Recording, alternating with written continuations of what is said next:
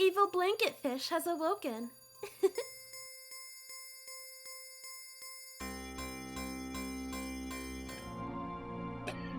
Alright.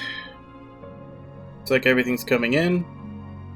I had to stop and restart because I was on the Dallas server, which is the one that's usually the most stable, but it was dropping a bunch of frames. So I switched over to the Houston server that seems to be better. Although I guess time will tell. But drop something on the floor. Either way, we are live. Looks like everything's coming in. We're continuing with Nier Replicant 1.2247448719139 ...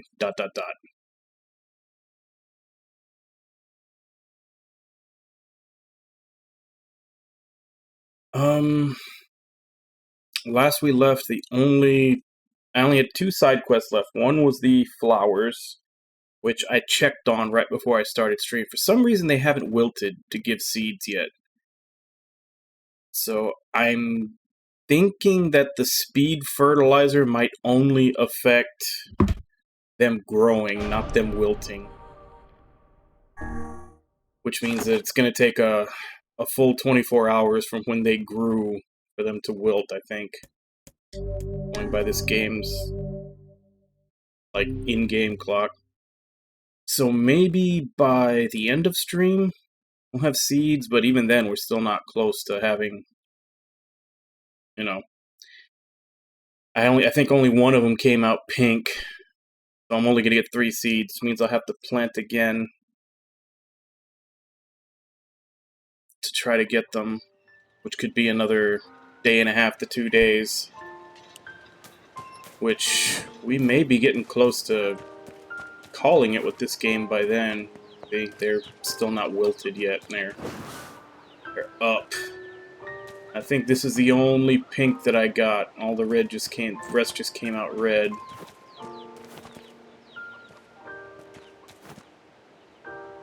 Unless I'm wrong and they screwed up the colors, in which case I got a shit ton of pink. Definitely happened that way with the indigo. As these are indigo, but the actual blues look like the more purplish color that you would expect from an indigo. Hey, Snorchupicarp, how you doing? But and the thing I'm worried about is my garden gonna transfer over when I go to the next cycle?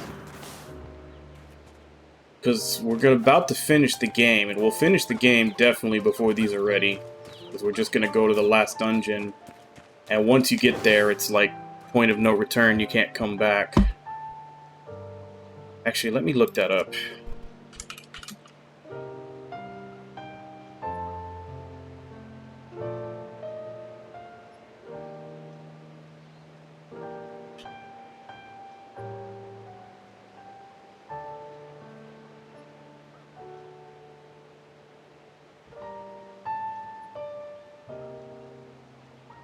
Okay, so according to this, the garden does carry over, and I'll basically just have to...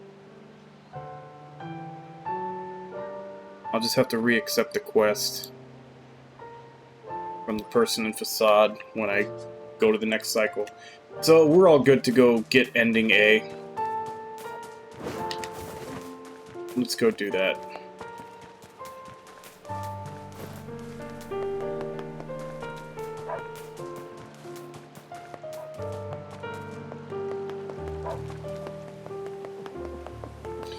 Actually, I mean, worst case scenario, let me look up those 2 side quests that I need to see if they actually... Basically, if any of them give a weapon or something I need. If they're just money, then I don't need to worry too much. Okay, promise gift. Reward 3,000 gold. Okay. So, if we don't get that in our second cycle, not a big deal. And Life in Sands.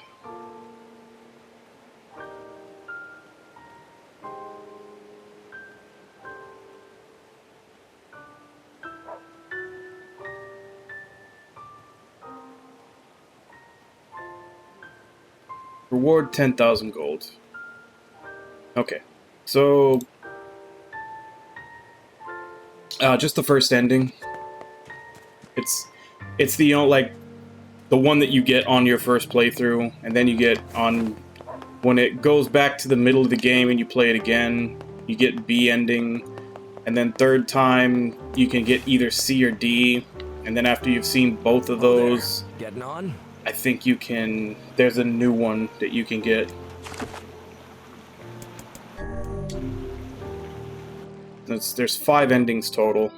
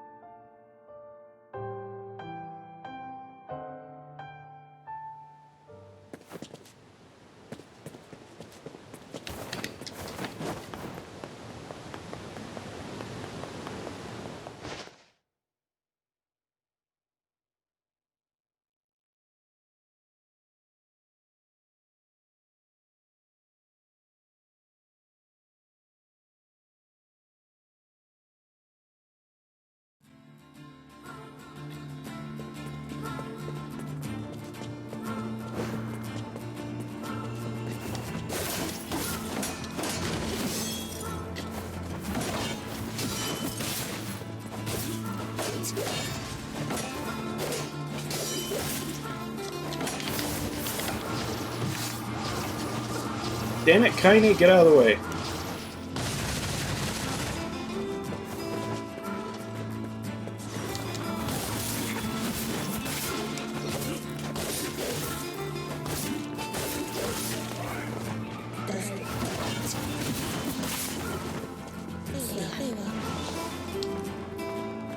Hey Ragnar, how you doing?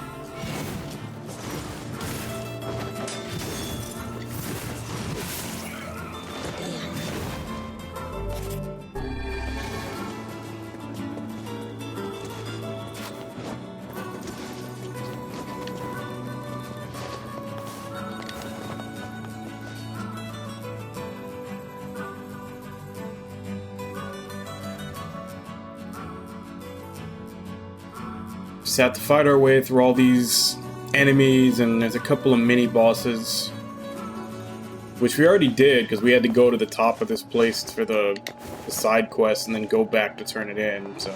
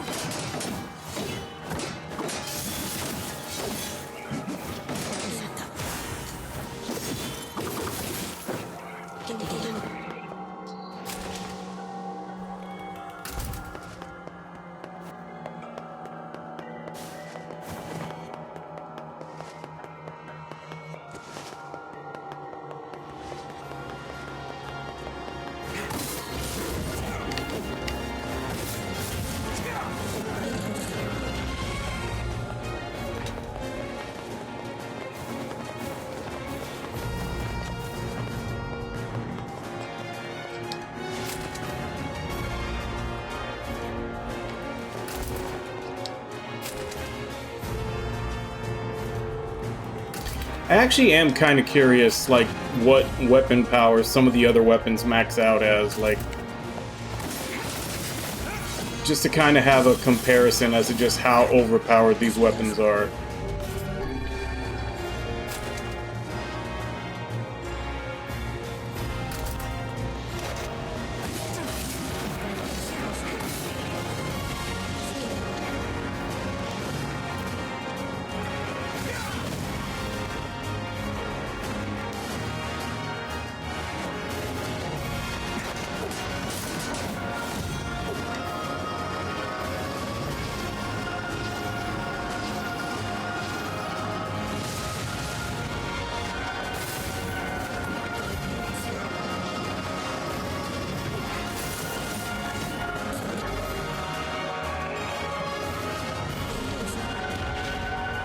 Okay. Yeah, because this spear is 836. The two-handed sword is 999, and then the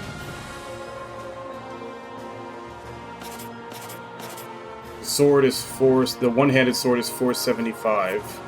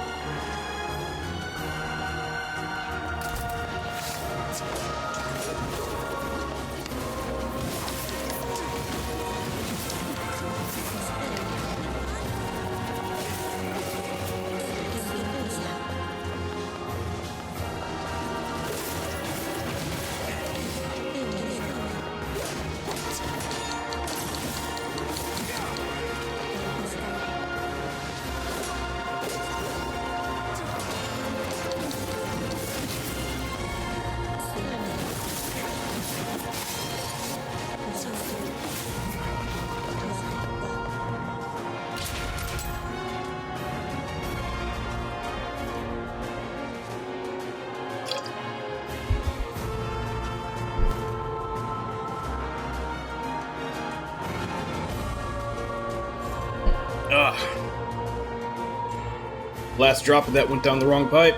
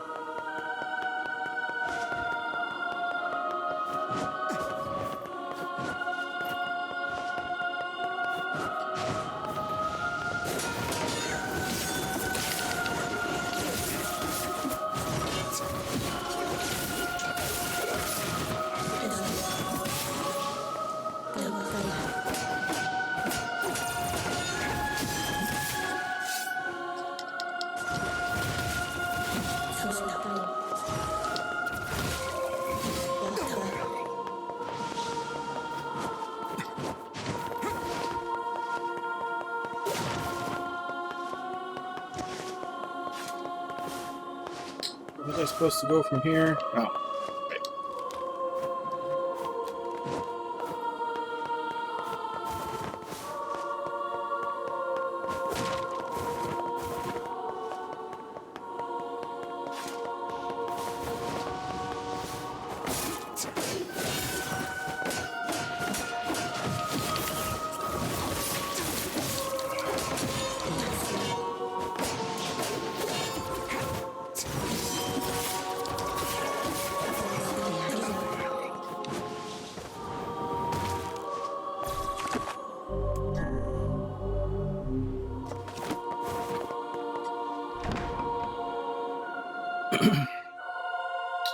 Alright. We're at the point of no return. Such an ominous sight.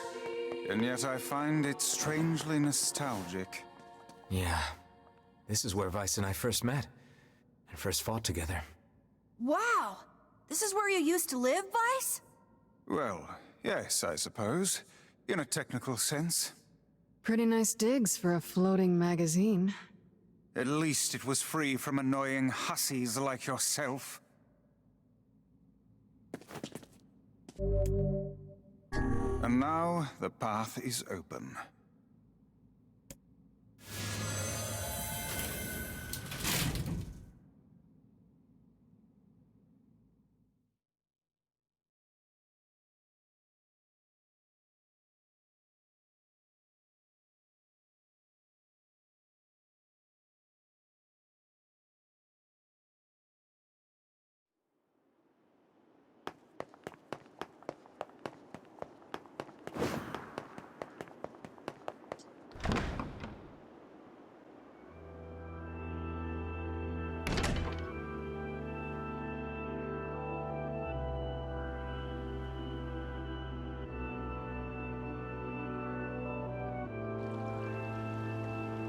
Well, this just looks a little too peaceful.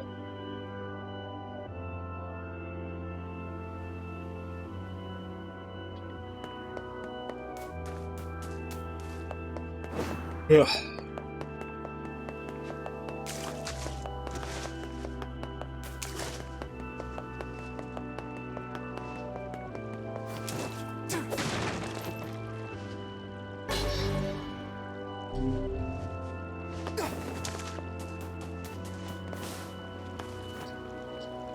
To whom does the true voice speak?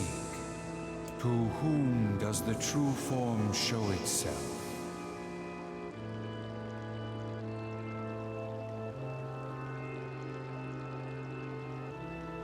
Oh, damn it. Switch servers before... Okay. Oh. I switched servers before I started because it looked like the Houston servers were acting up. Or, sorry, the Dallas. It's like the Houston servers are too.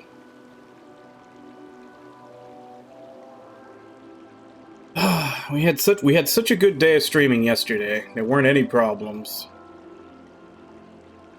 Doesn't look like today is going to be as fortunate.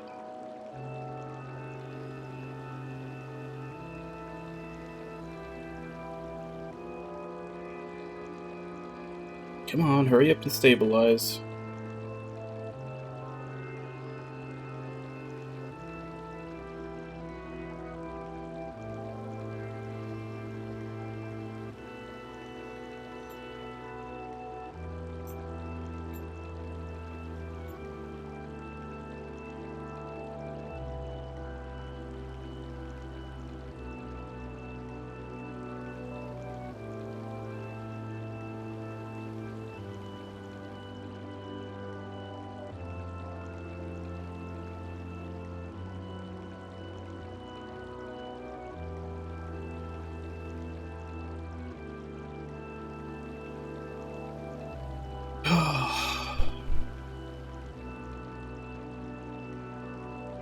Hopefully this is one of those times where this, like, it's one of those 5-minute things that only happens, like, once, maybe twice in the whole stream.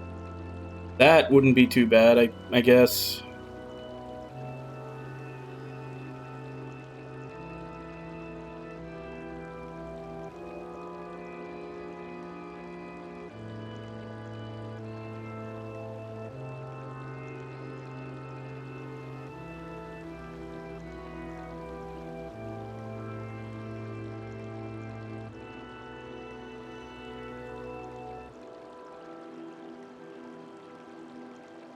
Come on, hurry up and cut your shit.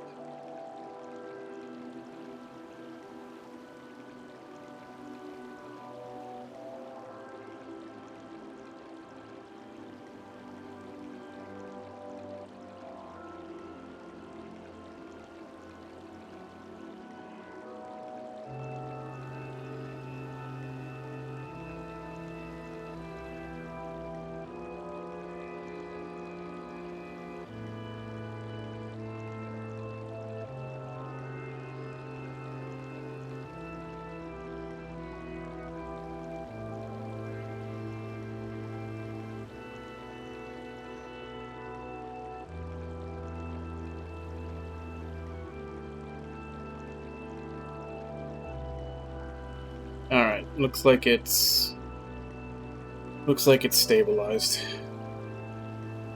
You must answer. It can talk! I ask, why did humans disappear from the world? Yeah, but when I first started, it was already messing up. That's the whole reason I changed, is it when I was still doing my starting soon screen, it was already messing up.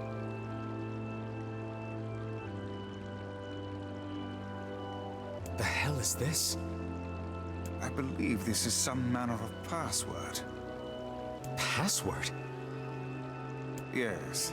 The correct answer should grant us access to the castle. I feel confident I've heard this somewhere before. To who why did you must...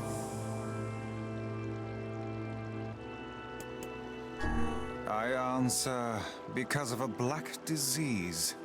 I ask, how can humans extend their lives?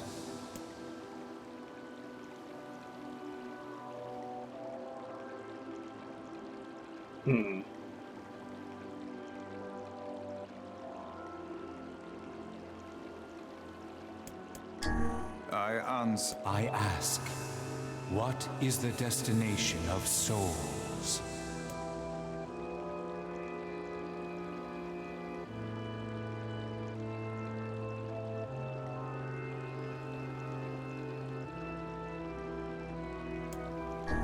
I answer, they are placed in their corresponding shells. Very well. You are acknowledged as master. You may enter. Well then, it seems the way is open.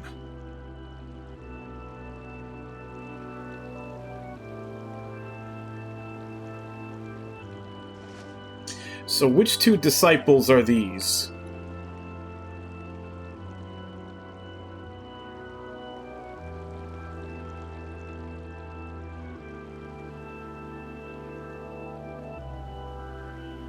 Honestly, I'm not sure if I picked the right answers or if that's more like a personality test type thing.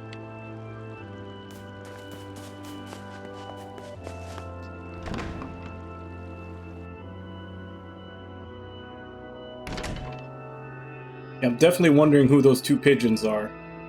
Oh. Are they the two pigeons? It's the twins from your village. Popola? Devila? What are you doing here? Hey, any chance you'll just go back to the village? This is a very dangerous place.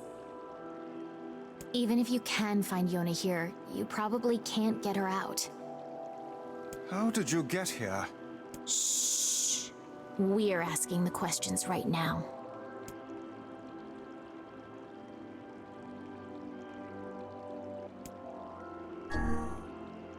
We're here to rescue Yona. No dice, huh? Well, I guess we don't have a choice then. No, I suppose not. How sad. Well, I'm just saying, going from what we already know in Drakengard, like all the disciples in Drakengard were pigeons. We didn't want to fight you. So with the pigeons being outside and them being in here, I'm kind of inclined to think that they're disciples. Devila! What's happening? Sorry, this fate was predetermined. Still, we spoke to truth. We really wanted to avoid this if possible. We were hoping to put it off for 100 years or so, until the next generation came along. What are you talking about? Are they shades? I don't think so. It's a lie. I don't believe it.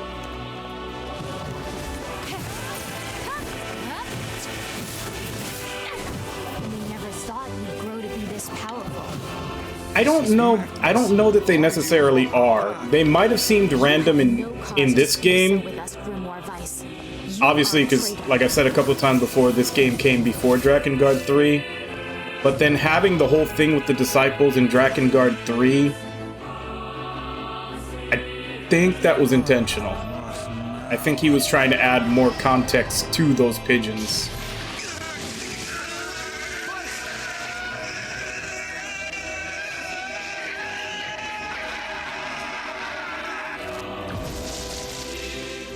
They copied my powers. Shit on a shingle. They can use the sealed verses. Of course we can. The power came from us in the first place. You were simply loaned a small portion of it. Vice, are you all right? Devila, Popola, why are you guys doing this? Why are you siding with the Shades?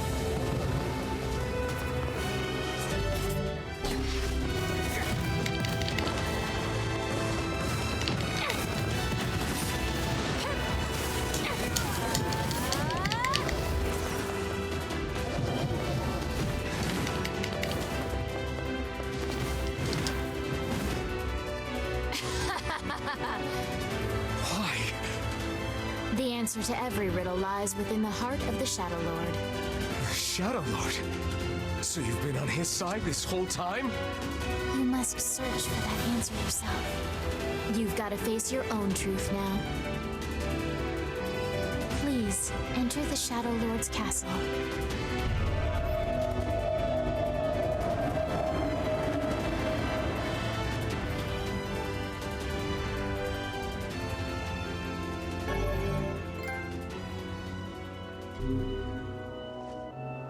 Devila and Popola are fighting us. Yes, they do seem to be putting us through a great deal of...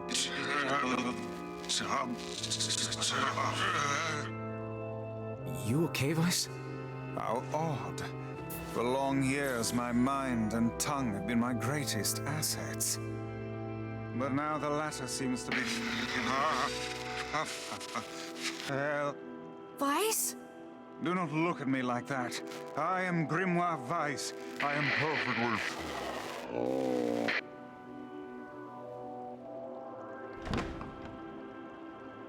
Damn, the batteries are running low on the Kindle.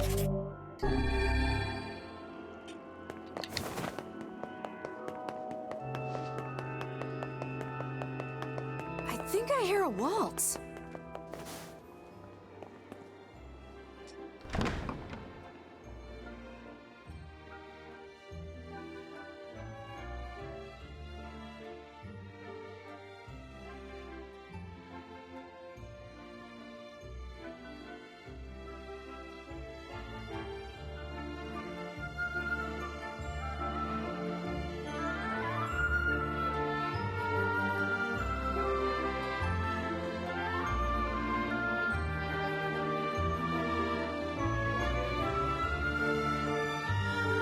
It certainly is a grand affair. Bunch of dancing bastards. They're all Shades!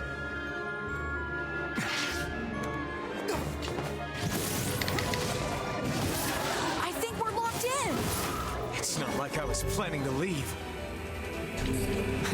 Yeah, it's a bit late for that.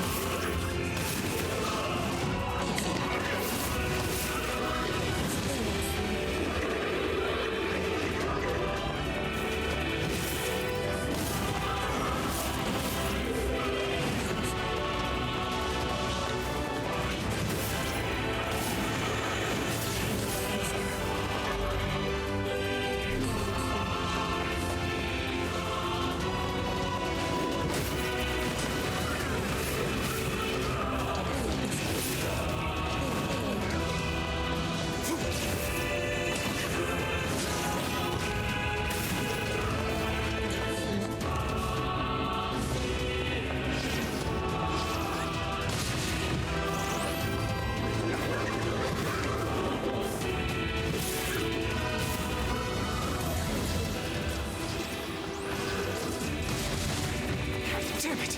I won't stop coming! I'll open the next door. Cover me. Oh, how I do love a good time. Fight! Oh, right. Protect the hussy, yes? Good plan. Let's go.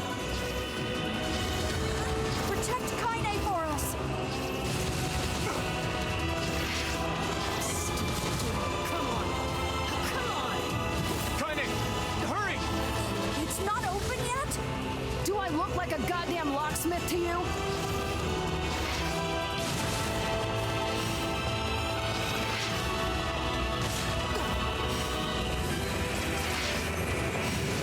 No, you idiot. What are you doing?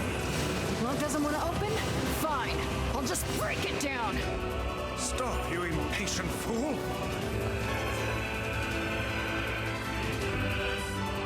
Damn no good bullshit bastard!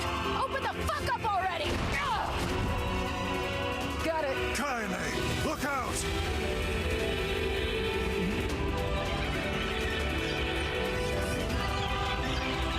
That's a lot of balls.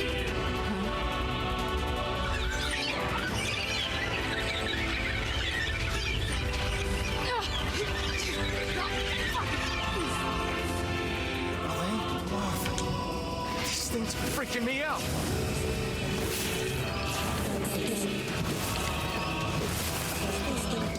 Kaine! What's wrong? We need to help Kaine!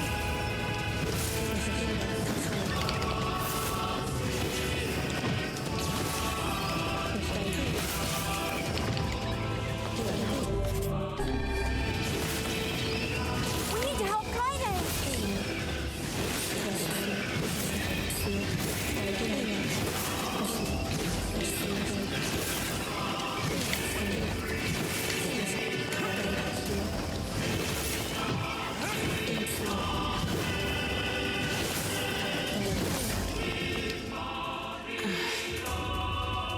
You okay? Yeah. Well, we got problems.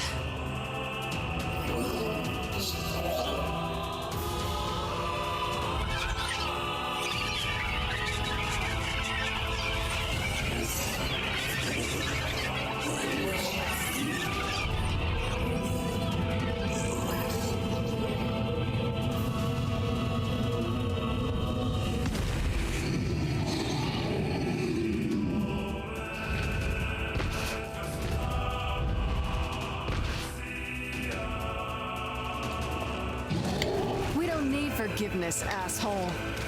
Kaine?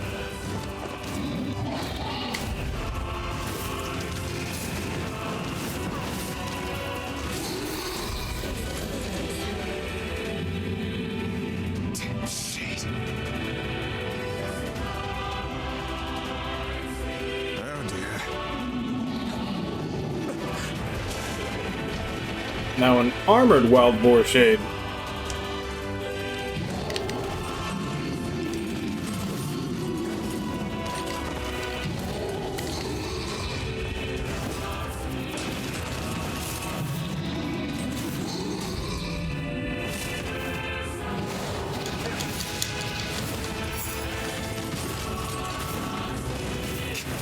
This thing? That fog. Oh no! Can't stop now. Damn it. Stay focused, Kaine. Don't fall victim to such distractions. Come on! We have to keep going! Let's go.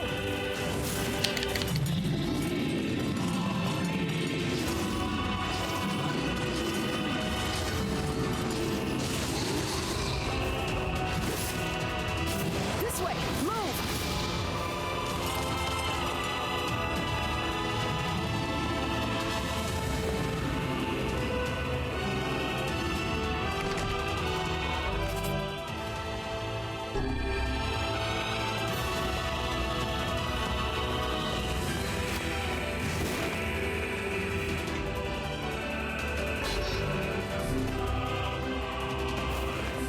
Up here!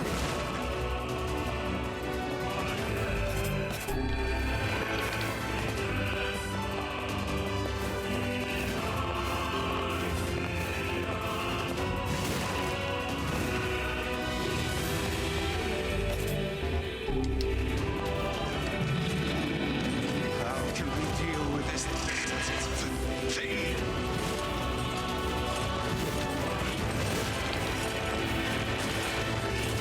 Please, hurry! Thought maybe I was supposed to like try to get it to fall down that way.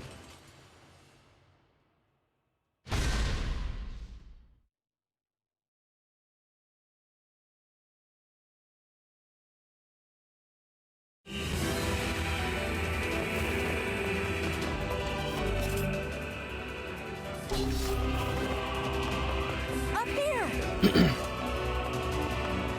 Well, yeah, because they show that like elevator chute being open where all the other ones are closed. I thought for sure you were supposed to like have them fall down it.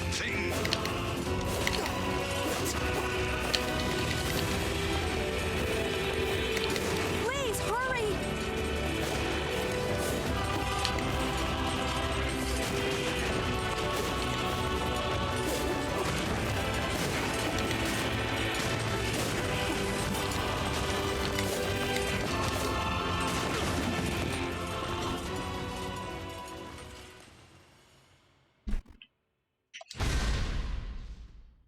Apparently, even just breaking the boxes with sword swings is too slow, and I switched to like the one-hander to be faster.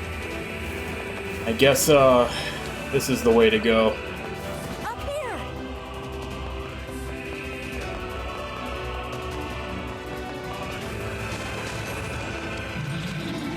How can we deal with this thing?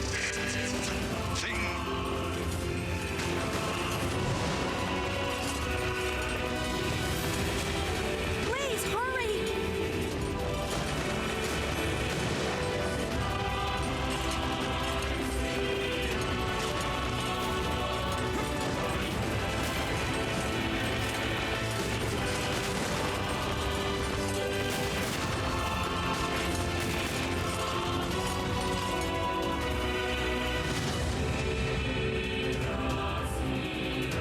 That looks familiar. Is that my boar?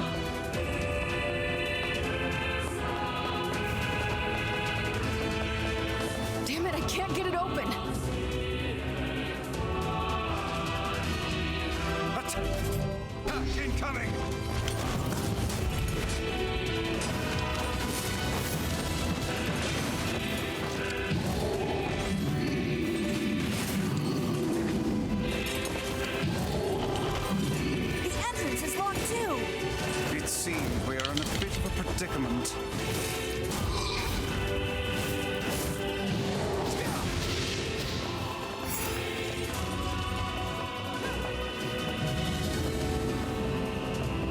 Okay, so am I supposed to try to open one of these doors?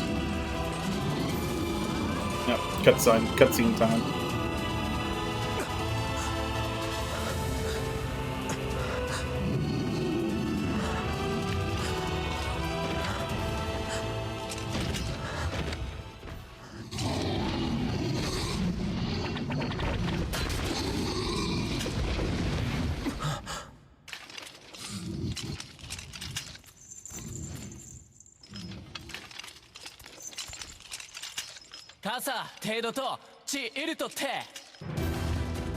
How did they get in here?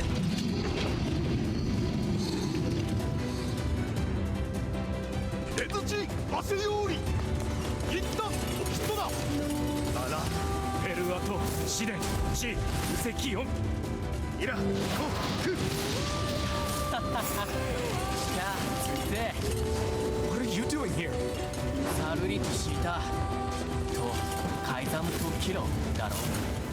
You are correct.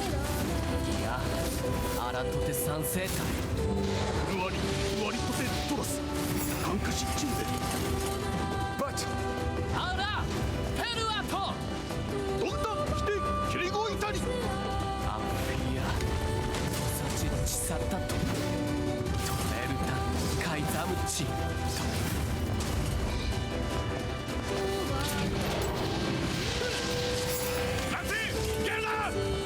え、タッカー、奇跡を、あ hey, stop! Let me go! Stop it! Damn it! King, no!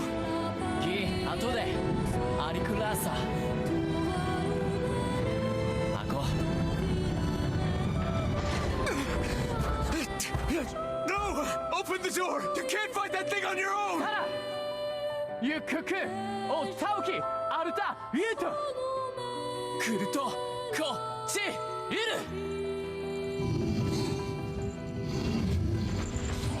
かて、ケタルイトエチケロアルテリアだせ。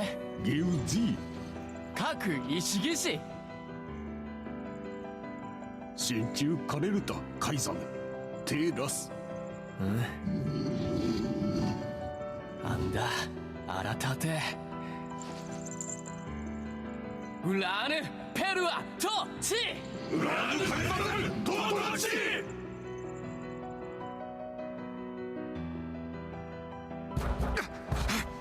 Open the damn door!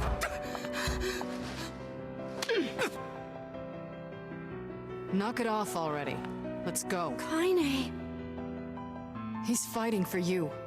And for Fira. Don't let him die for nothing. My friend.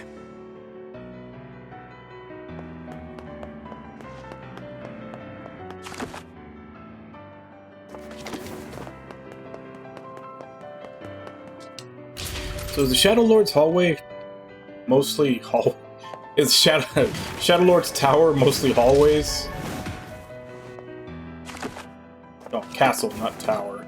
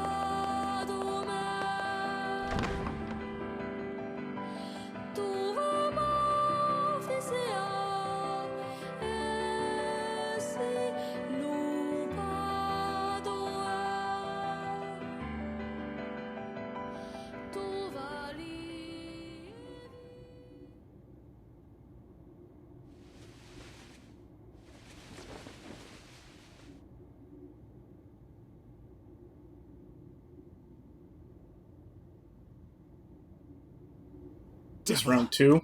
Popola! Oh, look. You made it. We've been waiting for so long. Why are you doing this? It began 1300 years ago.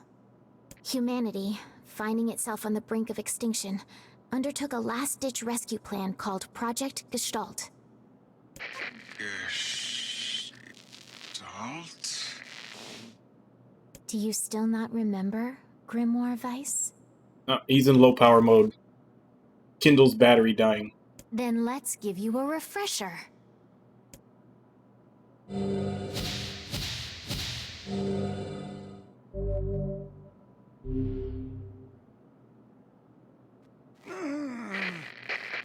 Weiss! My mind.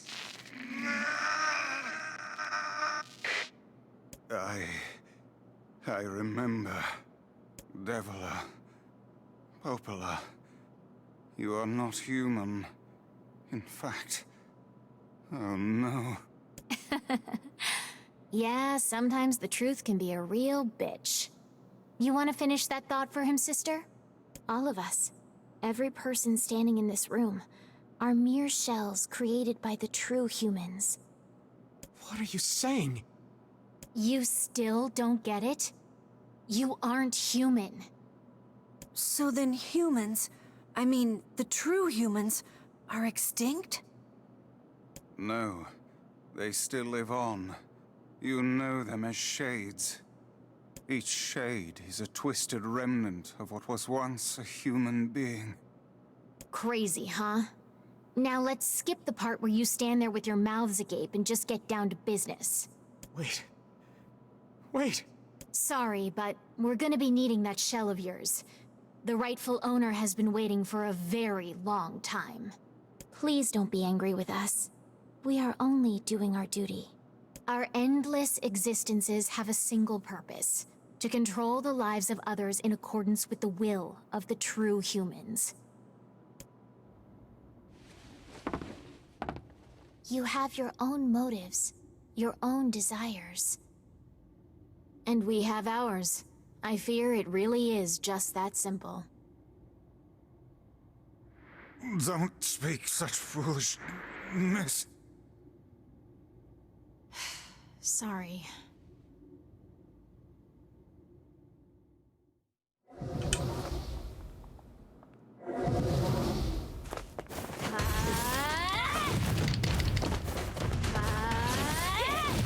You and us, we're the same. Tools in the hands of a master. No. I'm nothing like you.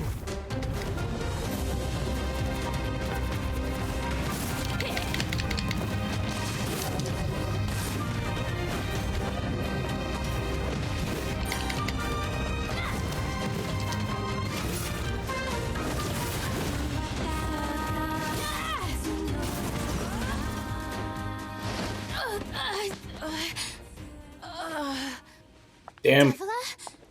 Weapon's too strong. Didn't even have time for the music to kick in.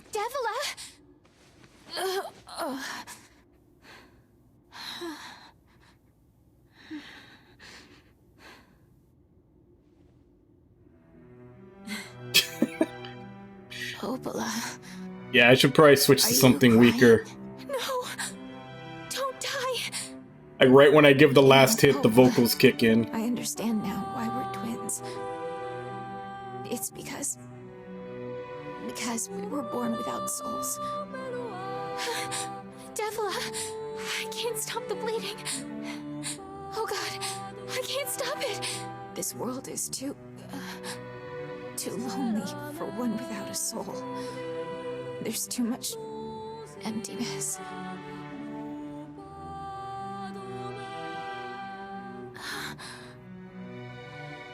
Our souls are missing. And yet somehow our tears still work. It's kind of weird. Sorry, sis. I love you. Devila! Devila! Don't you go! No, I can't be alone!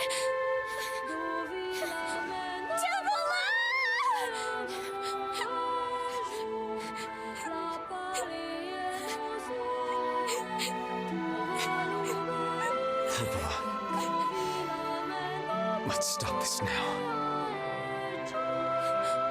Stop.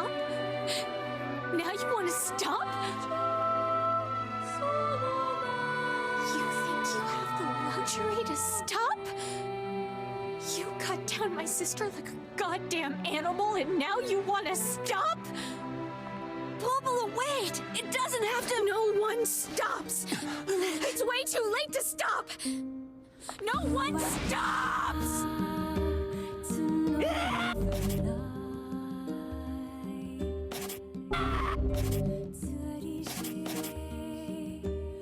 Yeah, it's a level 3. Oh, that's a level 4.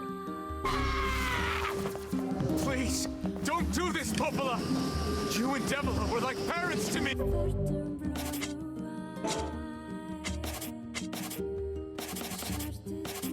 If you're gonna do that... Where the hell is it? Button. Those two have watched the world with us from time immemorial. The cruelness of such a fate is difficult to imagine. I don't want to do this! I don't want to fight her! Stop bitching and start fighting! It's the only way!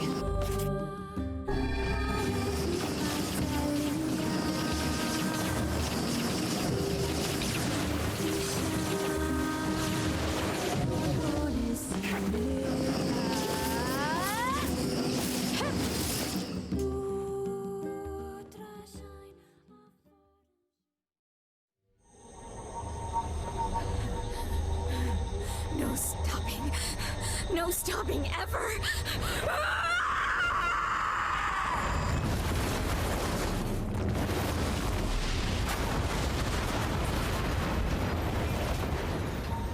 The bridge! Blast! We're trapped! I've got an idea.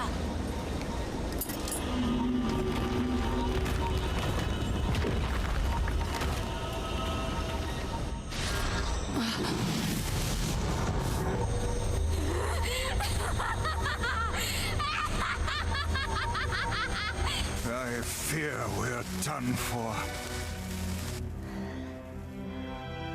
It'll be all right.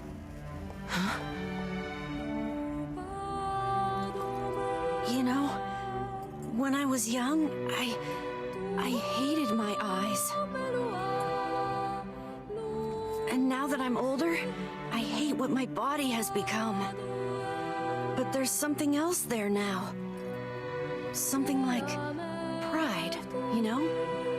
I mean, without all this, I couldn't have become your friend.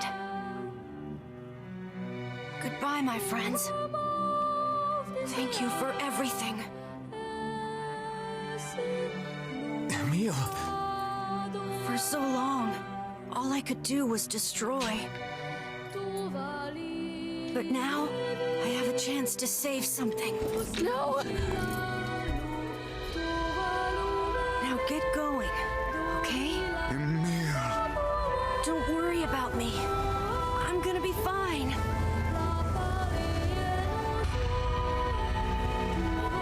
Emil! Emil! Emil! You jackass, get back here!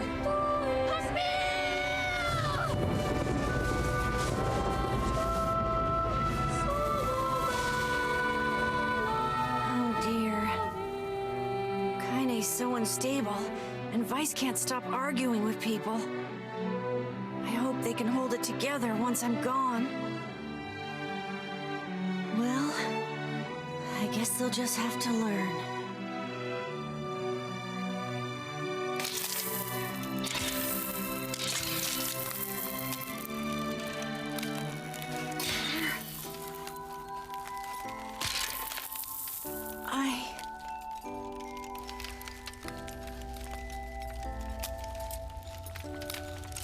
I want to see you again. I want to see all of you again. Just one more time.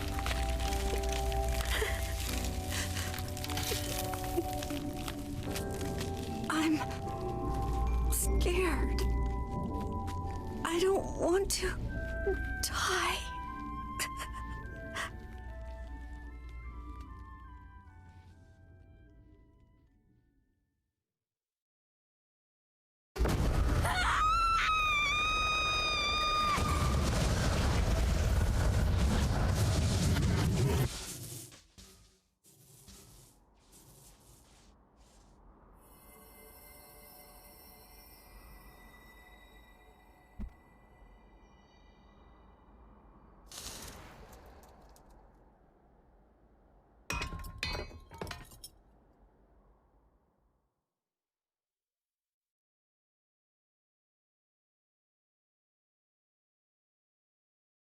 Well, I will say, Emil's staff is definitely sturdy.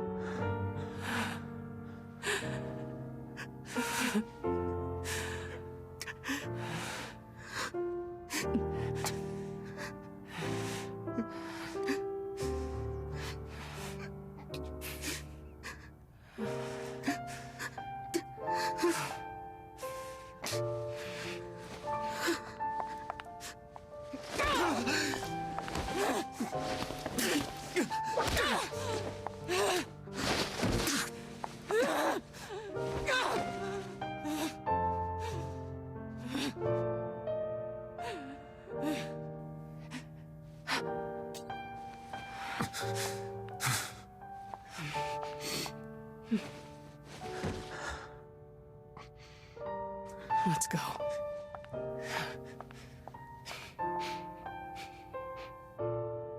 Yeah.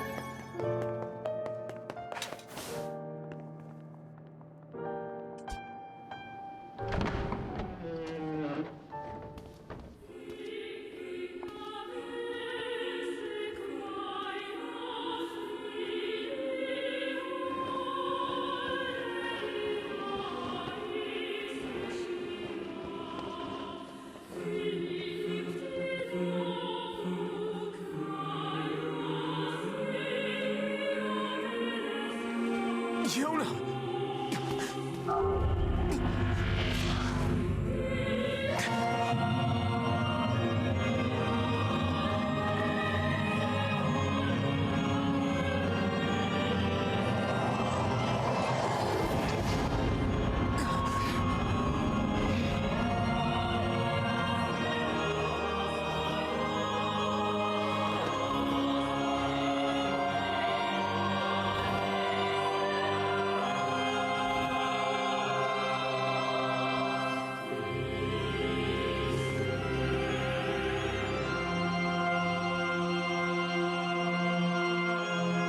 This ends here!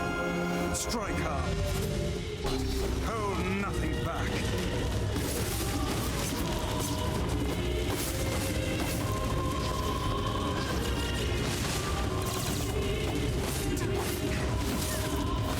How can a mere tool hope to stand against the Shadow Lord? Don't speak in such a manner, fool. I am nothing like you.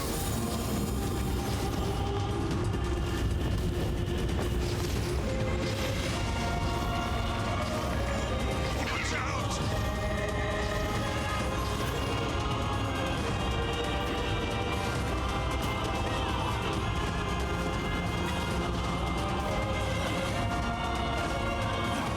No! Impossible! Damn it, I was really trying to not lose my charge. Don't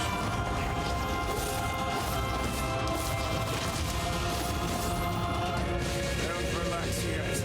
It's not over. Why did that miss?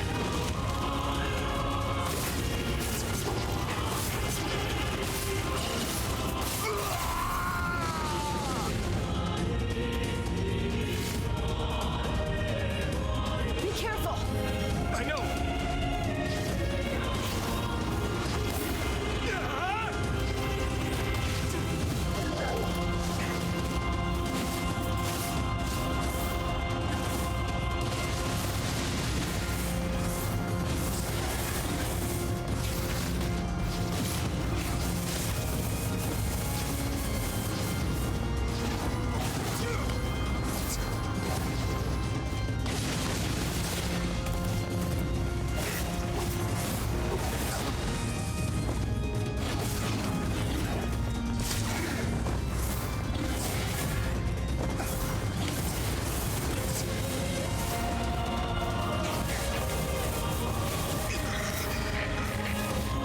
Vice, you alright? Naturally, I'm as fit as a bit.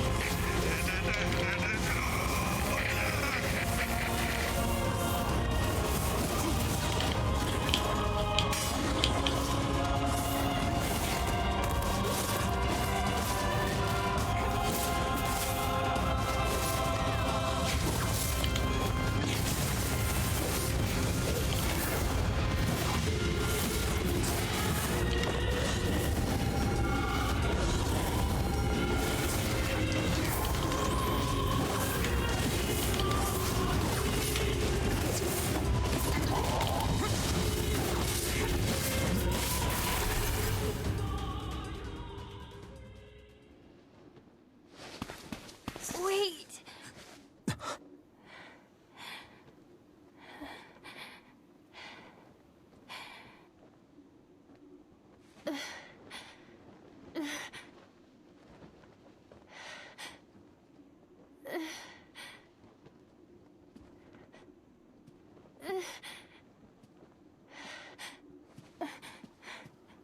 Brother? Yona.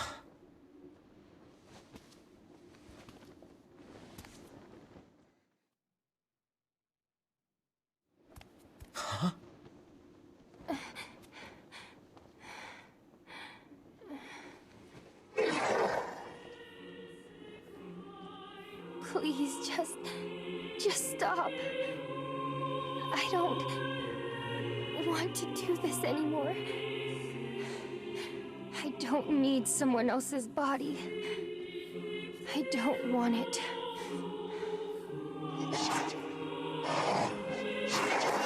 There's another girl inside this body. I can hear her.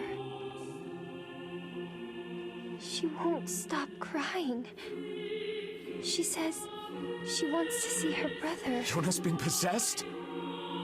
This girl loves her brother too, just as much as I do.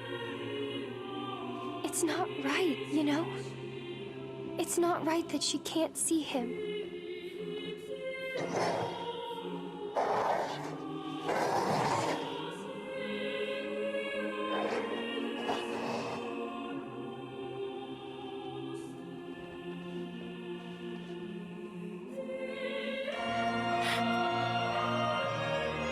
It's you, isn't it?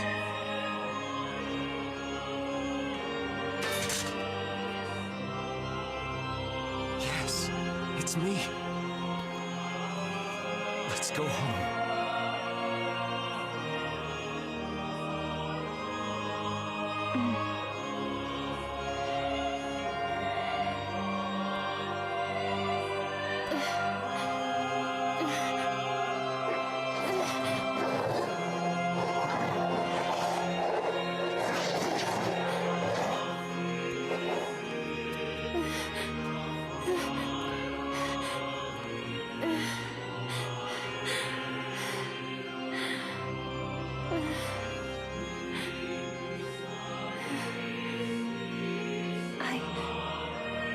I'm really sorry. I don't know what to. I'm so very sorry. No matter what. Just know that I love you.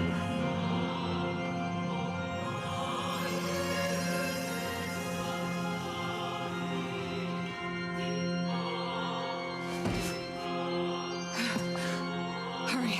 The shade that possessed her is gone.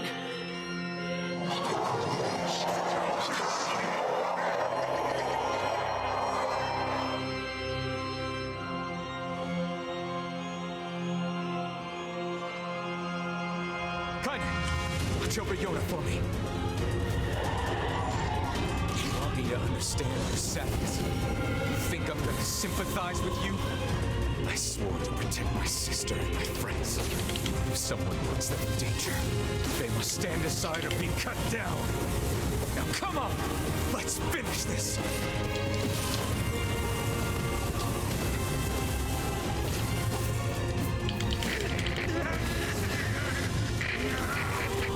Vice, what's wrong?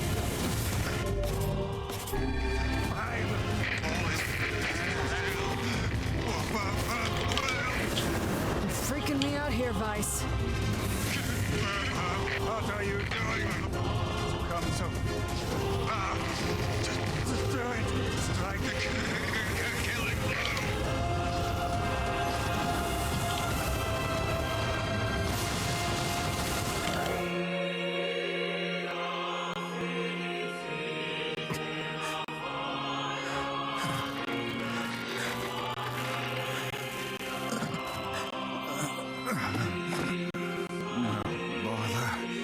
One moment, please.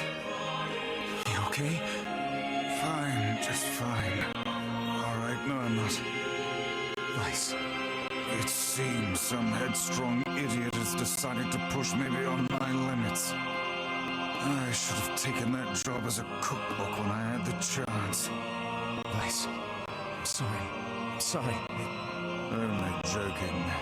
I hate cookbooks. But Let's go. Out of the way. I have one final task to fulfill. where are you going? Why, to stop him, of course. But after that, it's up to you. Only you can see this battle to its conclusion.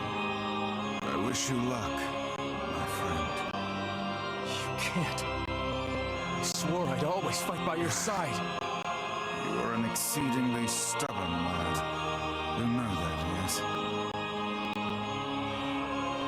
Perhaps that's why I've so enjoyed our time together. But I fear this is where our journey ends. Vice! Oh, and remember what I told you about using my full name. Well, forget it. I've grown rather fond of Vice. Nice. I knew you'd come around. Don't let it go to your head now.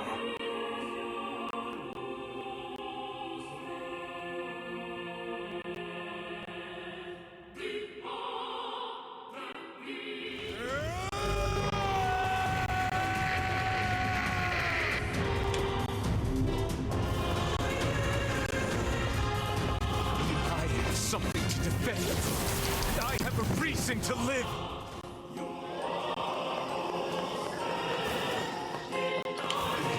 Shadow.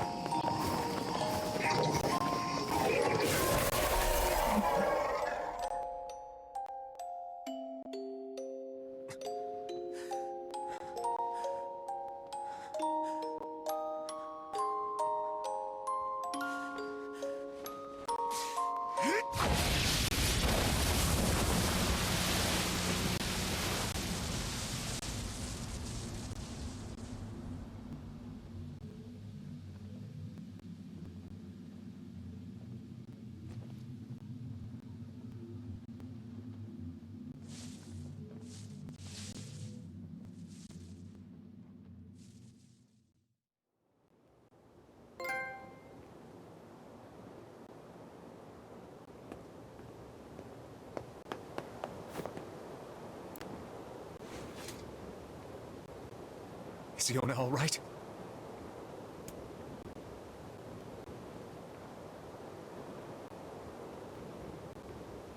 Oh God, no. Oh, please, the girl is fine.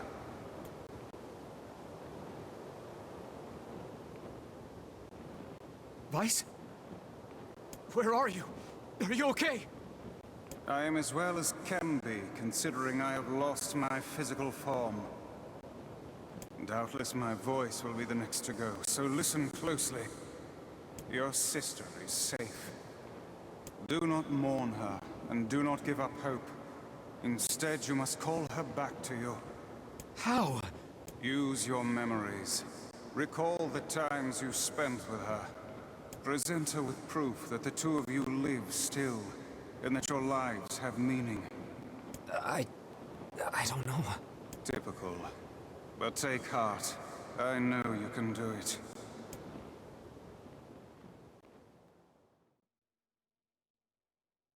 What's my favorite food? Cookies. What's my favorite book? That's my magic storybook. What's my favorite place? Home with you. What's my favorite flower? The lunar tear, of course. Okay, one more question. Who do I love more than anyone?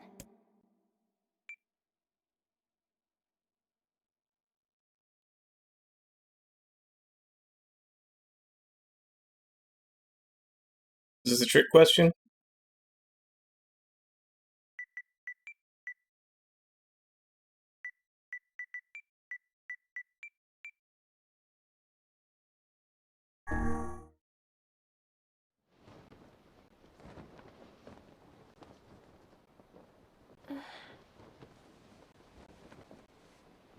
Is that you?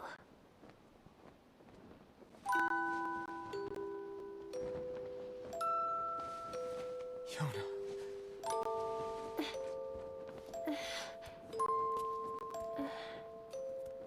Is this my body? Yes, Yona. It's yours and yours alone. You look bigger than before.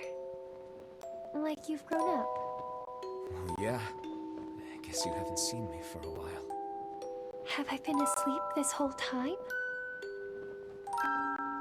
Something like that. Oh, god damn it. The internet would pick now to fuck up, I'm wouldn't a it? princess from some fairy tale.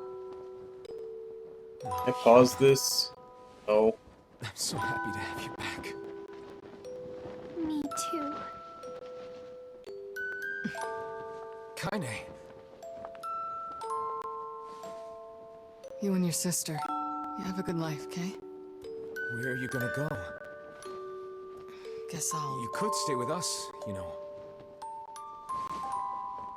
Thanks, but I'll pass. You know how it is. I got my own shit to take care of. What do you mean? Personal shit, alright? Anyway, take it easy, yeah? Kaine. Hey, look. It's beautiful.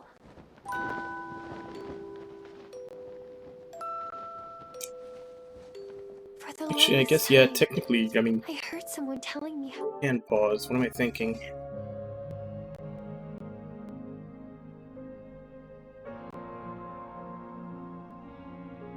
Alright.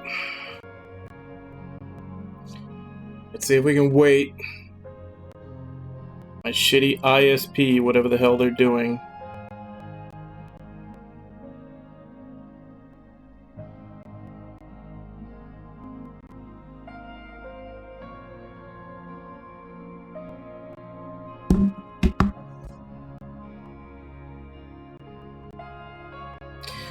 Like I said, it just sucks. We had such a good... Like, the stream went so well yesterday. No problems whatsoever.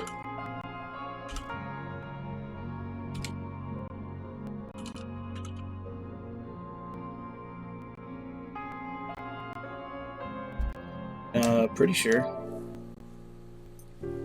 Shit, no it didn't.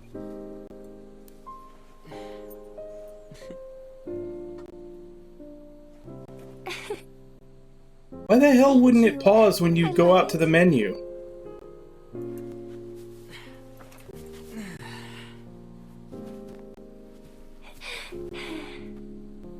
Whose stupid idea was it to keep the movie playing even if you go out to the menu? Yeah, it sure is.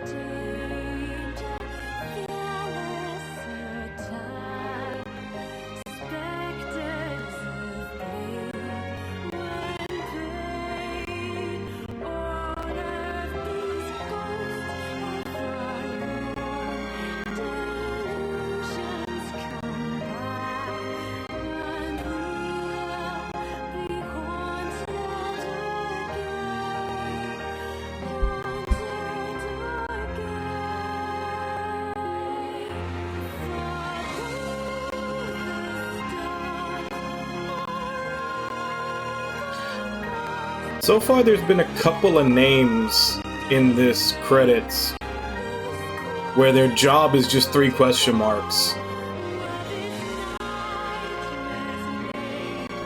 Like, does nobody in the company know what those employees do? Is it a joke or what?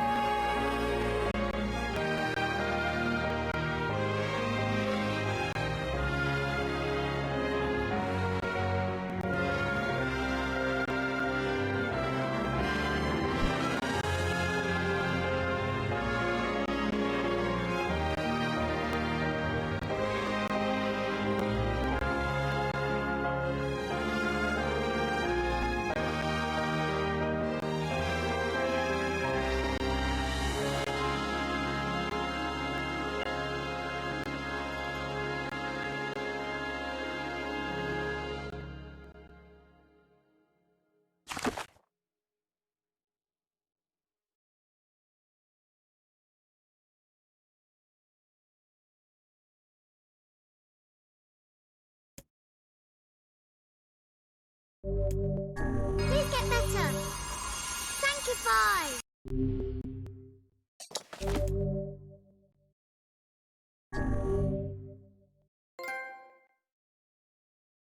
Oh, the clear data after completing the game to experience Kaine's story.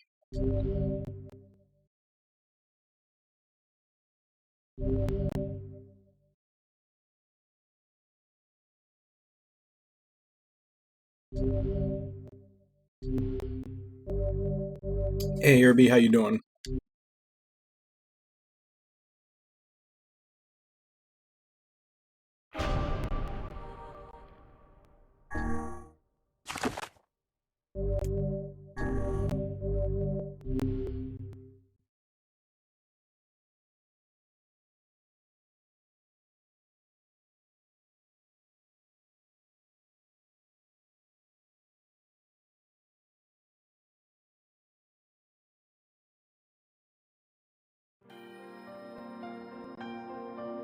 Whenever I interacted with Kaine, I was reminded about something from my past.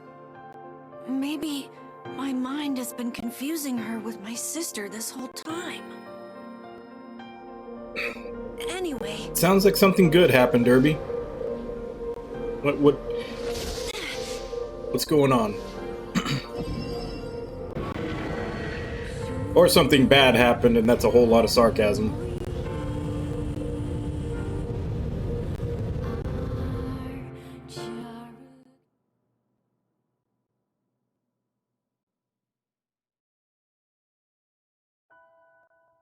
Alright, see you, Ragna. Sound of rain filled the village. Steep cliffs that surrounded the area magnified sound, causing even the slightest drizzle to rattle like a thunderstorm. Thin was the smoke stream from huts as the villagers huddled in their homes and waited out the rain. A single child, however, had braved the downpour and was now wandering slowly toward the wooden hawk-shaped weather vane at the center of town. The wanderer reached the vane, which had existed for as long as any could remember, and stared. The child's face was simultaneously delicate and fierce, like a teacup that had survived a shipwreck. Those traits combined with pale white skin to give the face of an almost sexless quality. If the beat turns east, I go home. If it stays west, then I... The child blinked. Rain slowly dripped down the young one's short hair and began its long descent to the ground. Come on, come on. The child felt a slight breeze and watched as the vane slowly creaked to life. Spinning this way and that for a moment, it finally settled, the beak pointing firmly toward the east. East? Really? Before the vane could move again, a jagged rock came spinning and tumbling through the air, striking home against the child's head. The force of the blow dropped the child to the ground as a hail of stones began to fall all around. Oh no, they found me. A heartbreaking smile crept across the child's face as the stones continued their assault. Through the rain, the sound of multiple footsteps grew louder before a voice rang out. Yoo-hoo, Kaine! The voice belonged to Demo, worst of all the bullies in the area. As Kaine struggled to stand, a final stone came skittering through the mud and bounced against her foot. Blood oozed from a cut above her eye and blurred her vision, but she could make out the shapes of Demo and his usual gang of idiots. The boy seemed taken aback for a moment by Kaine's seeming indifference to the blood dripping from her face, but quickly regained his bravado. What's up, freak? You like rain? You like getting all wet? Or did you finally decide to run away from home? Though she knew it was futile, Kaine turned to leave. Before she could get more than a few steps, the other children scrambled to surround her, cruelty burning in their eyes. Kaine knew these were not the only eyes on her. The tormentor's parents watched from the safety of their homes. She was attuned to this sensation. It was one she had experienced many times before. While some villagers simply turned a blind eye to the actions of their children, many encouraged it openly. A society ruled by superstition and fear, Kaine was something to be hated, and if possible, destroyed. I didn't say you could leave, freak. Demo's words chewed at her like a worm through an apple. Can't hurt me, she lied to herself. Be strong, be brave, he can't hurt me, can't hurt me, can't hurt. Oh look, the little freak is gonna cry. What's wrong? You sad that everyone hates you and wants you dead? Kaine prayed for the rain to flood down and carry her away from a world that seemed to have no place for her. But if they were gods, they chose to ignore her. As Demo crept ever closer, the clouds began to thin and the rain slowed. Even the weather hates me. I'm useless, a failure. Wish Demo's rock had taken my head off. Kaine couldn't meet Demo's leering gaze. She lowered her eyes and stared at the muddy ground below. The bully moved forward until he was inches away. She could smell the scent of old meat on his breath. The boy grabbed Kaine's face with thick fingers and yanked it upwards. She tried to turn away, but he forced her gaze back and jammed his thumb against her eyelid to pry it open. Show me. No. Did you just say no? Demo grinned evilly. You don't say no to me. No one says no to me.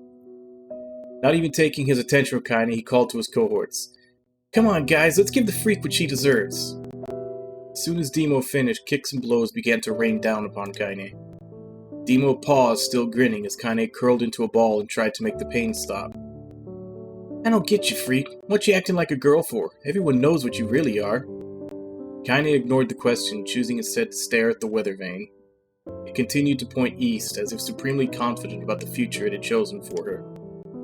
Go home? Yeah, that's a funny joke for someone with dead parents and no home to go to. Freak, chanted the children. Freak, freak, freak. Kaine closed her eyes and listened to the rain, waiting for the pain to start again. As the clutching hands of the village children closed around her, she bent her mind to the sound of the rain, letting it become her world entire. The rain fell, but the pain never came.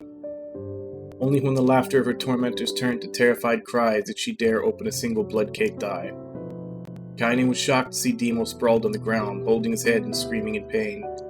She could see blood welling from spaces between his fat, twisted fingers. My God, he's crying. He's actually crying. Deprived of their leader, the other children glanced back and forth between themselves as if waiting for someone to step forward and take charge. No savior emerged, they began an uneasy shuffle away from Kaine. But the young girl was the least of their concerns. Instead, their attention was rapt on the ancient woman standing a few feet away. After struggling for breath for a moment, she finally spoke in a voice thick with rage. Hurts like a bitch, don't it? Now I suggest you scatter before I throw another one. And if any of you little bastards ever touch my Kaine again, I'll do far worse than throw a rock. You can count on it. The old woman crouched down and gently touched the hand Dima was using to cover the wound. Before he could think to protest, she ground her palm into the wound and twisted back and forth. Ow! He screamed, leaping to his feet. Stop it! What are you doing? Quit whining. Ain't no one ever died from a scratch. You hit me with a rock, you stupid bitch, a big one. That thing could have killed me. The old woman shrugged. Death is the best cure for stupid. Demo's face twisted with rage at her words. Locking his eyes on Kaine, he took a step backward and spat on the ground. Get out! Leave this village! No one wants you here! Either of you! Seeing the old woman grab another stone, Demo and his companions turned tail and ran. As they fled, the old woman grabbed her side and barked out a single laugh. Look at the fat boy go! Guess he's healthy enough to run from a fight. The woman's smile faded as she turned her attention to Kaine. Kneeling down, she removed her shawl and placed it around the young girl's shoulders, then produced the cloth from the folds of her dress and began blotting the blood on her forehead. Oh, Kaine, she said, why didn't you fight back? You're stronger than that lot. Words of her grandmother stung Kaine, and she turned away. Don't be nice to me, she said. I don't deserve it. Nothing matters anymore. Her tears, held in check for so long, finally began to fall on the muddy ground below. Everyone hates me. They think I cause bad things to happen. They think I'm a freak. I wish I was dead. Kaine's tears turned to sobs. She felt her grandmother's hands on her shoulder. Despite her advanced age and diminutive size, she was a woman of surprising strength. Kaine found her unable to turn away. Don't talk like that, girl. It's a river wide and deep that flows between the realms of this world and the next. Grants no mercy to any that attempt the crossing. You got a duty to fight until your last breath. Understand? The old woman tightened her grip and tried to still the tremor in her voice. You know the pain of losing someone close to you, Kaine. You know because you survived it. As the words hit home, Kaine was struck by the force of her love for the old woman. As a young child, she didn't even know of her grandmother, but when her parents died, the woman quickly accepted her as her own. Grandma, as Kaine called her, was cunning, vulgar, and quick to violence. Their first few years together had not been easy. Sounds familiar. But with each year that passed, Kaine and her grandmother had grown closer. River was only now, sitting in the mud with tears and blood caking her face, that Kaine truly understood the depths of her affection. Here was a woman who had seen hard times, who had seen death, who had fought through all these things and somehow emerged on the other side. If anyone could understand Kaine's pain and loneliness, it was her. Do I make you sick, Grandma? Of course not. Don't be an ass. Kaine drew her grandmother's moth-eaten shawl around her body and shuddered. But my body, it's not normal. If I was normal, then Mom and Dad wouldn't... Hush, interrupted Grandma. I'll not hear another word of this nonsense. You're my granddaughter and I love you. If folks have a problem with that, they can just go to hell. With that, the old woman reached out and placed a wreath of dried flowers in Kaine's hair. The skill it took to bend the flowers without breaking the stems or losing a single petal was remarkable, and the beauty of it made Kaine want to cry all over again. My gosh, these are lunar tears. Grandma, you made this for me? Lunar tears were legendary flowers. Most people could live their entire lives without ever seeing one, and yet her grandmother had somehow collected a dozen or more. Kaine reached up and touched the wreath as if she couldn't believe it was real. Where did you find these? Just stumbled on them when I was out doing the shopping. The old woman turned away as she spoke, leading Kaine to suspect that the search had been more difficult than she was letting on. The pains she took to construct the ornament, let alone track down the flowers used in its construction, made Kaine's heart hurt. She reached up and gently adjusted the wreath, admiring the way it felt between her fingers. Didn't quite turn out right, said her grandmother as she squinted at it. These old hands have trouble with delicate work, but it sure looks good on a pretty girl like you. Kaine blushed and turned away. You think I'm pretty? Of course you are. What a fool thing to say. Thank you, Grandma. Her grandmother smiled. "We're gonna be fine, you and me," she said. "Long as we got each other, we'll be just fine." Kaine took her grandmother's hand in hers, and the two of them struggled to their feet.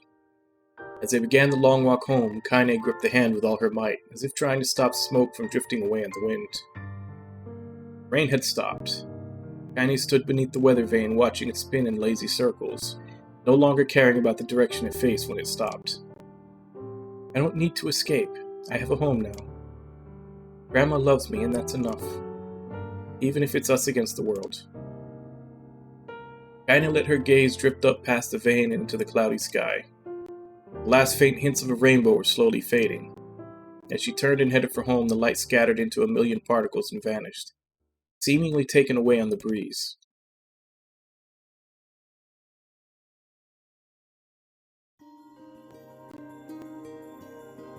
In the distance, Kaine heard the steady sounds of an axe striking wood. The noise had a purposeful quality to it, as if she was hearing a master woodsman go about his work. The firewood being produced, however, was far from a work of art as could be. Pieces of every shape and size were being flung about a barren yard with wild abandon. Anyone trying to stack such wood would probably die of frustration before the job was through. "Stupid piece of shit axe!" Kaine's grandmother flailed wildly with the axe, filling the air with both splinters of wood and words that could make the most hardened sailor blush. "Grandma," called Kaine.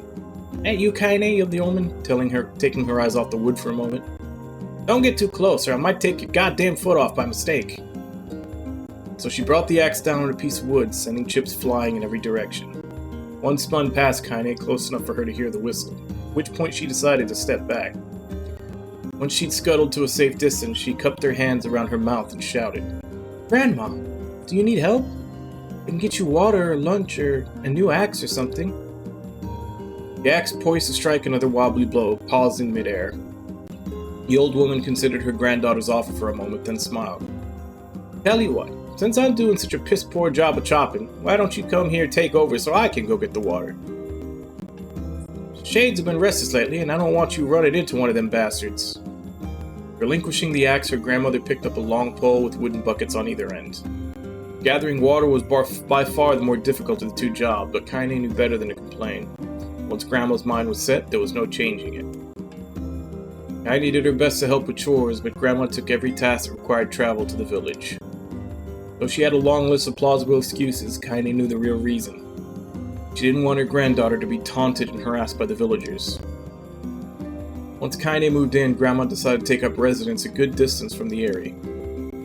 Out of sight, out of mind seemed to be the best policy when it came to the villagers and her granddaughter, and rare were the days when any but the two of them could be found on the rocky acre of land they called home.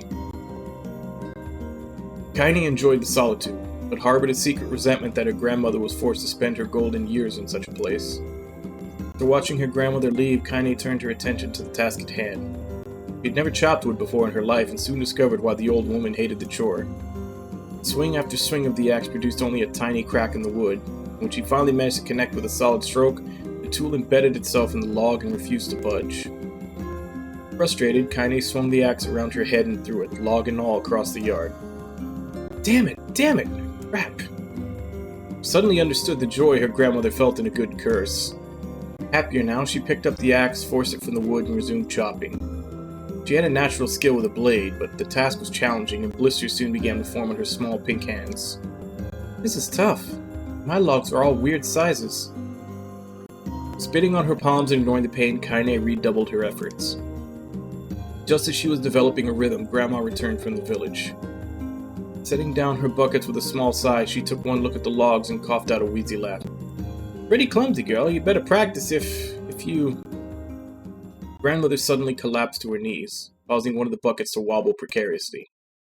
Eyes wide, Kaine dropped an axe and ran to her grandmother's side. "Grandma." The old woman shook her head and pointed a trembling finger at the bucket. "Get the bucket. Can't let it spill." Kaine steadied the bucket with a foot as she knelt by her grandmother. A small bit of water sloshed over the side and made a new home in the hem of her dress, but Kaine didn't notice. Grandma, what's happening?" Crazed with panic, she grabbed her grandmother by the shoulders and shook. After a moment, the woman lifted her arms and batted Kaine's away. "Stop that! Just stop!" she cried, breathing heavily. "It ain't like I'm dying. I just tired from the trip is all." Kaine desperately wanted to believe her. But one look at the old woman's shaking hands and worn face told her more than words ever could. Her grandmother had lived a long, hard life, and it seemed the bill was finally coming due. The time when her grandmother watched over Kaine was ending. Sooner than either of them had feared, the positions would be reversed. The next morning, Kaine came to the side of her grandmother's bed and took her wrinkled hand. "Grandma, you're sick and you need medicine. I'm going to the village." The old woman shook her head and tried to rise, but Kaine gently pushed her down. "It's all right," she said. "I'll be fine." Her grandmother fixed her with a gaze that could melt steel. After what seemed an eternity, she finally lowered her eyes and sighed. "Well, I don't like it, goddammit. I guess I should quit being so stubborn and let you grow up." The old woman watched as Kaine strapped on her boots and made her way down the road to the village. Hours later, as an unseen sun made its way across a dark and rainy sky, she was still watching. Kaine moved at a brisk pace, checking her pockets every few minutes to make sure the money her grandmother gave her was still there.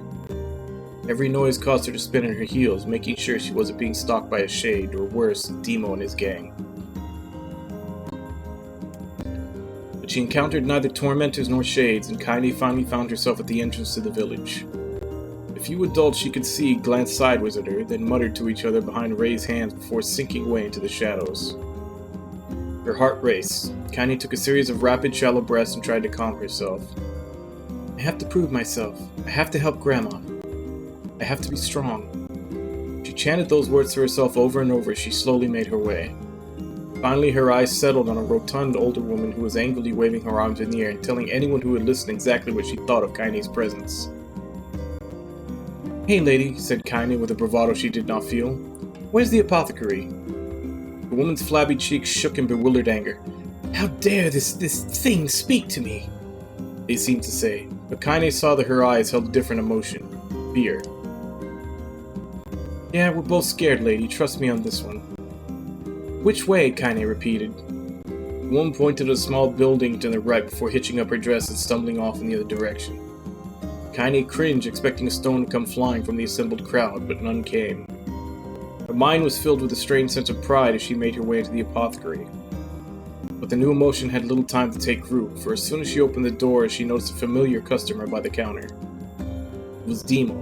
He'd clearly been sent here on some kind of family errand. His gang of followers was nowhere to be found. "Oh my god," he sputtered. "What are you doing here, freak?" The insult was delivered without force, and Kaine happily ignored it. Stretching on tiptoes to see over the counter, she asked the shopkeeper for the medication. Barked Demo. "That old bitch find a keel over? Go to hell, Demo." The boy's eyes grew so wide they seemed ready to fall out of his head, but before he could let fly a comeback or worse, a punch, the apothecary told them to knock it off before he kicked them out of the store. Demo slunk out of the shop, cursing Kaine under his breath. Once he was gone, she allowed herself to breathe once more, taking a brief tour of the shop while the owner prepared her medication. Countless tiny bottles filled the cramped store, each with a label written in some indecipherable language. An ocean of aromas assaulted her nose, creating a scent that was exotic but not altogether unpleasant.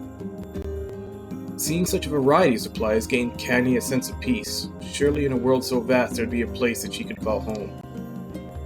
On the far wall behind the counter rested a portrait of a stunning young girl. The picture had once contained bright, vibrant colors, but time had worked its cruel magic and they were beginning to fade. The beauty of the work, however, remained undiminished. "You like that picture?"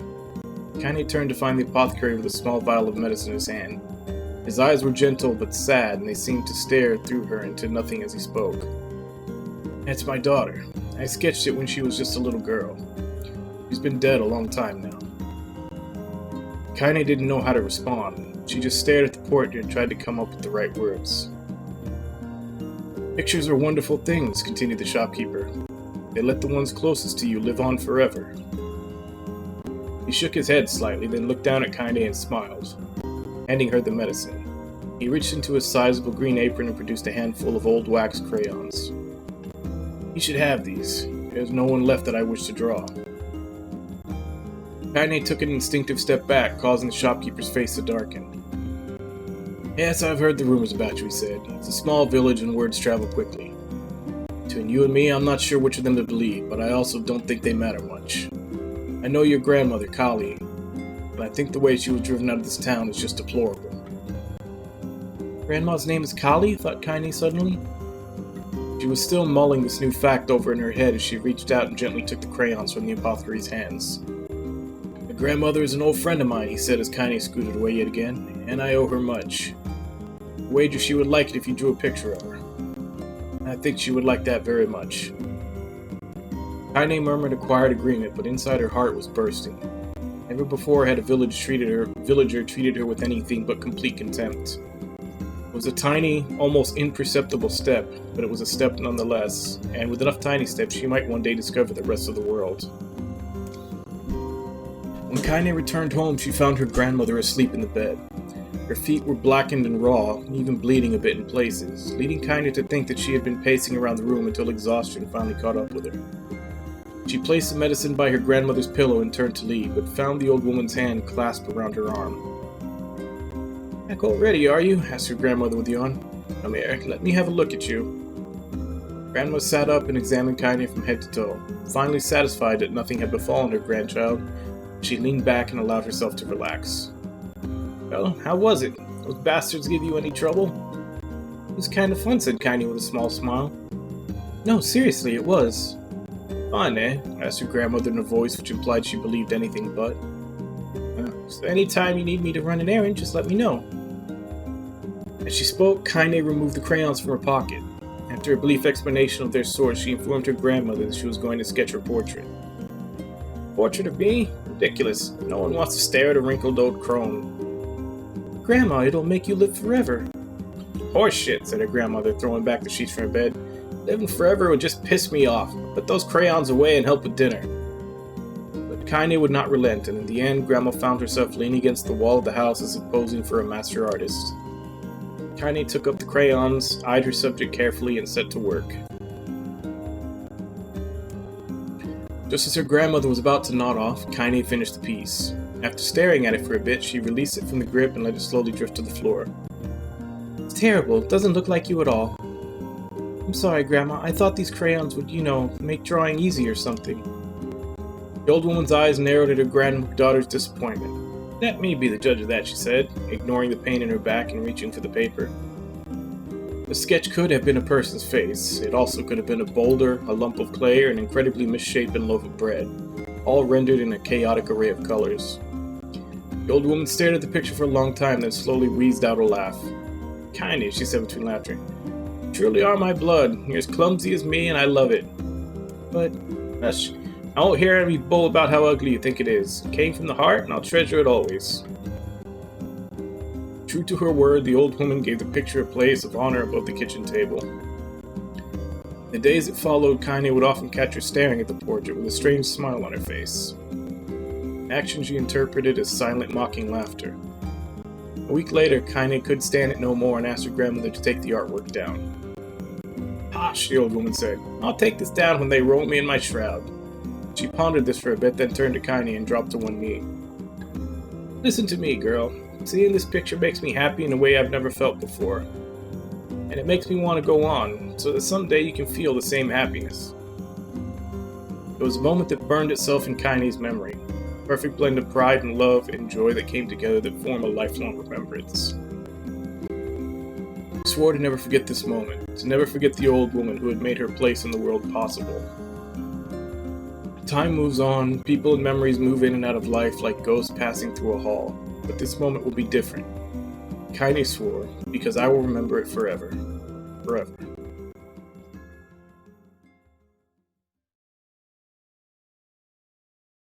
Damn, how many of these are there? I may need to go get more water. Kaine listened to the sound of crackling firewood and stared at the black object on her plate. She'd been pushing it around the wooden disc for a good 10 minutes, ignoring the bemused stare of her grandmother.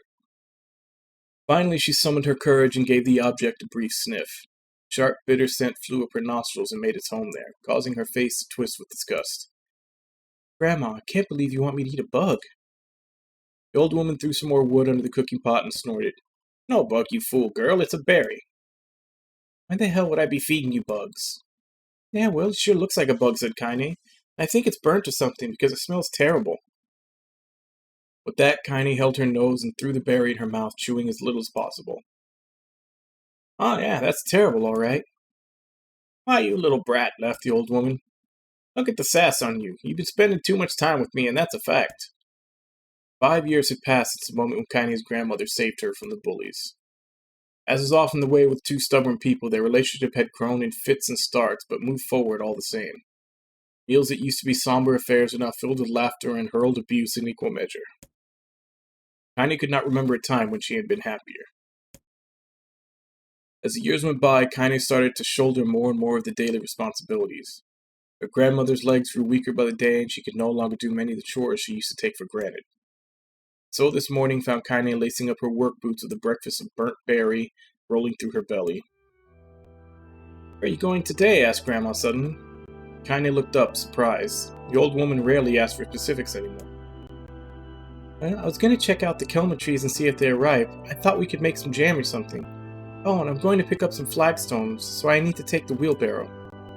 Flagstones? What in the hell for? Kaine stared at her grandmother, then held out an arm and swept it around their home. Constructed mostly of cloth, rope, and rubble, the old place sagged like a boxer in the final round. Grandma, a dying cat could shoot through this house. Going to build a stone wall so we have some protection. The old woman laughed, exposing her toothless grin to the world. Goddamn, girl, if a bunch of thieves want to ransack this old place, let them come. We got nothing worth stealing anyway. I'm not worried about thieves, I'm worried about shades. People saw one west of the village yesterday. The old woman tilted her head and stared at her granddaughter. Oh shoot, I don't know why you have to do it today. We can worry about it some other... Grandma, no. If I don't go to the kelma trees, we won't eat tonight, you know that. A confused expression passed across the old woman's face, and for a moment she was a small child lost in a carnival. Yes, she said after a bit. Yes, of course you're right. I'm sorry, Kaine. It seems my mind is... She didn't finish the thought, instead walking over to her nightstand and gently taking the wreath of lunar tears from the drawer. The flower's petals had aged to a brilliant whiteness, and Kaine thought it was more beautiful now than the day she first received it. You're gonna be a true woman soon, Grandma said as she placed the flowers in the girl's hair. There's less chatter about shades and building defensive walls and more talk about how beautiful you become. Annoyed, Kaine reached up to remove the garland, but the look on her grandmother's face stopped her hand. You're a beautiful thing, said the old woman, and there ain't another like you in all the world. Very proud of you. Okay, Grandma, that's enough goddamn compliments for one day. Such a mouth on you, where did that come from? Gee, I wonder. I'll teach you to sass me, girl, yelled Grandma. Suddenly she lurched forward and grabbed Kaine by the ears, pulling her around the room with a crazed grin on her face. Grandma, yelled Kaine in a quaking voice. Grandma, stop it, what the hell? The old woman stared at her and blinked, then slowly held her wrinkled hands out as if it was the first time she had ever seen them. Oh, I don't know what happened there. I'm sorry, girl. Sometimes my mind just... Kaine thought the look of her grandmother's face was the most heartbreaking thing she'd ever seen. Listen, she began. Maybe I should stay home after all. No, I won't have you stay here to keep an eye on an old codger like me. You go get your fruit and your wall and whatnot. I'll be fine. When you come back, I'll have a nice grasshopper dinner waiting for you. Kaine rolled her eyes and kissed her grandmother in the forehead and made ready to depart, trying desperately to ignore the worry that was gnawing at the walls of her heart. Kaine could feel the old woman's eyes watching her as she moved down the path. Don't turn around, she told herself, but in the end the temptation was too great. She spun on her heel for one final look and saw a small, bent woman standing in front of a ramshackle hut with a sad expression on her face. God, she looks so old now, it's like the wind could reach down and just carry her away. Kaine worried about her grandmother all day, causing her work to suffer. What little fruit she could collect was tossed carelessly into the wheelbarrow, and she only found a couple of stones before losing interest in the project. Finally, as dusk approached, she decided to call it a day. Cursing herself for the lack of focus, Kaine pushed the nearly empty wheelbarrow back down the path. As she crested the final hill, she suddenly froze in place. The wheelbarrow fell from her fingers and collapsed on its side, sending a few pieces of wrinkled brown fruit rolling back down the hill. Her gaze was transfixed by a thick black cloud that hovered just ahead. Tracing its path with a finger, Kaine suddenly felt her stomach knot in on itself. No, oh gods, no. Her grandmother's house was ablaze, the flames licking up as if trying to touch the sky itself. Grandma! Grandma! Kaine ran then, faster than she had ever moved in her life. Once she tripped on a stone and went sprawling into the rocky ground, she leapt to her feet and continued running, unmindful of the blood that spilled from her wounded hands and knees. As she got closer and closer, Kaine's mind began to race in time with her footfalls. It's too dark. It's too dark. Not just fire. Can't be fire. Too much smoke. Gotta save her. Gotta save her. She burst into the front yard and came to a sudden halt, her worst suspicions confirmed. Smoke from the fire was mingling with the thick, icky blackness of an enormous shade. The massive creature supported itself on 3 twisted feet and achieved balance through means of a large armored tail. Scales, horns, and claws sprouted from its body in a random chaotic pattern, giving it the appearance of a lizard designed by some insane god. Seeing Kaine, it let out a roar and flicked its tail, sending small whirlwinds spinning around the yard. For a moment, the creature retreated into a shimmering, inky blackness, as if her mind was able to comprehend such a thing could actually exist. Then the smell hit her, a blend of rotted meat and excrement, and the horror became real once more. The creature bellowed again, and this time Kaine responded with a scream of her own. "Alright, you bastard," she thought as the scream echoed off the high cliffs around them. "It's you or me. Let's go." The shade eyed Kaine with bemused interest, then it began looking from her to the house and back again, as if urging her to look at the destruction it had so gleefully wrought. With dread building in her heart, Kaine glanced toward the house. Through the smoke and flame, she spotted a small figure struggling to escape the ruins. "Grandma!" At the sound of her voice, the old woman began waving frantically. "She's alive," thought Kaine. "Alive!" Kaine's legs sprang to life as she raced across the yard towards the flaming wreckage of the house. Before she could advance more than a few steps, the shade opened its mouth and let out a roar powerful enough to uproot trees and send them flying. The blast sent Kaine tumbling through the air before smashing her against the rocky earth. Stars danced in front of her eyes as she tried to remember how her legs worked. "Get up! Get up! Get up! Get up! Get up now!" As Kaine struggled to her feet, the shade stomped toward the house and pinned her grandmother to the ground with the tip of a claw. The old woman struggled to move the claw from her stomach, but she might have well been pushing a mountain. She coughed briefly, sending a small splatter of blood into the air, then collapsed to the ground, her energy spent. Kaine lurched to her feet, only to fall back to earth with a gasp. Her ankles were on fire, one or both of them were surely broken. Ignoring the pain that screamed through her body, she began dragging herself around the ground, leaving a drunken trail of dust and blood in her wake. "Grandma, hold on. Just a little longer." Her grandma's face was turning blue, her eyes rolling back only until the whites were exposed. Kaine pulled herself across the ground with maddening slowness, the distance seemed to increase with every second that passed. The shade glanced between the two women and flicked out its tongue, its giant mouth turning up at the corners. Short, panting breaths belched from somewhere deep inside its core. "Bastard, laughing at us." She had no idea how such a mindless creature could experience emotion, but there could be no doubt the shade was taking joy in their suffering. "Yeah, I see your plan."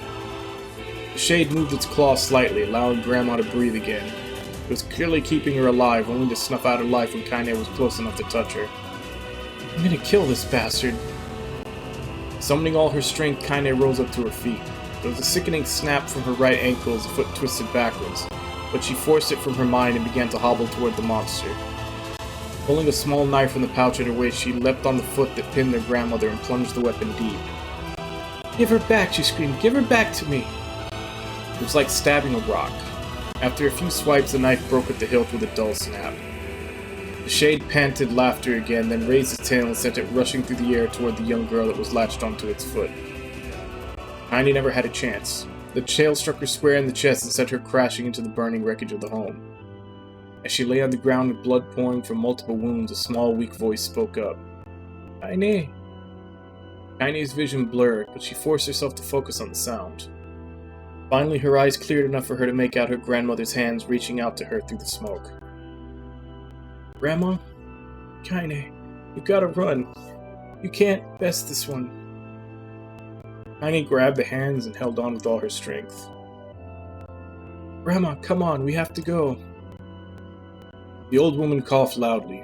One of her hands, slick with blood, slipped from Kaine's grasp and thumped on the ground below. "Grandma, no, no. I said run, goddammit. You have to live. You have to get through." The thought would stay forever unfinished.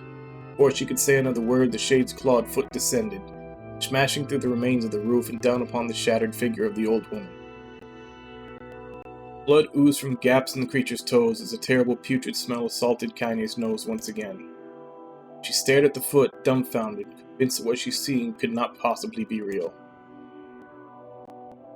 When the creature finally lifted its appendage, all that remained underneath was a twisted, unrecognizable mass of rubble and red.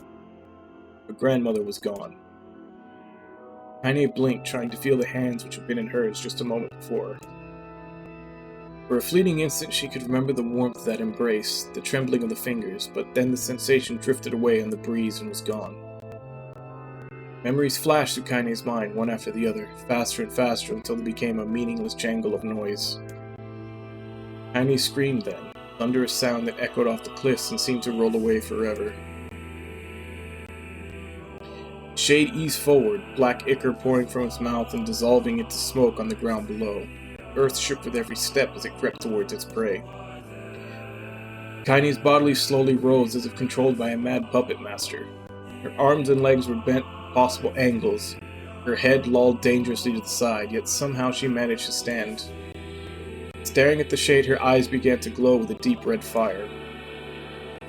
The creature, so confident just moments before, took a slow, hesitant step backward, trying to discern if this broken human could possibly pose a threat. Kaine seized the moment. Laughing like a mad woman, she leapt into the air and plunged the shattered hilt of her knife deep into the leg of the shade. The shade shook Kaine off like a fly, sending her crashing to the earth once again. Her chest rose and fell slowly, as if a great weight were resting on it. Moist sounds of pain echoed through her mind. Something warm and thick oozed from her ears. Is that blood? I think it is. I think I'm bleeding to death. No, can't die. Grandma told me to live. Deep inside Kaine's mind, something finally broke.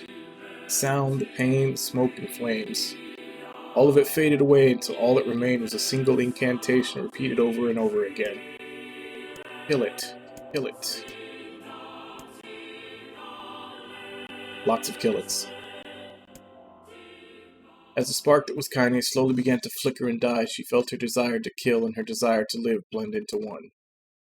The distance between heartbeats grew longer and longer and longer.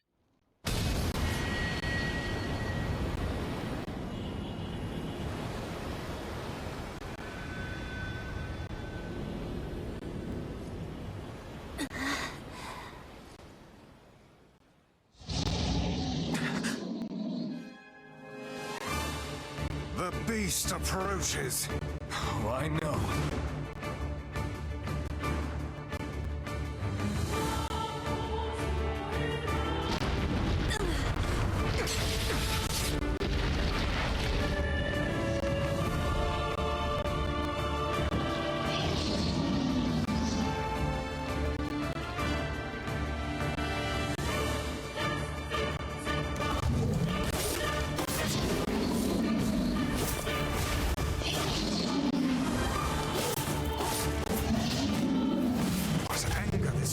Must have. How did it even survive these past 5 years?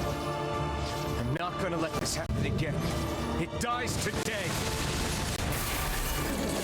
My sword feels lighter. It's not the blade, but the skill of the user. Strike it down.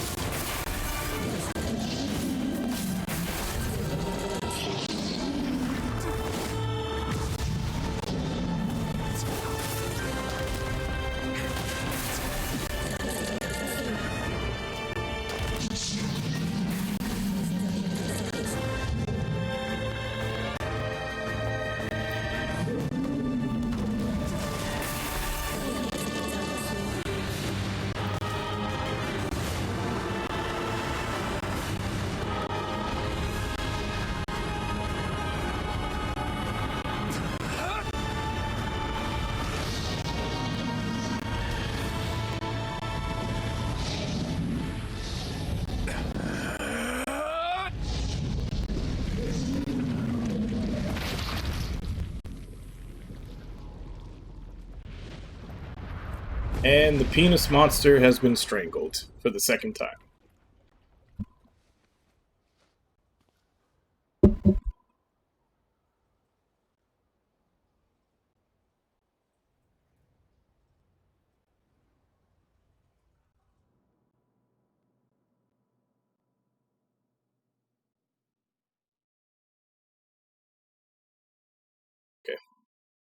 But it's 4:07 right now.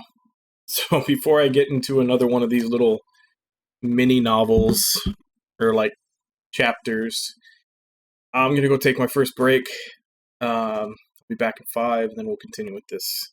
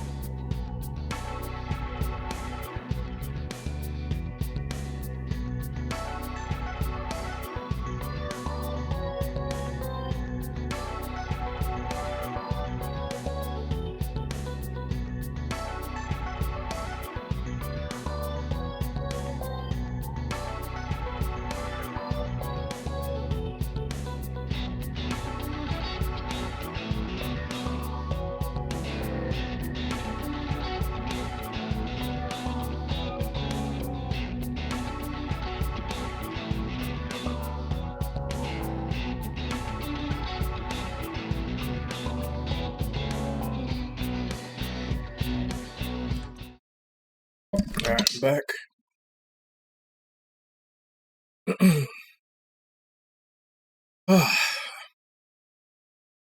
I've got some more audio booking to do. Some water.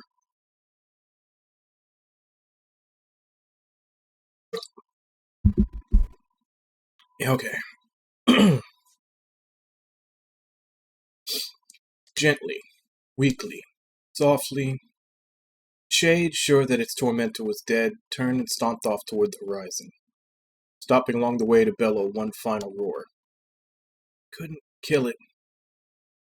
Shamed beyond imagining, Kaine tried to turn her head to the side, but only succeeded in coughing up a huge gout of blood. It's getting difficult to see, and only after a moment of fierce concentration did she realize that her left eye was gone. Laughing to herself, she turned her remaining eye to the ruins of her home and noticed a ragged stump of an arm resting a few feet away. Yeah, that's mine, she thought with a mad giggle. This is gonna make clapping a real bitch. Cried a voice from the depths of her mind. Finally gonna die, are you? Oh, you had it coming. Go to hell, Demo, she thought, the unseen assailant. Go to hell before I pluck out your eyes and feed them to a dog. The voice of her childhood terror evaporated into smoke, only to be replaced by another, more recent voice. Hold still, said the apothecary, materializing from the ruins like a ghost. I want to draw you. That way you can live forever. No, stop. Don't want to live forever. I want to die right here. I see, he said quietly. That's what you want. The spectral shopkeeper fluttered in and out of existence for a moment, then produced a piece of paper and sketched quickly. After a few seconds, he turned the page to Kaine and smiled. Since you rejected my offer, I decided to draw someone else. It was a picture of her grandmother, real as life. Kaine opened her mouth to thank the man, stopped as the picture began to blacken in the middle. Before she could say anything, dozens of multi-legged insects began to swarm across the image, tearing at it with sharp pincers. Stop! No, don't hurt that picture! Kaine reached out with her remaining arm and waved futilely at the air. To her surprise, the insects fell off the picture and to the ground below, where they vanished into tiny black tendrils of smoke. Relieved, Kaine turned her good eye back to the picture, only to open her mouth in a silent scream. The sketch now showed her grandmother as she truly was, a smashed, unrecognizable lump of nothing. The apothecary smiled, then broke into a jolly dance. See that? He cried as he danced his jig. It's perfect now. She looks just like you. I look like that? God. Oh God, I'm gonna die. I'm gonna die. Drowning in despair, Kaine laid her head back in the mud and smoke of her ruined house and waited for the end to come. But just before she let everything go, an unfamiliar voice began whispering in her ear. Ain't you got a wish, Sunshine? The voice was vulgar and fierce at the same time, as if insanity had somehow found a way to take form. Kaine wanted to scream as the voice crawled under her skin, but her lungs refused to work. You know, a wish, like a prayer or something? Why don't you get on your knees and start praying to heaven? Please, invisible man in the sky, save me, save me! Kaine finally resorted to shouting at the voice with her mind. I don't make wishes, they don't come true for me. I'm a curse, freak.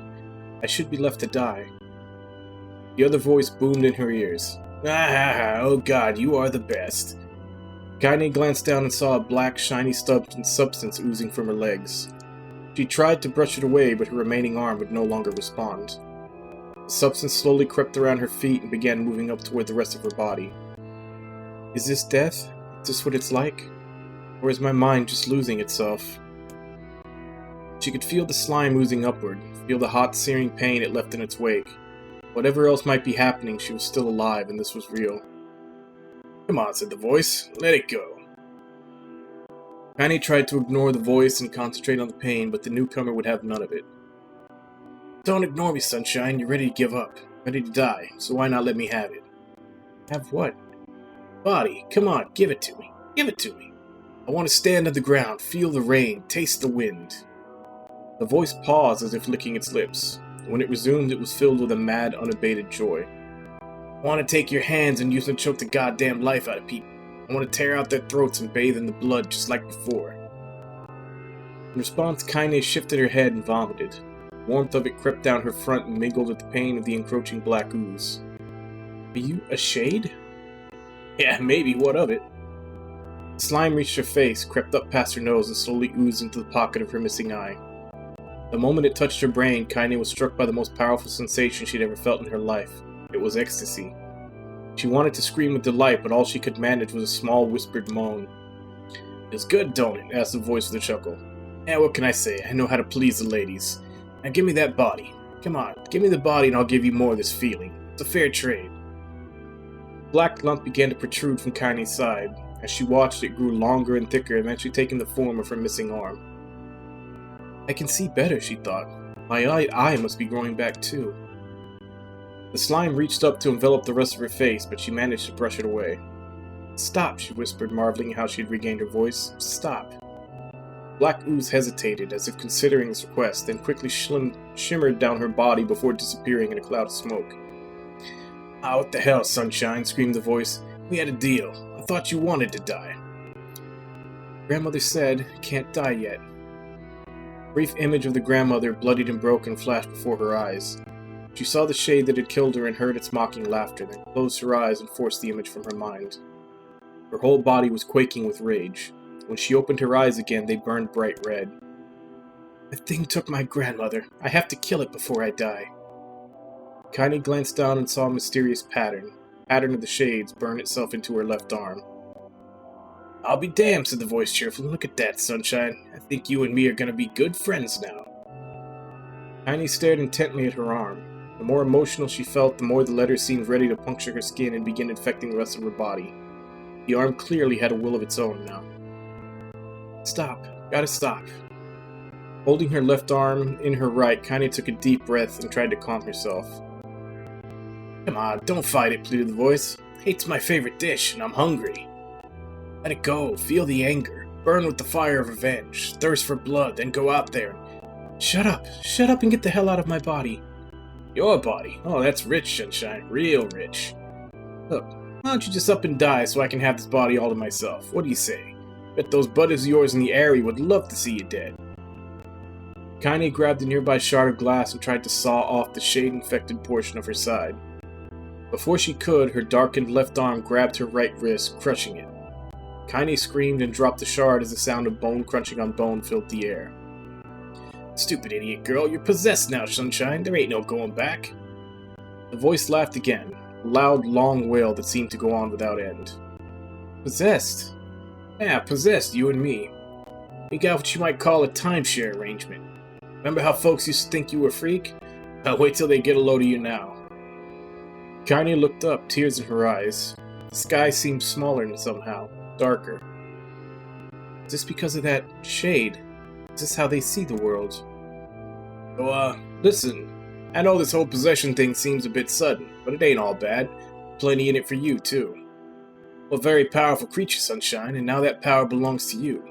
Got enemies? People you want to kill? I can make it happen. That little fat kid who kept picking on you, that big old shade that squashed your granny, we'll wrap them up in their own assholes. No more abuse for you, Sunshine, no more pain. Wait, said Kaine.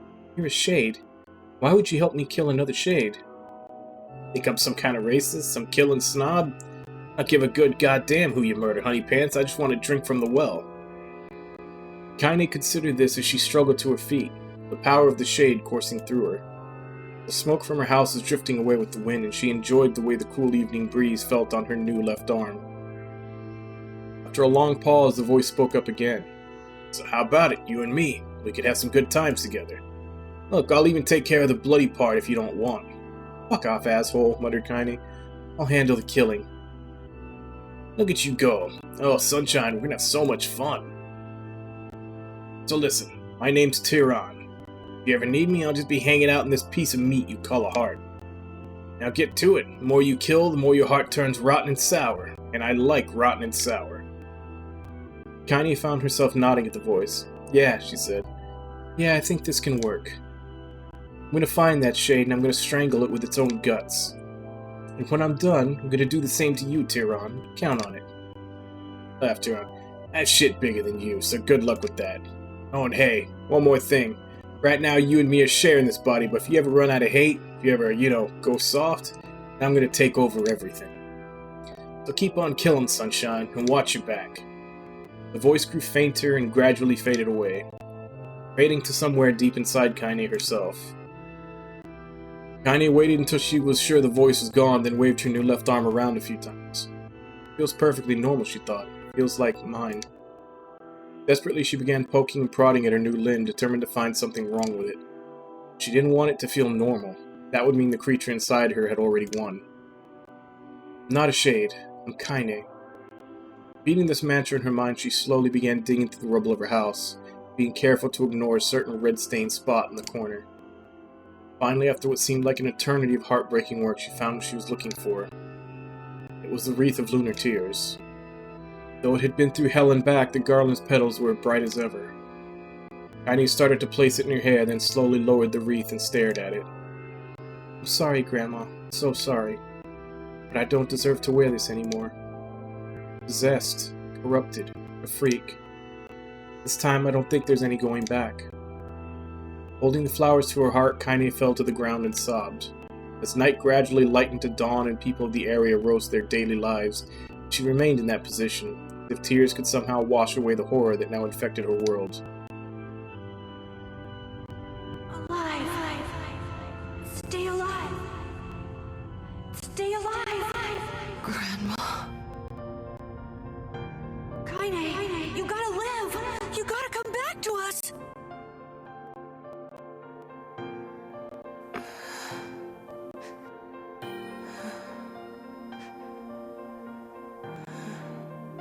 Oh, hey.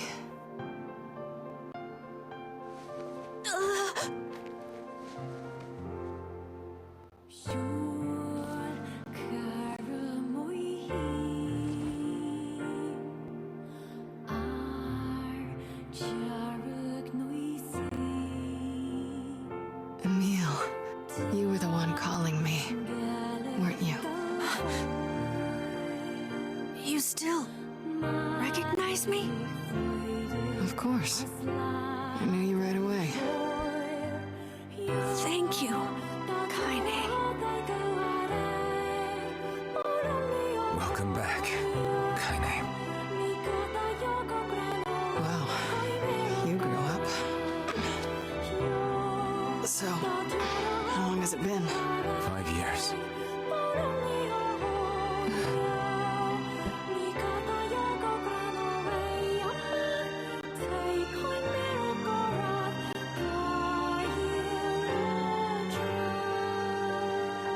Shit. That's a long time. Any luck with Yona? We are still no closer to finding her. We need a way to locate the Shadow Lord. By the way, this is for you. Is that a lunar tear? It's not as good as your grandmother's, but I tried. No, it's great. Thank you.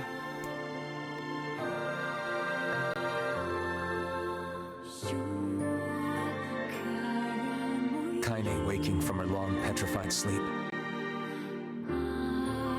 Emil's unflagging kindness. Our reunion was a happy one, and we let it wash over us like rain. That is, until Devila and Popola had to go and ruin it all.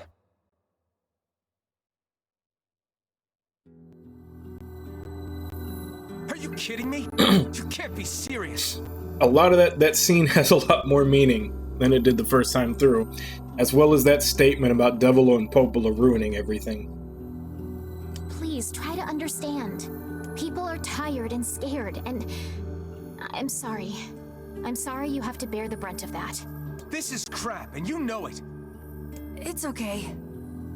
We can sleep outside. No one's sleeping outside. You and Kaine saved this village, and now they want to run you out? People are afraid of us. And really, I understand. I mean, look at me. As long as you're still with us, I can deal with it. Right, Kaine? I'm used to sleeping outside. But... We'll see you later. Sorry about this.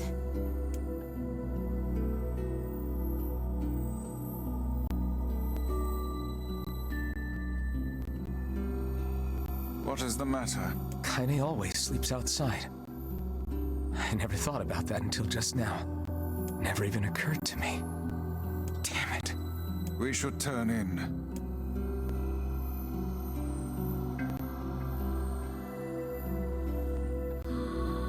I didn't get much sleep that night. For the first time in my life, I hated Devila. For the first time in my life, I doubted Popola. But those feelings are pointless in the end. They said and did what they did for the sake of the village. To protect it from the horror of the Shades.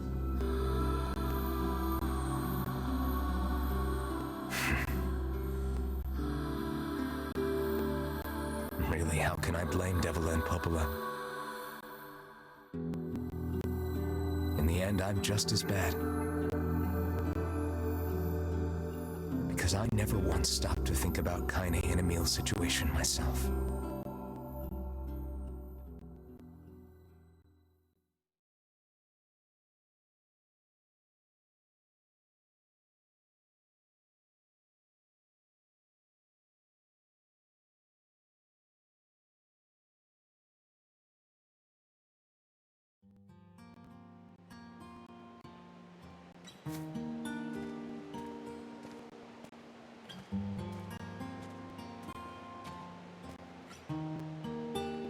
I should apologize to Kaine and Emil, but what good would that even do? I got a fire going. Wait, is that... Campfire? I'm so happy to get to talk to you again, Kaine. Yeah, me too. I tried everything I could think of to save you, you know. I polished you with a special cloth. I poured warm water over you. Wait, you poured water on me? Yeah, but it didn't really do much except make you all shiny. Hey, Emil. Thanks for saving me. I guess you noticed how I look different now. I'm sorry, Emil. I'm sorry for all of it. Well, I mean, this new form isn't all bad, you know? At least I can look at you when we talk, right? Hey, so why don't you tell me something about yourself? I'm not very interesting. Sorry. Come on, I just want to know you better. Please? Fine. This all happened when I was a kid, before the whole shade possession thing. My body is different. And when the villagers found out about it, they started treating me like a freak. But one person, my grandmother, accepted me just as I was. No matter how bad things got, she gave me the strength to keep going. She's really special to you, huh? Yeah. Oh, hey! That gives me an idea. Since we cured your petrification, we should start looking for a way to cure your possession in my body. I know we can do it if we all work together. Heck, it'll probably be super easy. Let me guess. More warm water? Okay, can we just forget I told you about that?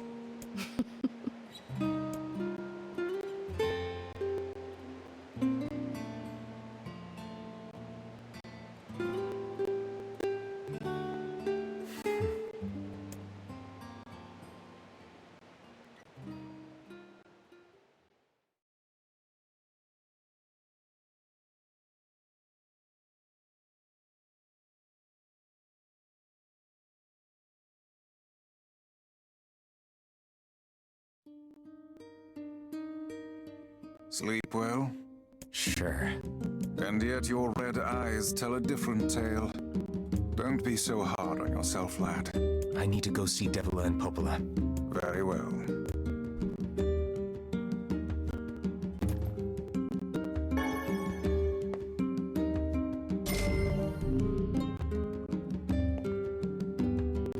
What might that be? It's Mom's diary.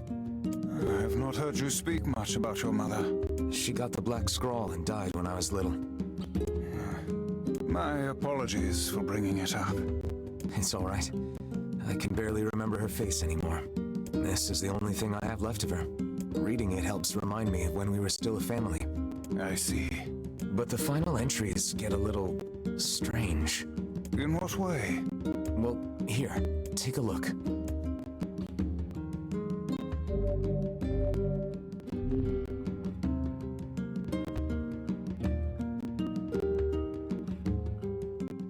Say there, can you not hear me?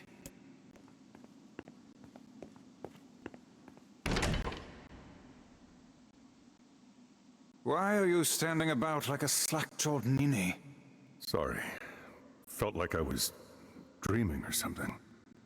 Sleeping on one's feet is quite the talent indeed. Come now, there's the door. Right. Let's go. Hey, we're old Nier now.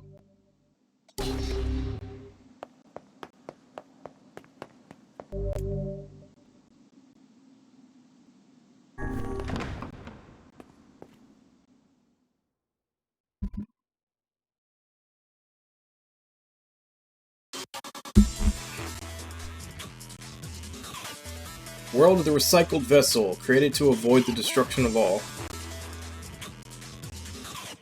Hey, Nami.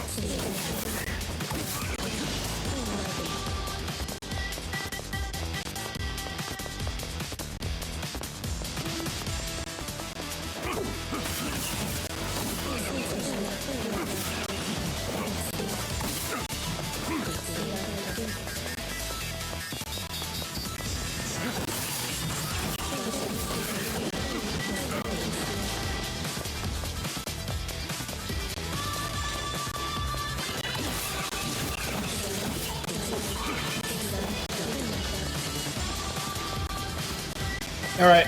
Night, Nami. I'll see you later.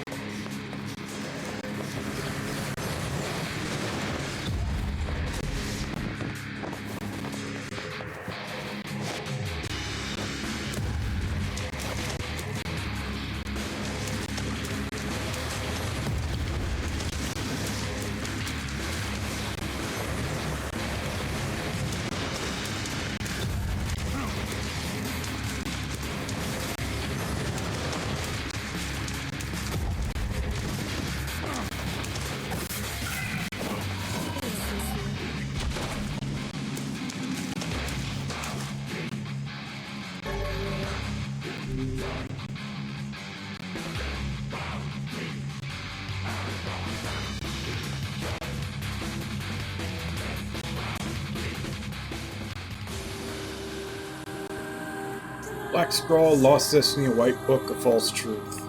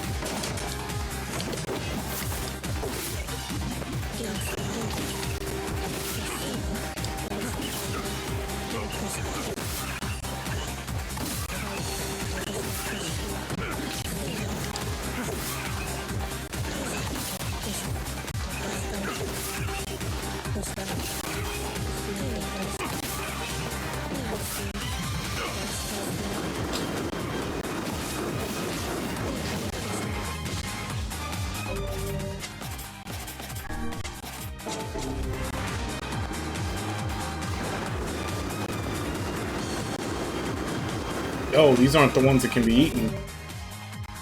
I didn't realize that because of the color, the filter that's on this.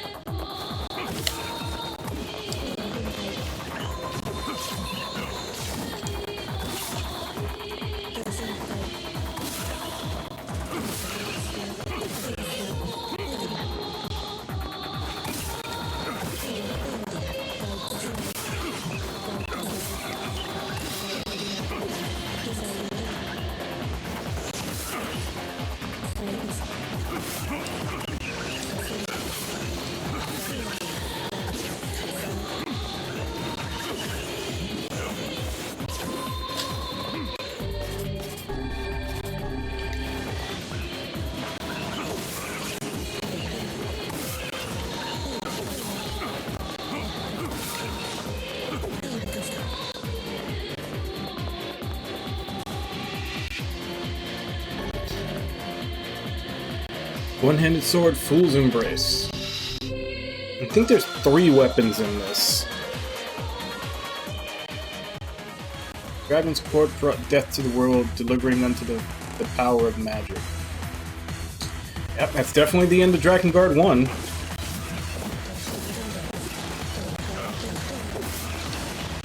Because apparently it was the Queen Beast's body that caused, like, whatever it is that turns people in shades, and it was a dragon's body that turned into magic,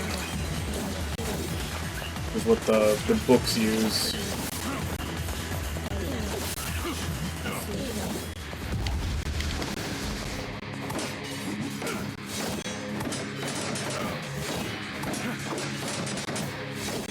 I mean, if you're not gonna move, I'll just sit here hitting you.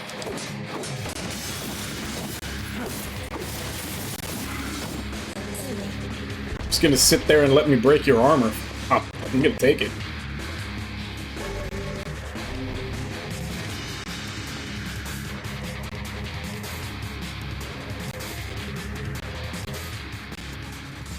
Black sickness stains the future. They journey to return to soulless vessels.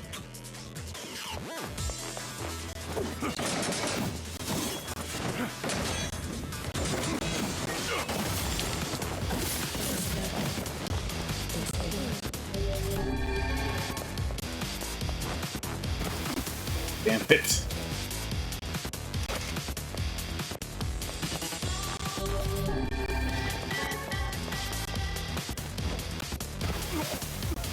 It's the fact that the camera, like, shoots forward right when I jump.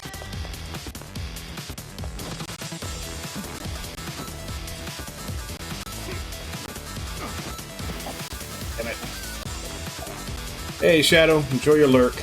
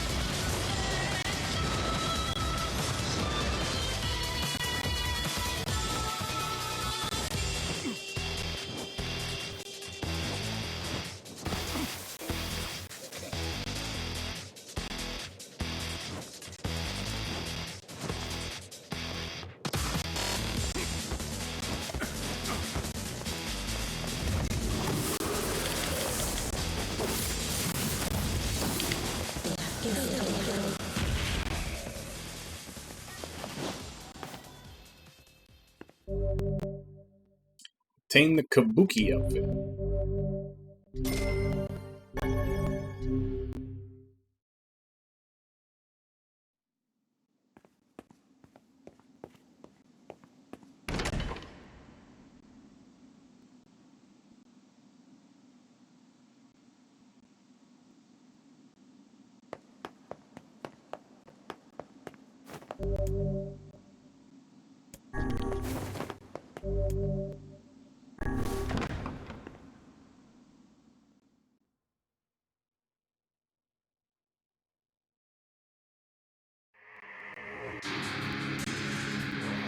The apocalypse divided the world in two, one that knows not day and which was never seen the night.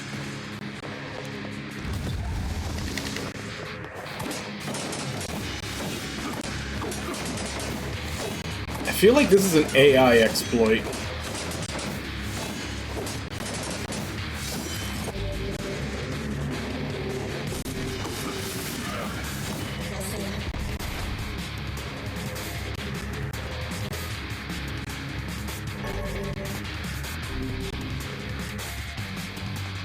Because normally if you're outside of its arms, you can't do anything to it. Black and white, 13 packs, the vessel's forms waver as they cross time and space. But if you're right up on it when it does that, you can just keep hitting it until its armor breaks.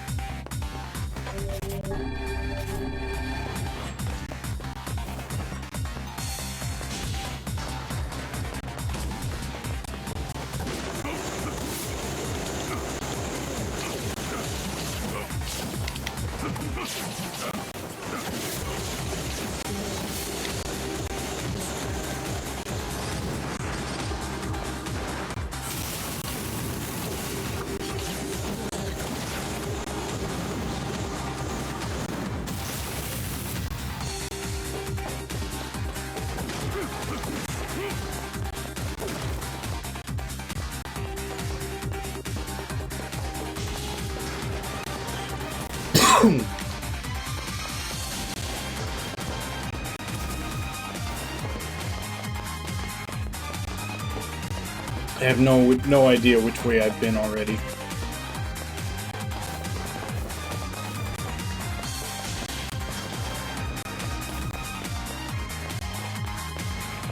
I'm assuming this is where I came from because there's no enemies.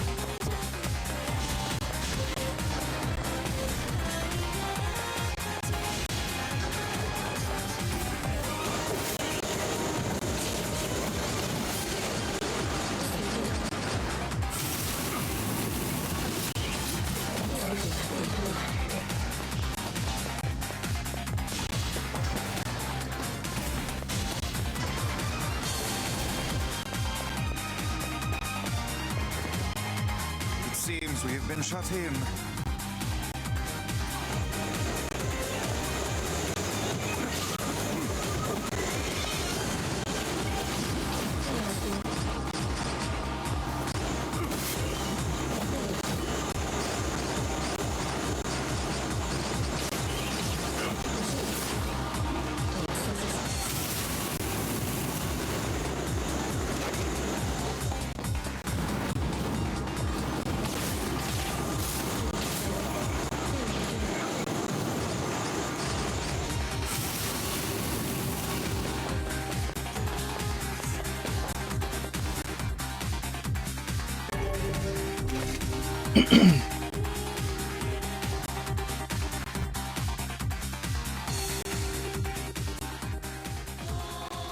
Song of Man has been drowned out. In its place, the scream of something inhuman.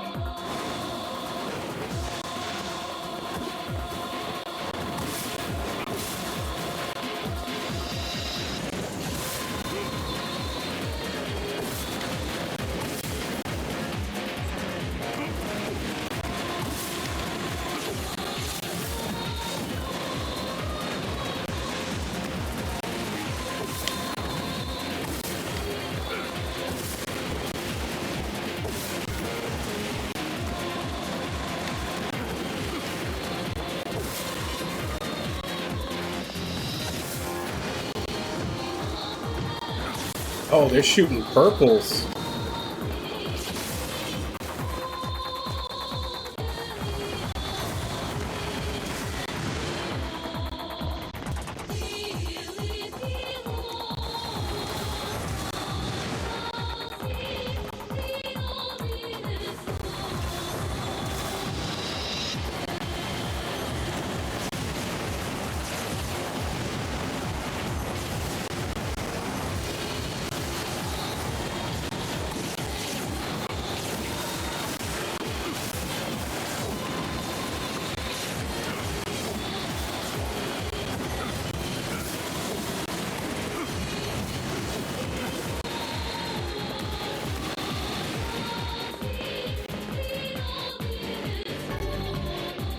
Two-handed sword, Fool's Lament.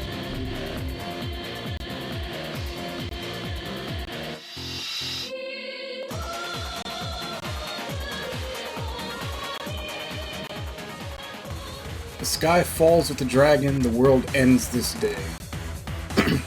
Yeah, these are all very, very vague references to the ending of, like, ending E in Drakengard.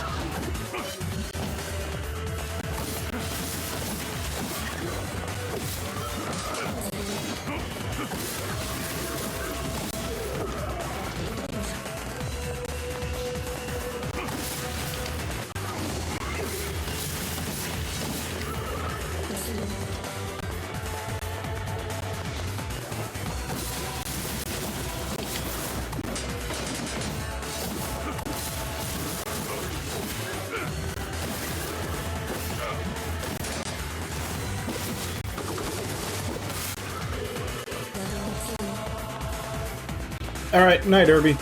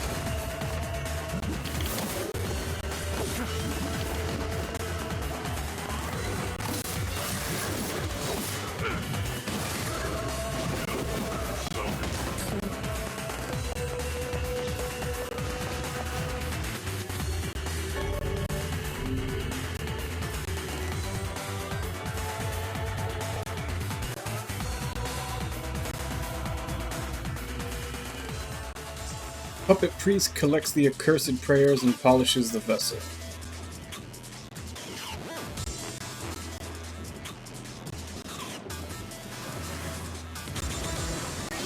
And now we're a first-person shooter, I see.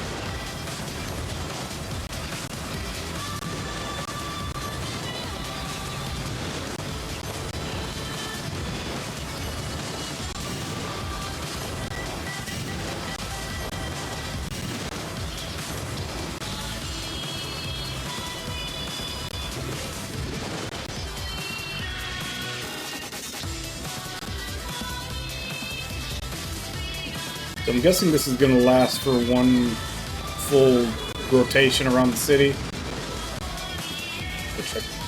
That's the... Or halfway, I think, because this is the King's like the King's Palace.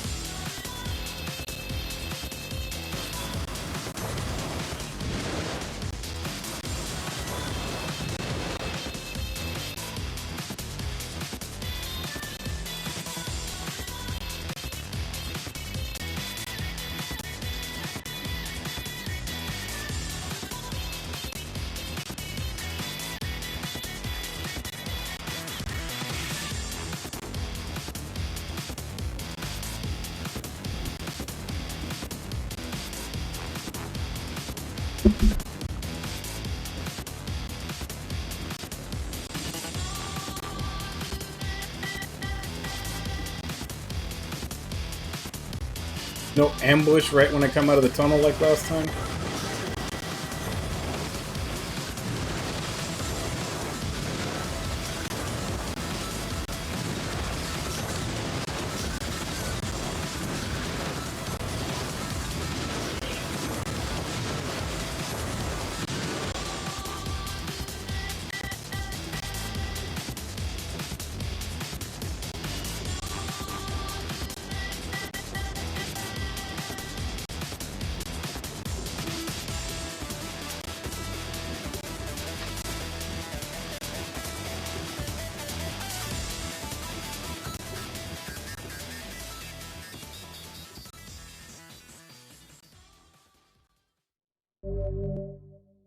Samurai outfit.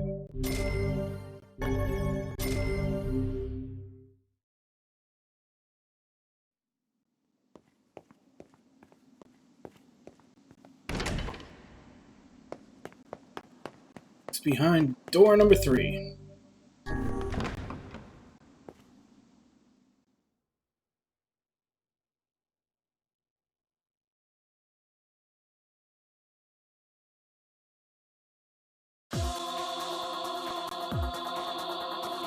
As long as the memory exists, as long as mankind has hope, a bloody battle will be waged over the holy domain of the body.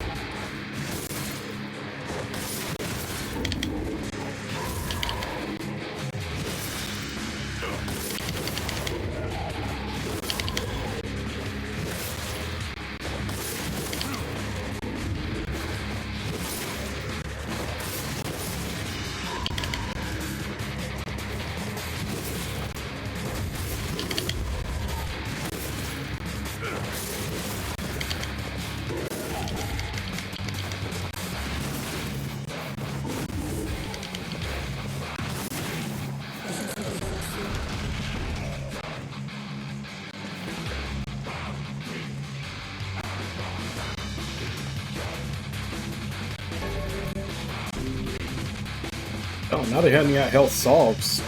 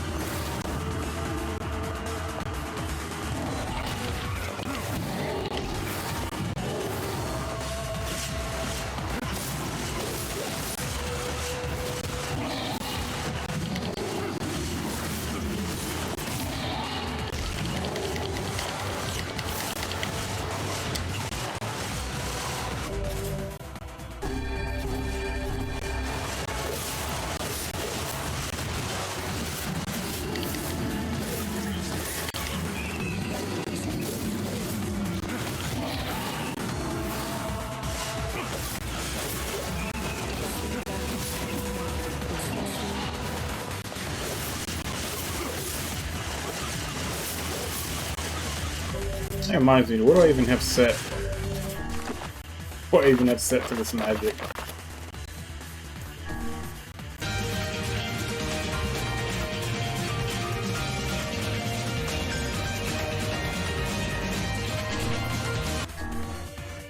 Deadly Kitten 13, thank you very much for the follow. Is that? Yeah, 13.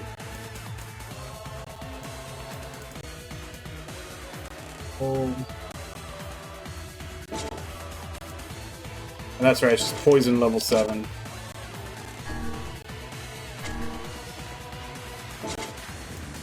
So I put on 7, the highest I can get.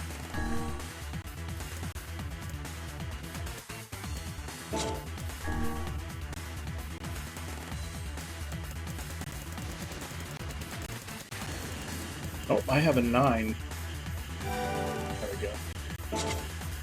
Yeah, it's been a long time since I've upgraded or put new words on this spell.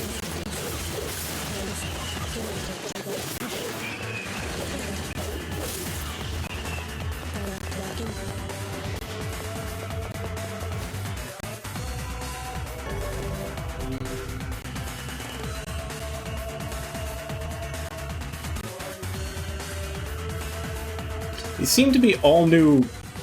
All is paid, all is sacrificed. Those seem like the loading screens seem to be all new parts of the journal for Yona.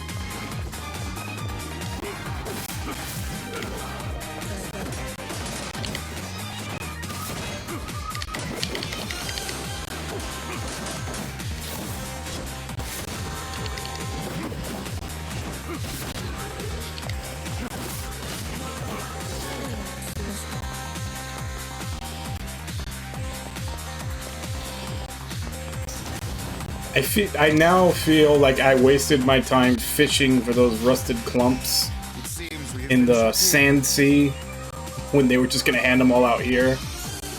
But then I also wouldn't have been able to upgrade the weapons this soon. These are the extra dungeons.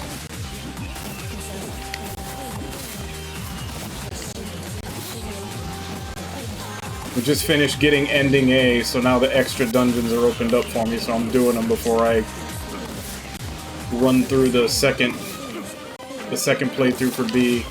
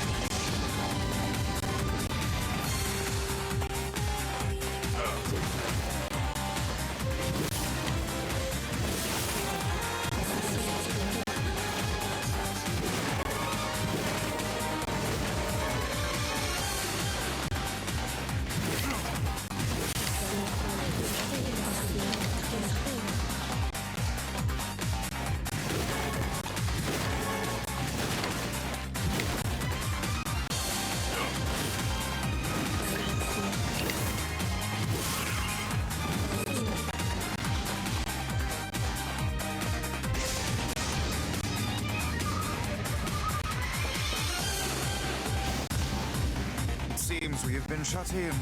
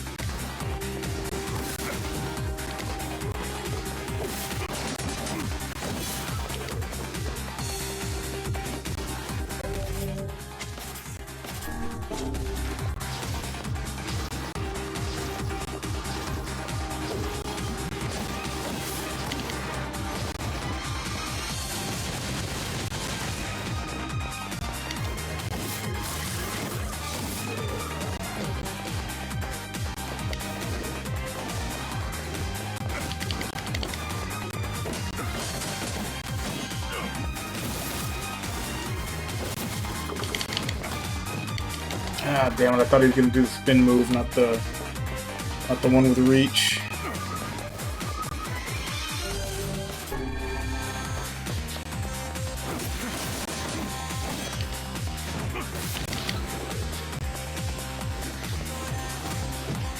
Oh, I had a finisher. Jerk cock blocked me.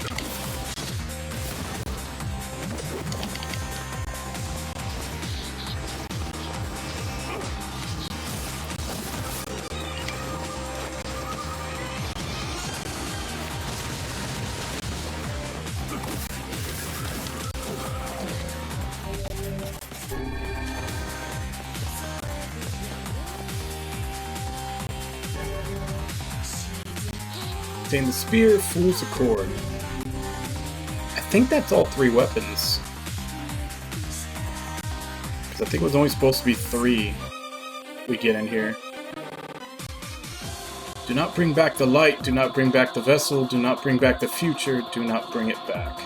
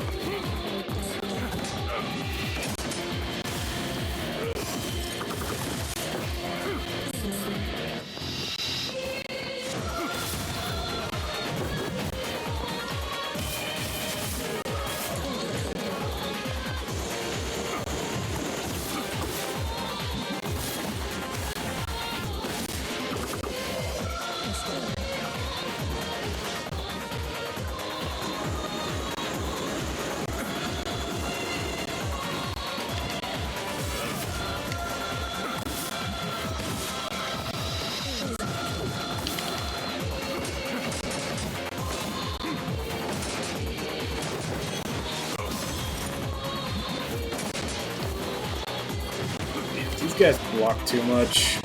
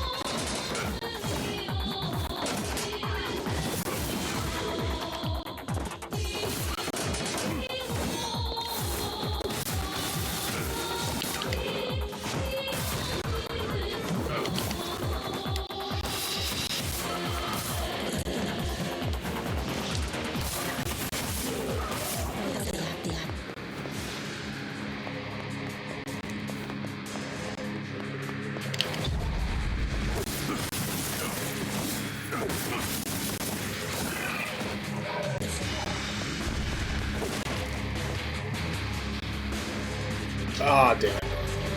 Couldn't get a heal in with the black.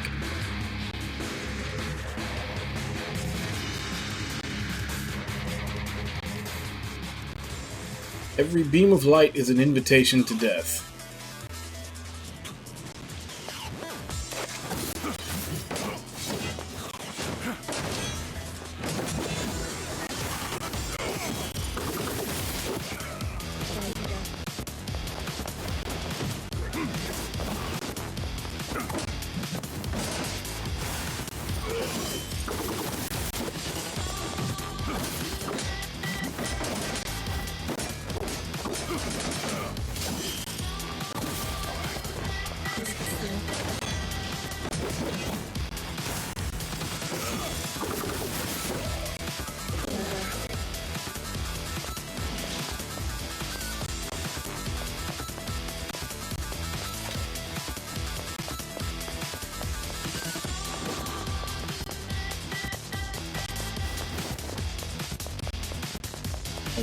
Okay, where are the next enemies? Supposed to jump down? Yeah, I'm supposed to jump down, okay.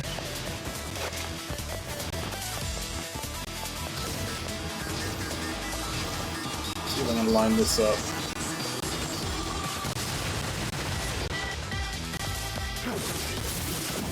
You don't really need to line it up too much when they all just group right in front of you.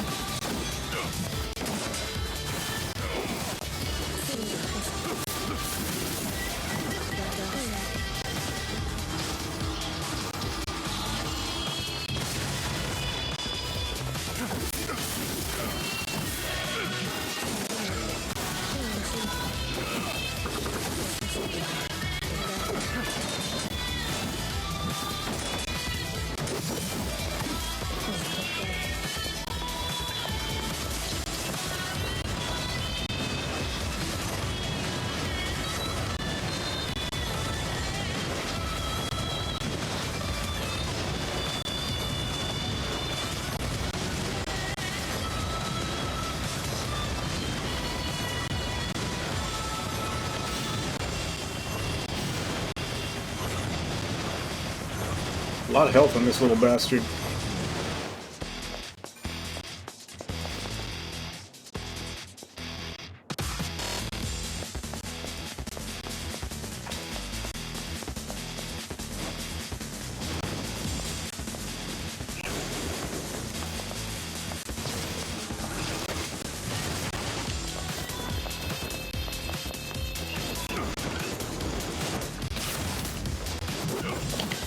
Oh, that was a mistake.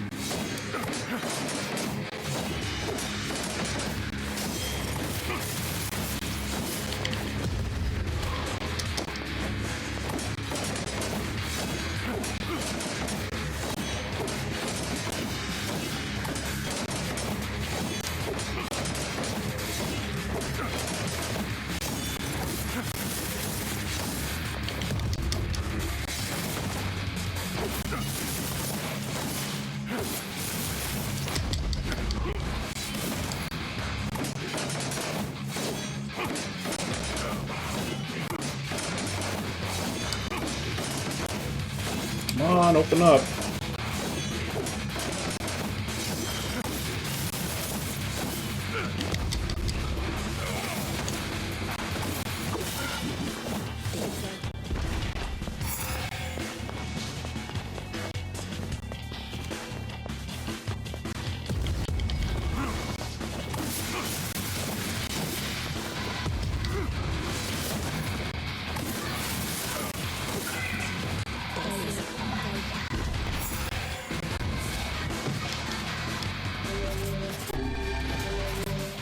Yeah, it was a sucker punch.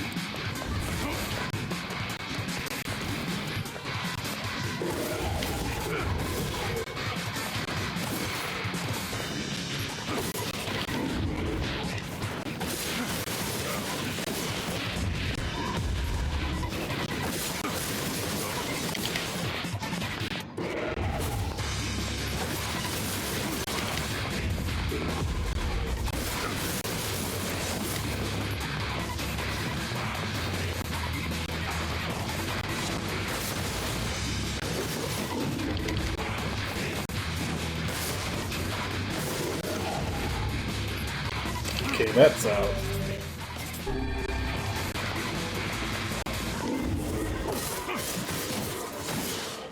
I was hoping maybe that combo could do more damage, but he counterattacks it.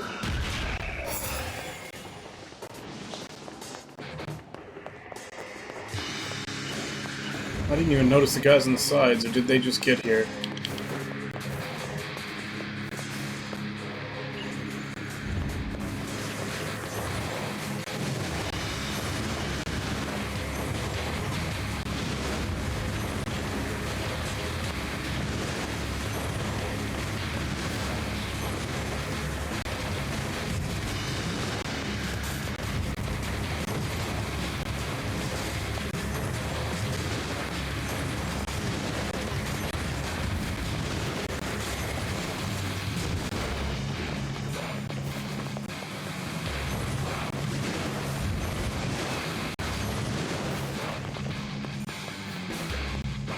Are you all that's left now?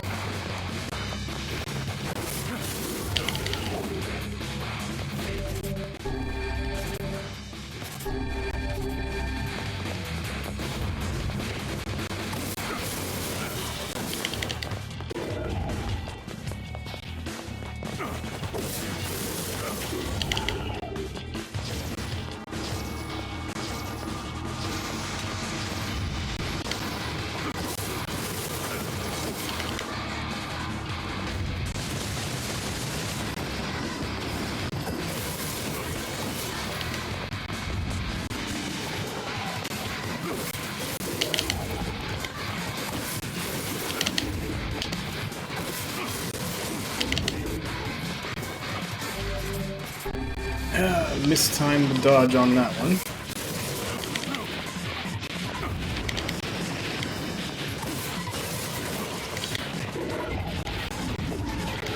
Oh, and he's got a backhand.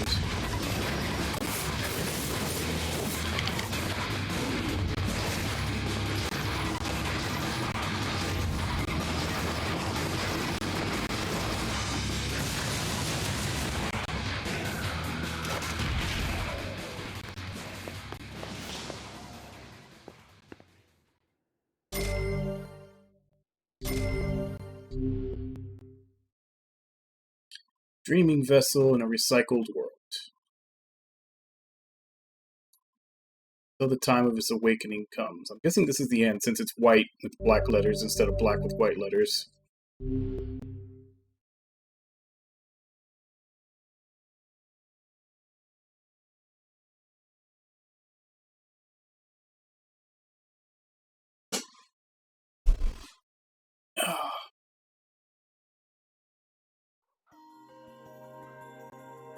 Is that all? Huh? Is that the final entry of the diary? Seems that way.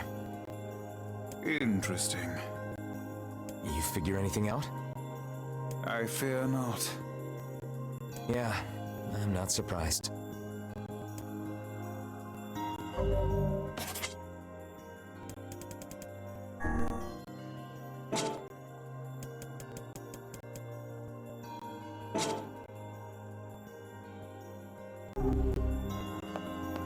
Wasn't there supposed to be like a costume change in the options now?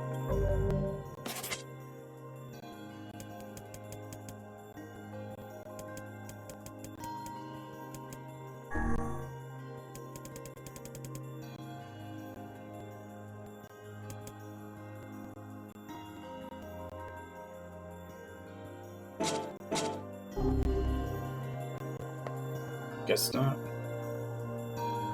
Unless it's at the title screen option, since this game seems to love making you have to go all the way back to the title screen to do shit. Flowers still haven't wilted.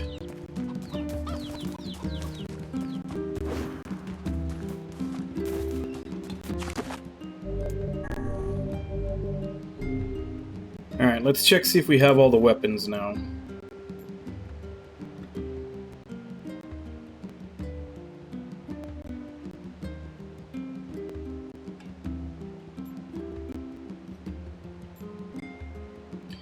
Alright, weapons next.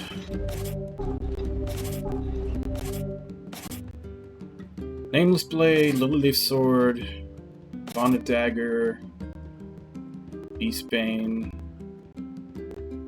Moonrise, Earthworm's Claw, Rebirth, Faith, Blade of Treachery. That's all the ones from Part 1. Part 2, Phoenix Dagger, Ancient Overlord, Iron Pipe.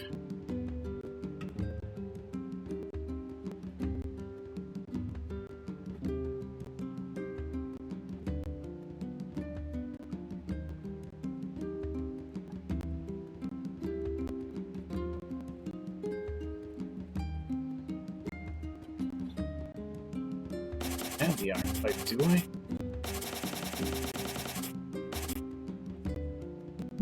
After completing the magical stone quest of speaking to the woman to get your fortune, defeat the shades to obtain this weapon. I did that. It's also automatically obtained after completing ending B. Okay.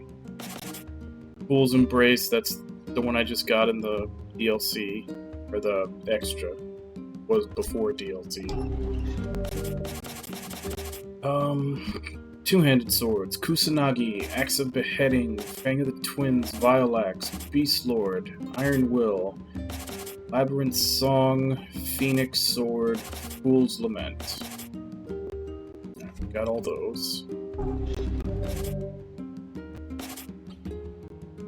Spears, Transients, Sunrise, Spear of the Usurper, Captain's Holy Spear, Phoenix Spear, Devil Queen,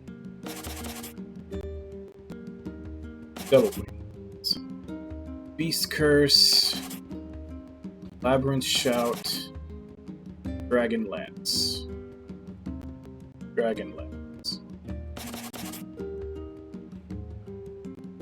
Have the Dragon's Lance.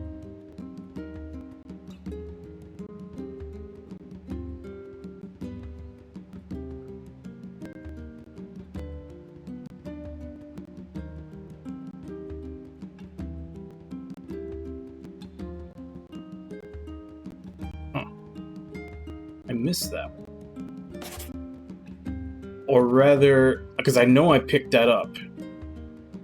It's right before the boar starts chasing you up the stairs. I must have picked it up, and then after I died, I forgot to pick it up after that. Shit.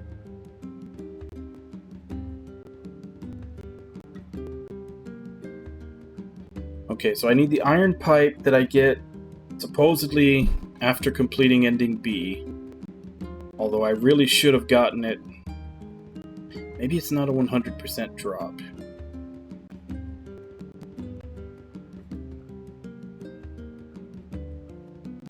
Maybe in the Magical Stone quest it's not a 100% drop. But it says you get it automatically after completing ending B. And then... yeah, the Dragon Lance. I need to remember to get that. Otherwise, I'm gonna have to go through a whole other cycle.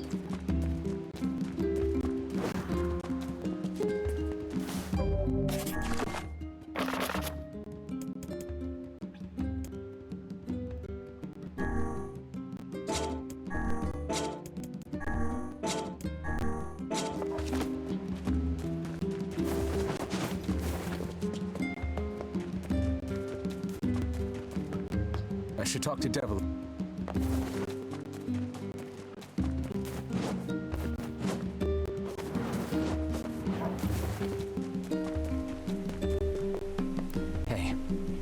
Oh, hi.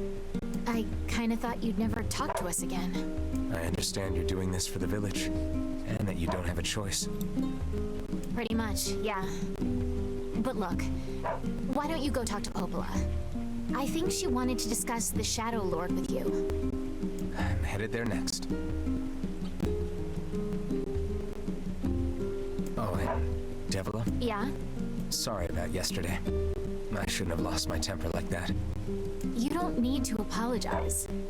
Anyone would be upset when their friends are hurting. Let Emil and Kaine know that we're sorry, alright? All right.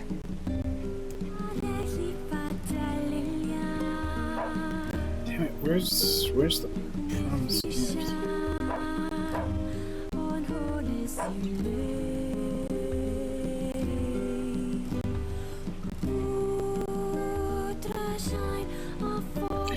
Okay, according to this on the Magical Stone quest, it says the boss will drop the item. I think when I killed the boss, I was too far away. Yeah, I think when I killed the boss, I was too far away. Like, I think I killed it with a spell, and the screen faded to black and brought us back before I could pick it up. So I might... If it's possible to redo quests, I may want to do that one again. Although, look, it does say you automatically get it at the end of Ending B, so maybe I'll just hold off on that. Where the hell is the Promised Gift? I'm trying to look that one up. That's one of the ones that I don't have finished, because the guy died before I finished it.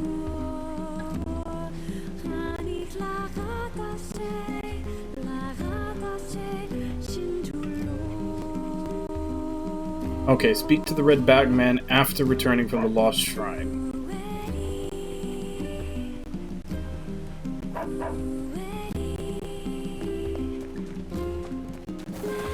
So once I get back from the Lost Shrine, I can go pick up that quest. Gotta finish it. I should still have the Red Jewel. I had it before, and I didn't do anything about it.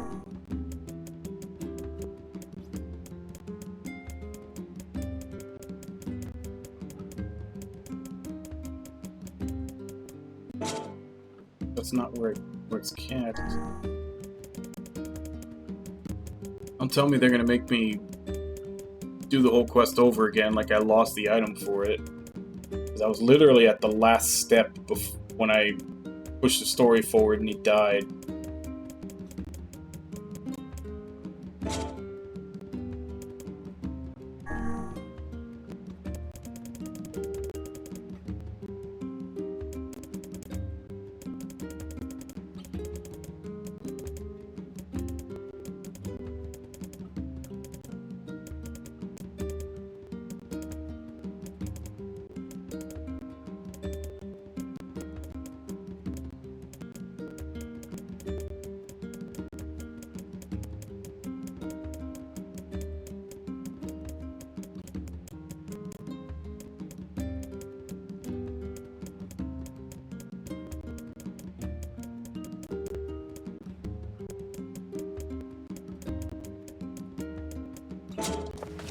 Nope, they took it away from me. So if I'm gonna get that side quest done, I'm gonna have to do it from scratch.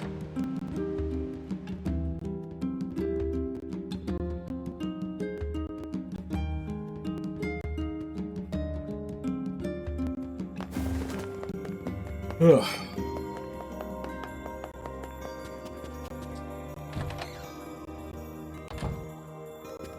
Popola? Oh, hello. Look, I want to apologize for Stop. You didn't do anything wrong. Yeah, but neither did you. Yet. You're just trying to protect the villagers. And I jumped down your throat for it. It's very kind of you to say so. Regardless, please don't let it trouble you. Ahem. I believe there was something you wished to discuss with us. Oh, right. Yes, about that. You know about the Lost Shrine, right? The temple where I was first discovered. That's it. Well, it seems that the Shadow Lord's lair is connected to it somehow. Oh, it was right under our pages the whole time. But the bridge that leads there is unusable. So take a boat. A boat? Yes. The canal's finally been repaired. It took a lot longer than expected. What with the shades and all. I also asked them to provide a boat at the path to the Lost Shrine's back entrance. The ferryman will let you use it free of charge. That should make it easier for you to move from town to town. Thanks, Popola. I feel like you've done so much for me. I'm really grateful. All right, I'll see you around. And for the love of everything, be careful.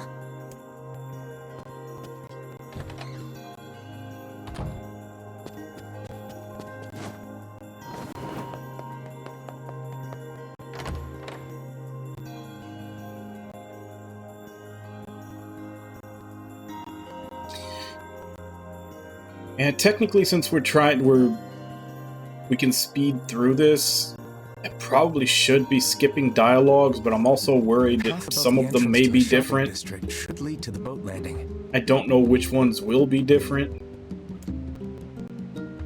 Or have extra or something. To know the canal is finished. Hopefully this puts our days of running all over behind us. The faster we can move, the faster we can save Yona. Let's use it as often as we need.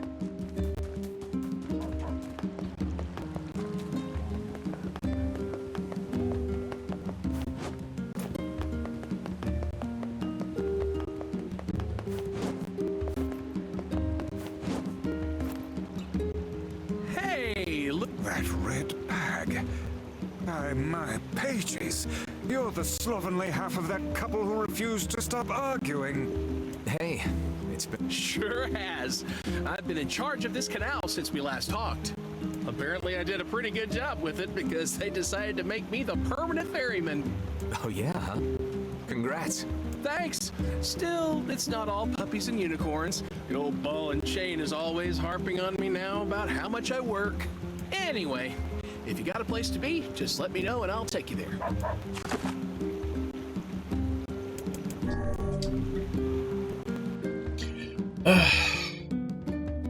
Poor guy. Let's see if we can actually finish that quest with him before he dies.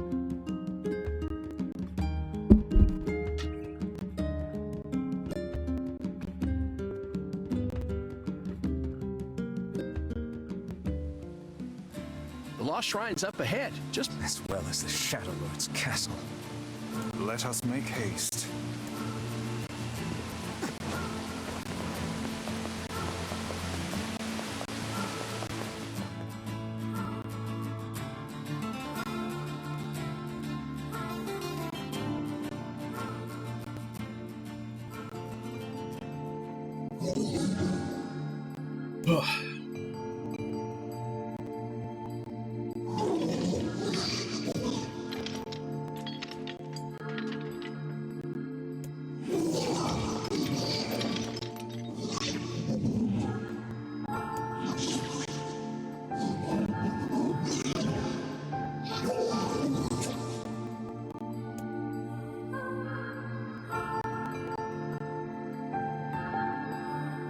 And that's what I remember hearing a long time ago when this game came out, is that like second playthrough and on, you can hear the enemy's thoughts.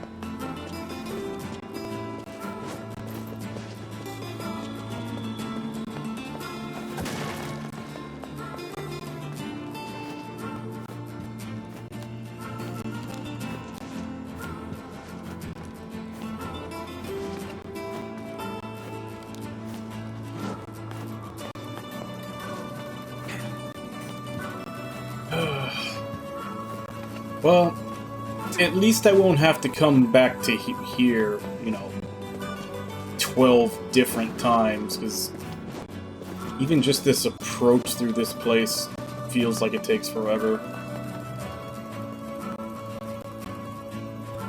And yeah, first playthrough, I had to come back here so many times for side quests.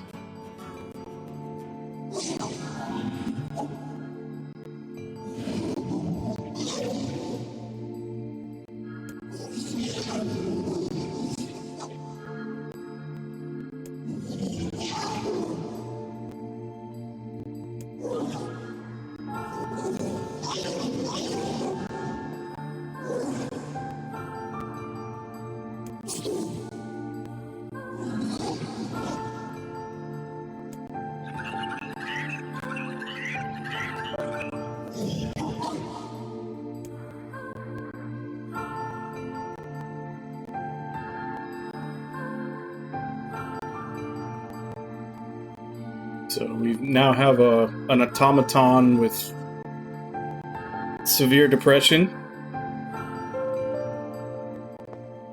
Let's go put it out of its misery. Sunshine, we finally get to bathe in blood. Don't talk to me. I want to kill so bad I can barely stand it.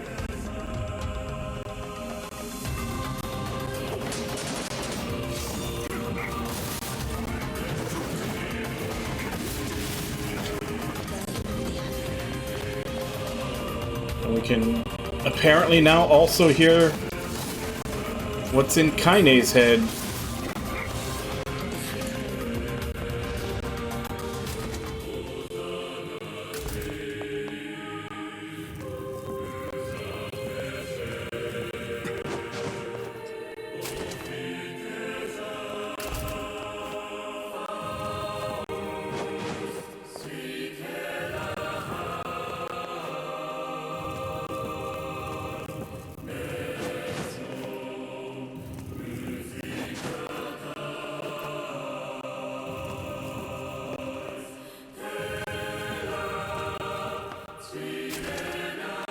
This is all too easy.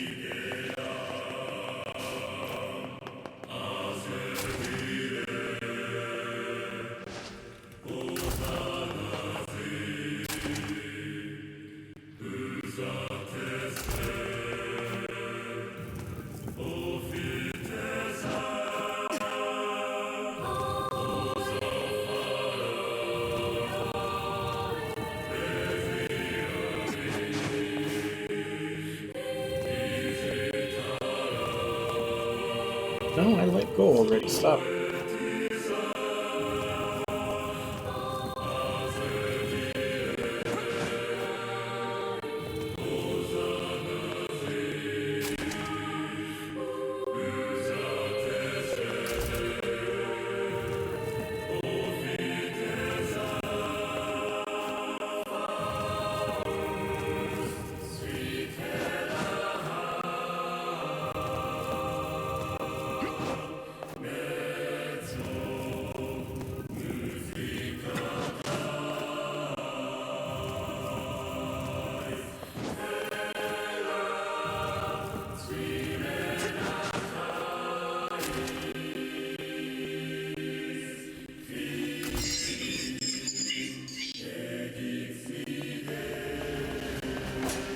What's with these guys? Certainly not your garden variety shades. Their bodies aren't fully functional. Say, I've heard of this. A cursed area where incomplete shades gather.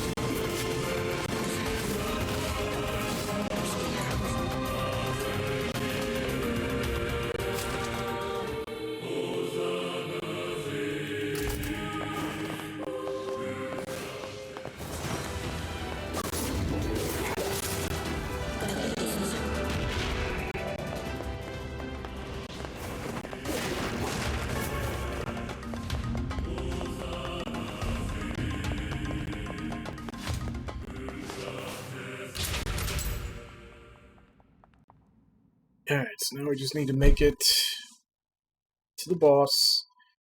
And then we start collecting the keys. Yeah.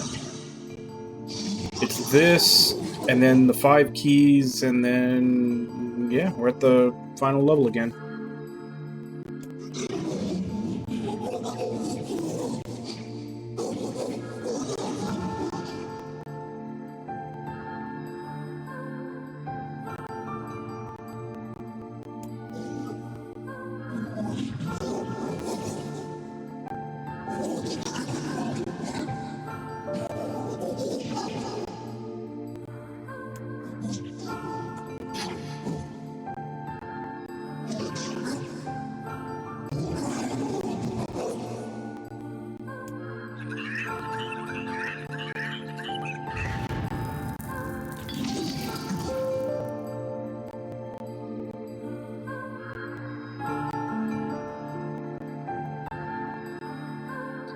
And then here we come to murder them all.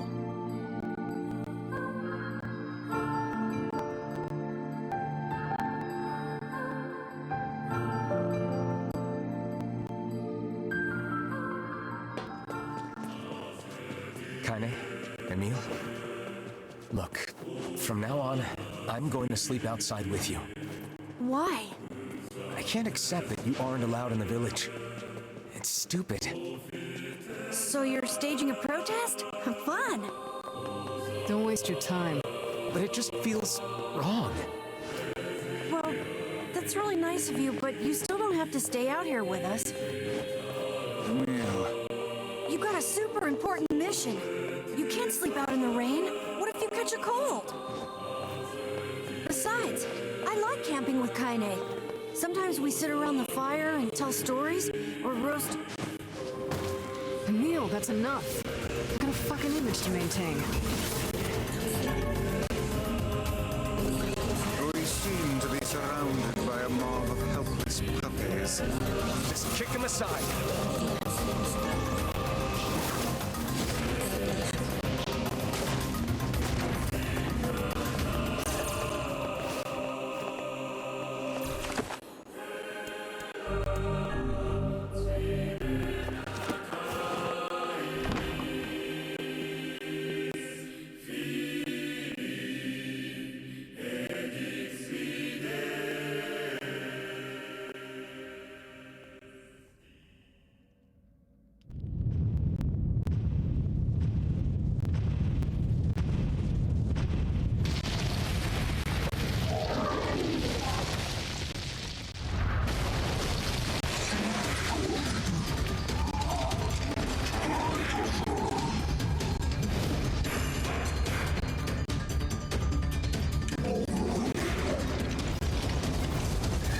What's going on?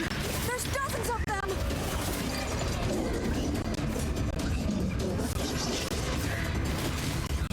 These are creatures of the darkness. Lure them to the light. Pathetic to the end, I see. Aim for that statue. It's the leader.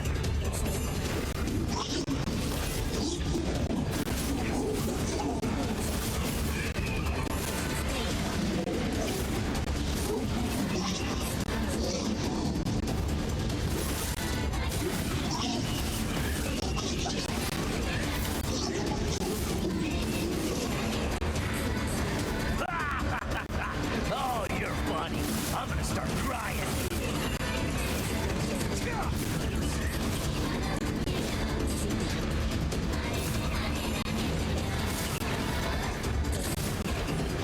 Foolish creatures. You cannot hope to best me. These little bastards just keep coming. These creatures cannot abide the sun. Lure them into the light. Oh, that's right. That's what I'm supposed to do.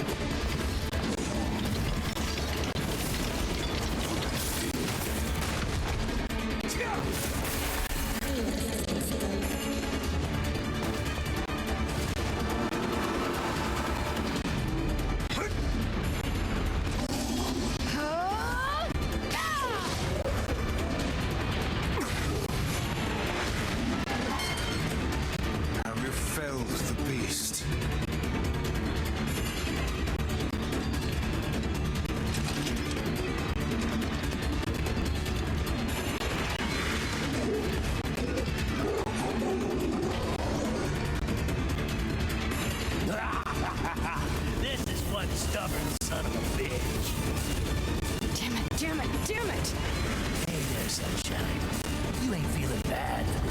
are ya? Ain't no turning back now. You gotta lust for blood. Embrace the slaughter. All you know is the thrill of battle. Ain't that right, Kaine?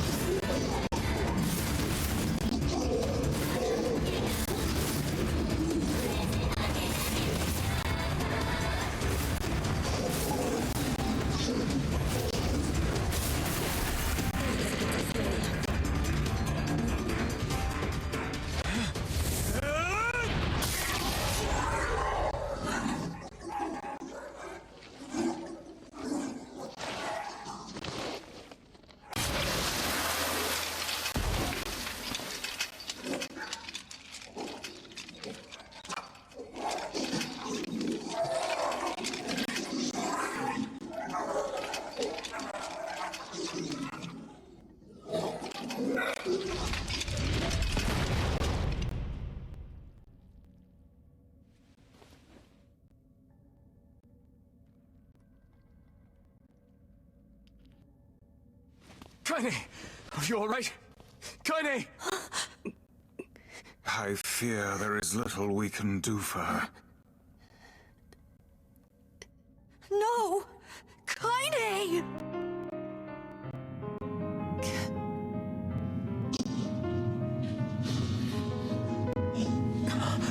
What is happening? It's all over for you, sunshine. Kaine! Kaine!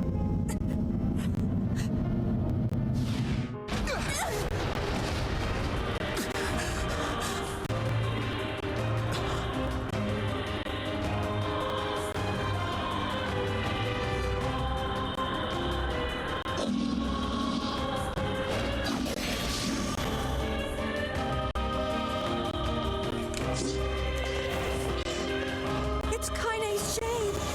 With no other choice, we must strike it down. Kaine! Come back!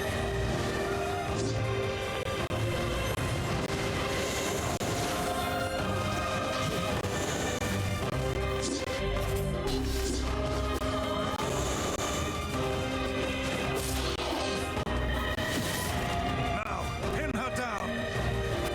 Kaine, please! Oh dear.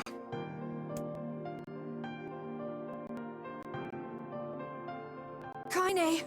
Kaine! Kaine! I couldn't hold it back. I can't be with... We're always going to be together, Kaine. If you transform again, we'll just stop it again. As many times as it takes. I don't care how tough it is. We're gonna get you back. I like sleeping outside because I'm with you, Kaine. I'm able to ignore my appearance and keep going because of you. I'm weak and I'm sad and I'm lonely, but you make me strong. You're my friend and I need you. So don't you dare leave me.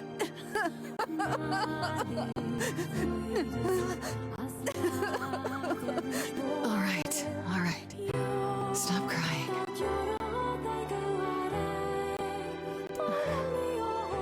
And thanks.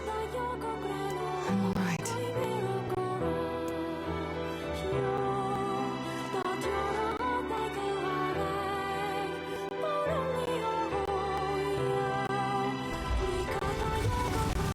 Over there.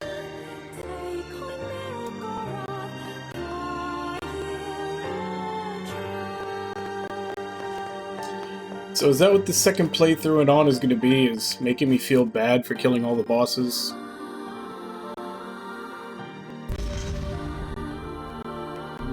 And what is this, hmm? Beats me. It's got some kind of writing on it, but I don't know what it says. How remarkably useless of you. Well, let's go ask Popola.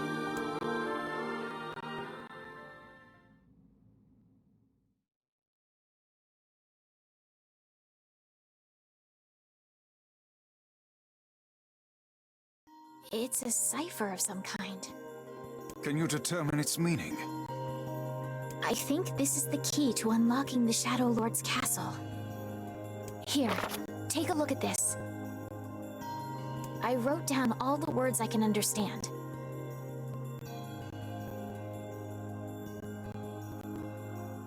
Yeah, I knew that was going to happen. And also kind of seeing Yoko Taro's writing before, I kind of knew this was coming, but I'm just kind of out loud thinking to myself, it's like, yep, this is what this playthrough is going to be. He lets you go through the first playthrough murdering everything, and then from the second playthrough on, it's going to make you realize that you were a piece of shit for murdering everything. I think he even said that in an interview, that like the reason why he doesn't really give happy endings is because the main characters are mass murderers. Like in all these games, just for the sake of gameplay, you know, in order to make a game, you have to have them killing lots and lots of enemies. So every main character in these games is a murderer. And he says that it feels weird for him to give a good ending to something like that. This fragment is called the Stone Guardian. Given that you found it in the Lost Shrine, the words must mean something. There are spaces here for 4 other fragments as well. Sacrifice, the Law of Robotics, the Memory Tree, Loyal Cerberus. The Law of Robotics probably refers to the Junk Heap, and the Memory Tree might be the Forest of Myth. But as for Sacrifice and Loyal Cerberus, I don't have a clue.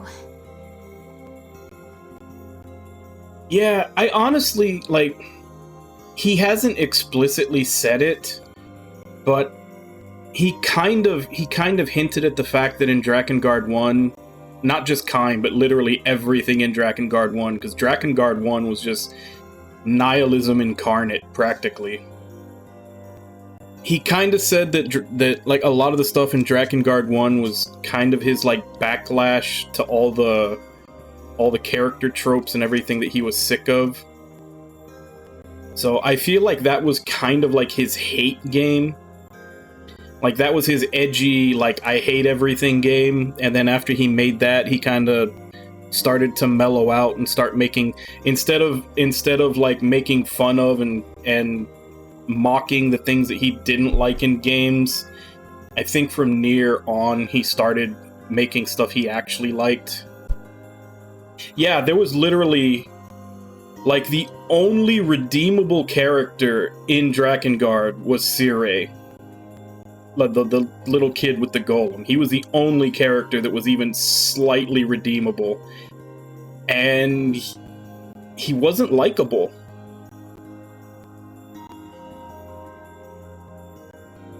Like, everybody else was just a horrible, horrible person.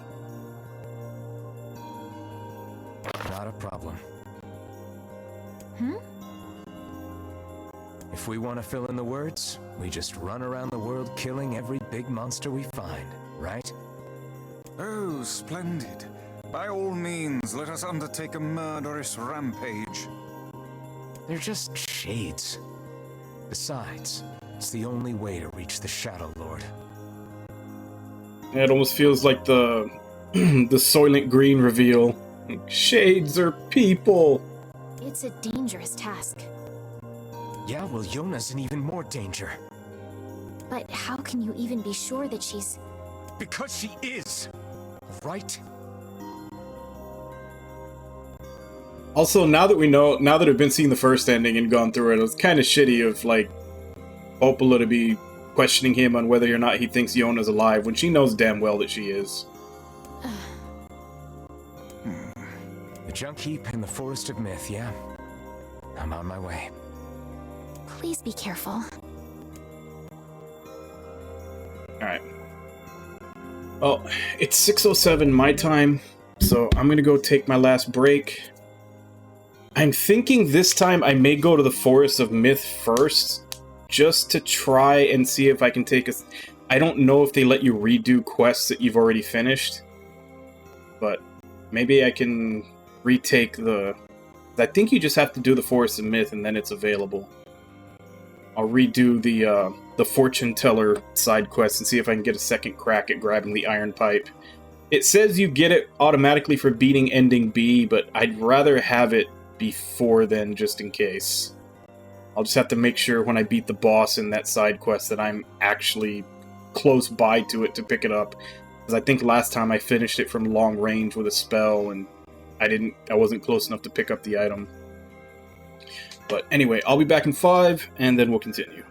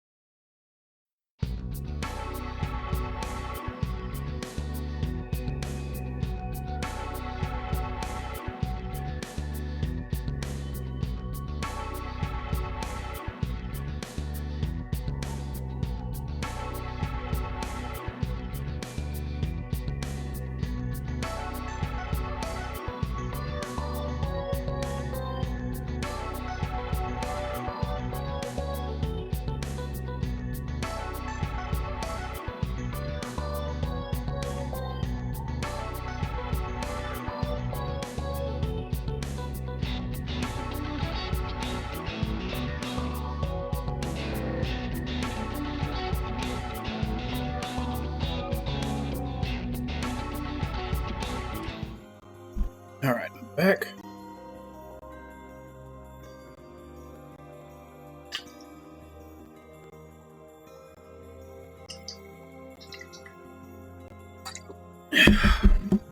Refilled my water while I was on break. Oh, and listen. About Kaine and Emil. The villagers know how much they've sacrificed, and they're thankful. It's just... they're scared, you know? People can't change overnight. I'll hurry them along the best I can. But can you please give them a little more time? I'll try.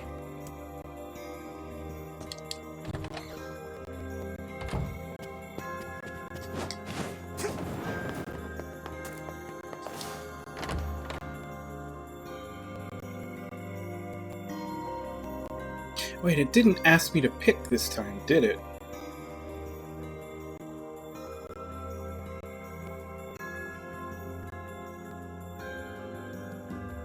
Okay, there it is. Popola said we might be able to find something in the Forest of Myth. You will forgive me if I seem less than enthusiastic about such a trip.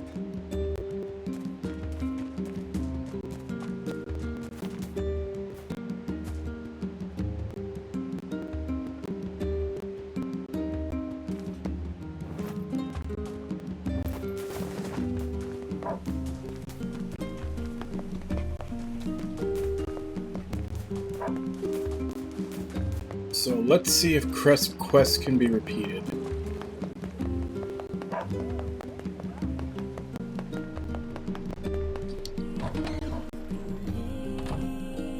Hey there! Mind hearing me out for a minute? What's up? I asked the bag-carrying ferryman over at the wharf to help me restock the old hooch supply, but I don't know, he seems kind of down lately.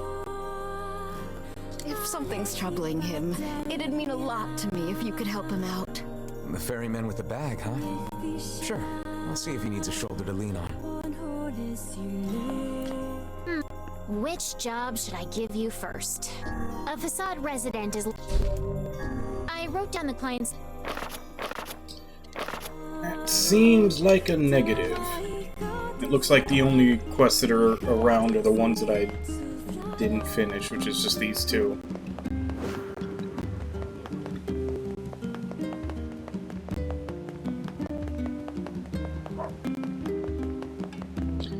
So let's see if we can finish this one ASAP before he dies again.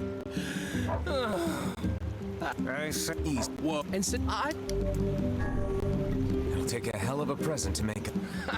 I thought that, and she told me I want that. Exactly. Problem is, I can't for the so. no, I... Well, Red, we got. We're so. well,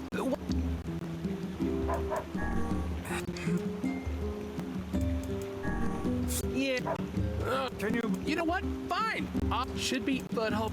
Oh, A red jewel, is it? you know. let's go check it out. Yeah, so it looks like I may not have another crack at the fortune teller side quest.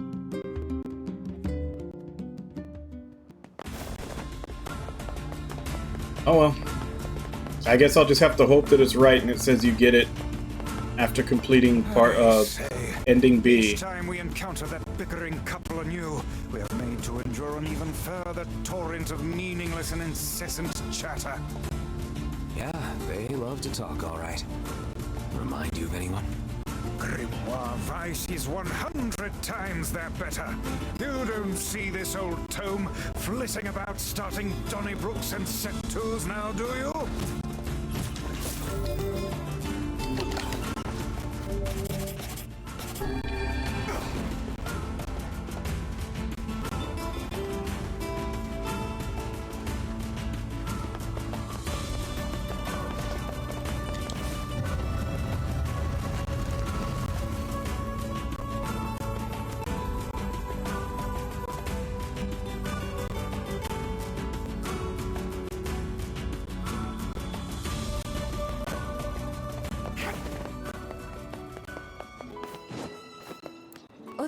Sure.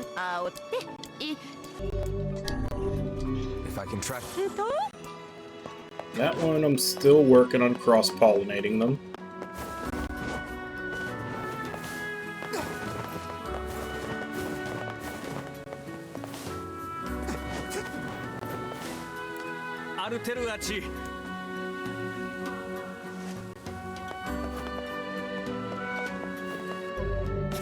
Did I skip a step?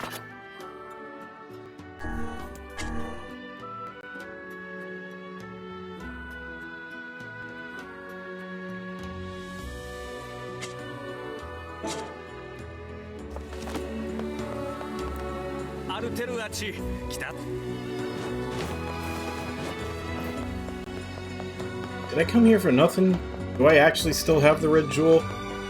Because I checked all the items in my inventory and it wasn't in there anywhere. I thought they had taken it away from me when the new cycle started.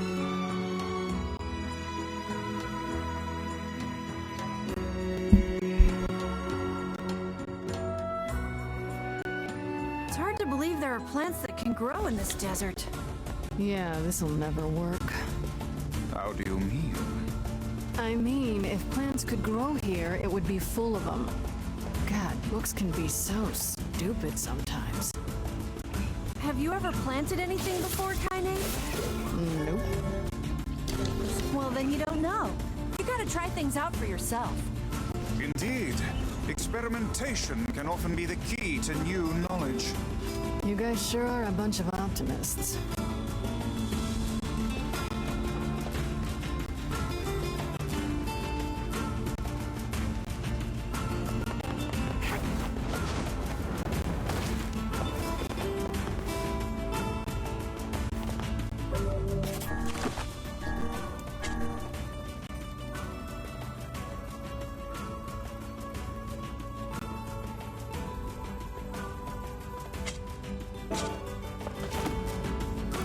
You know, I bet they sell red jewels at the street.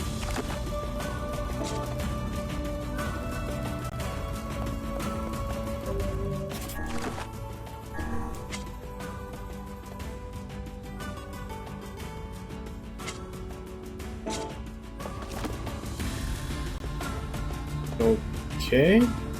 Went to the Strange Things store and it acted like I already had it.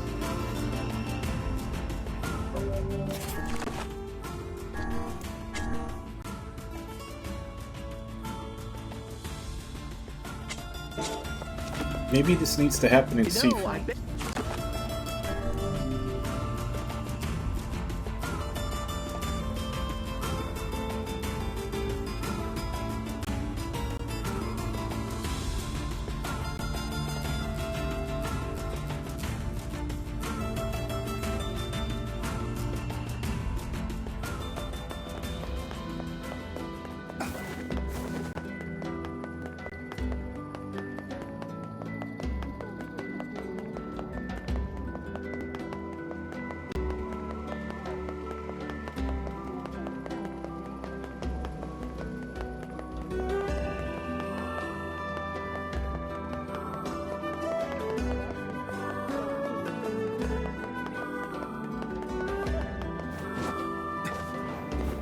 You know,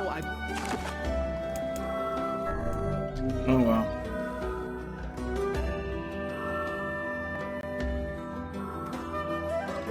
I don't know if it's bugged or what. Guess I'll try again later when I have to go to Facade for that part of the map piece. For the key piece. But if I don't finish it, I don't finish it. Just means I won't have 100% side quests. I think the reward's only 3,000 anyway, I don't actually need it.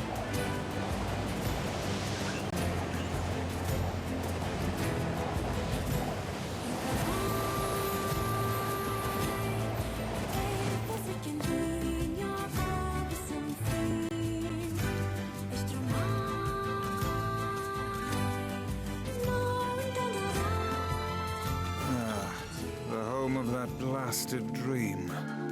Yeah. Truly a nightmare I hope never to experience again. I hear you. Oh, hello. How are things? Well, it's a legendary... Did you investigate the... Not really. And why? Well, we're not really... I don't know. Weird. Alright. So assuming questions are the same, I just have to look for the color in the first story and the number of people that the heroine lost in the second.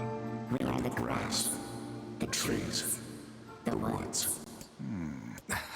Why do we seem to encounter nothing but odd people lately? You should talk, Vice. As if Grimoire Weiss is capable of spouting such nonsense. Hang on. I don't think it's done. Is the dark entity that governs all memories. May the words form themselves to your liking. Does that mean it'll tell us what we want to know? That'd be nice.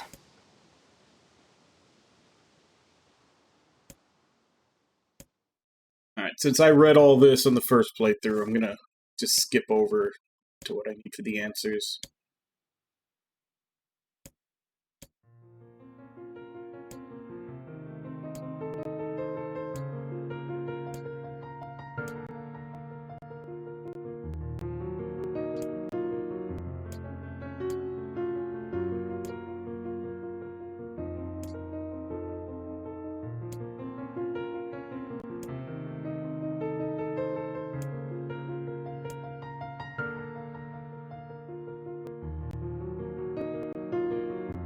Okay, so her eyes are green this time.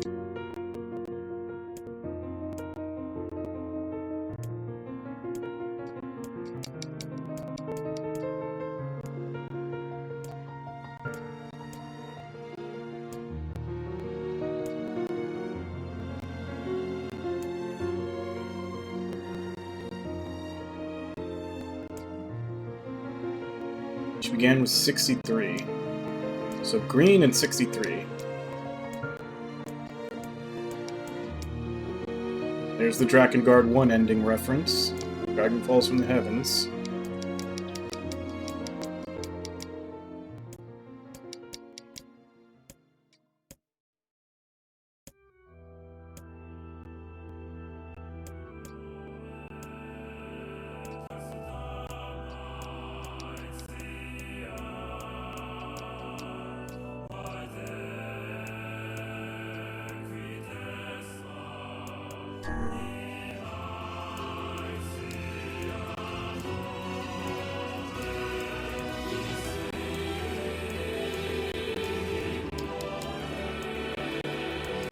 $63.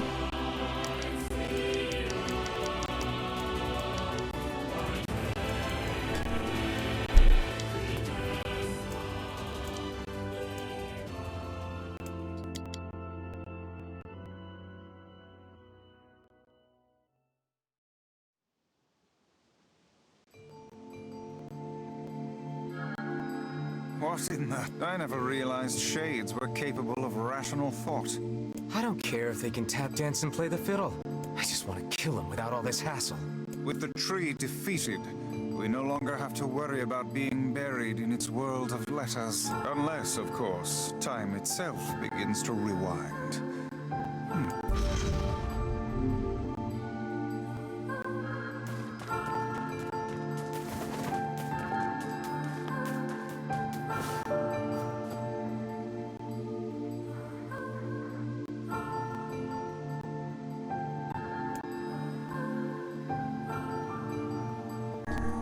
Nicola said we might be able to find a key fragment in the junk heap. Perhaps we can find a clue at Two Brothers' weaponry.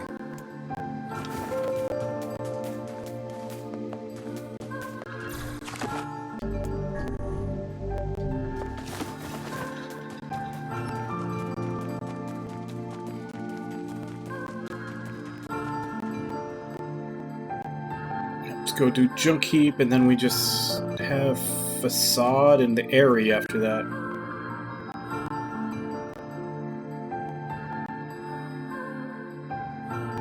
And when you're not doing side quests, I think this half of the game is actually pretty short.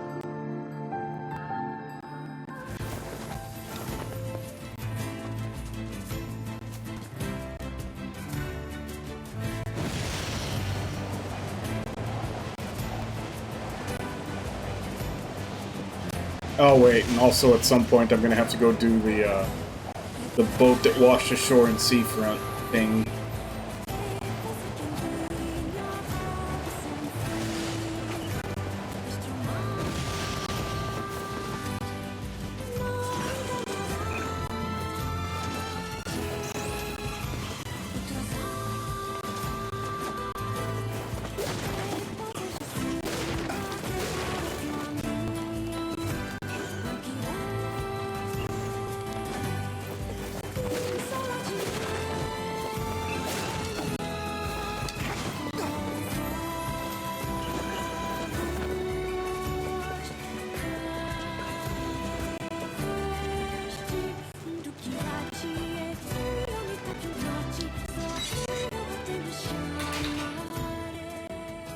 So since we already have the weapon, are they going to let us skip the whole going down and getting a memory alloy thing from the first playthrough?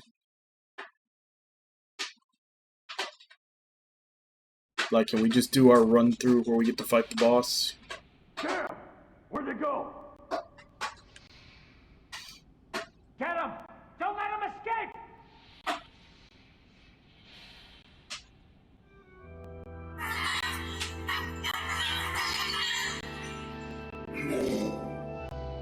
I see something over there!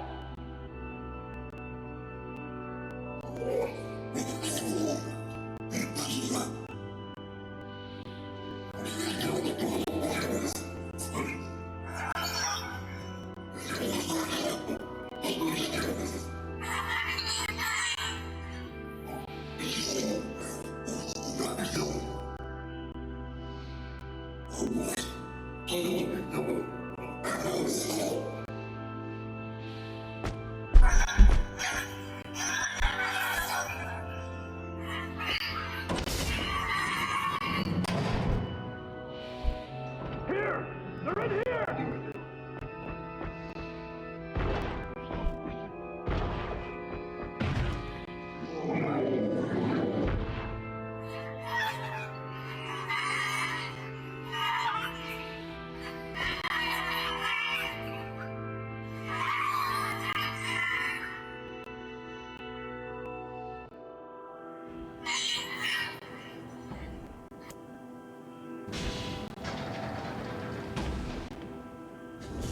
Already gonna make me feel like shit for killing this one. Who are you?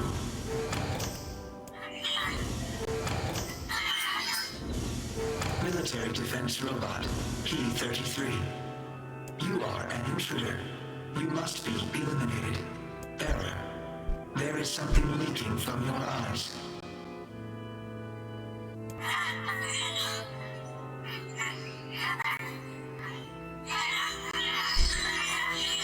What is crying? Who is Mom?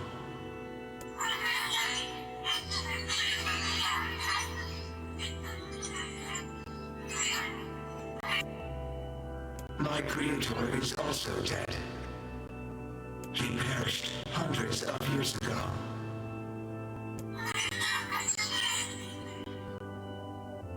$874 years, 10 months, 14 days, 4 hours, and 43 minutes. 44 minutes.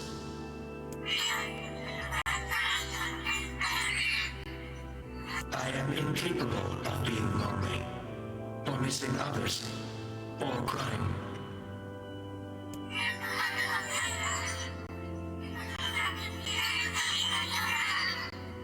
You will die.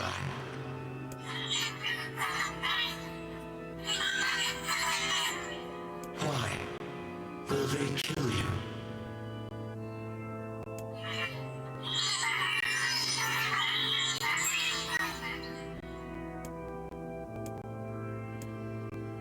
I will not permit the humans to kill Khalil. Military defense robot P-33 will protect you. P-33 is charged with defending others.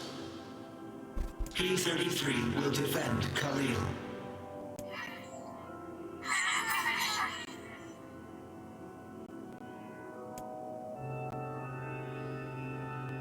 God damn it.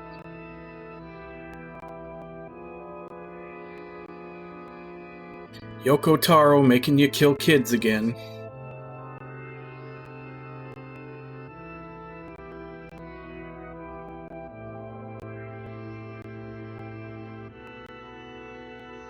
And I think I even wondered if that was the direction they were going to go with it when I saw the shade, because it was small in the first run. But I don't know how much we can actually use.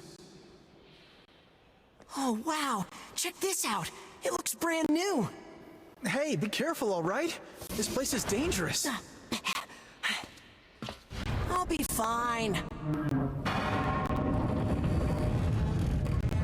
Oh, no. Huh? Look out! Huh?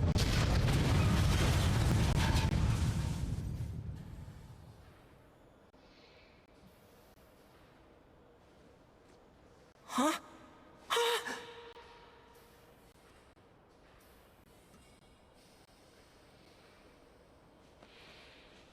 Jacob!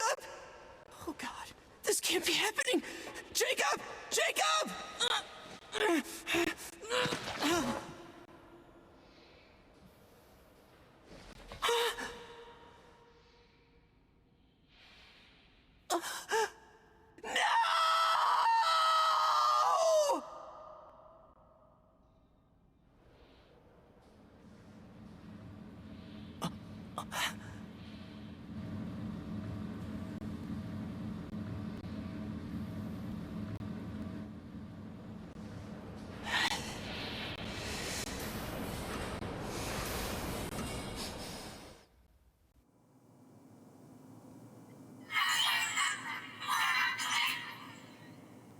The noise of the intruders caused the structure to fail.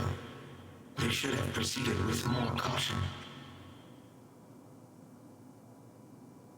Oh wow, so it wasn't even their fault. Gideon's just been blaming on them the whole time. One intruder has perished.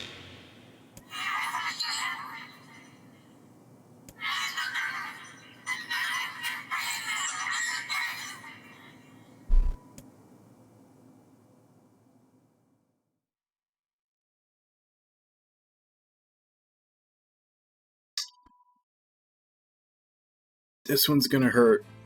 The junk heap. Perhaps we should speak to the brothers. They might know something about this.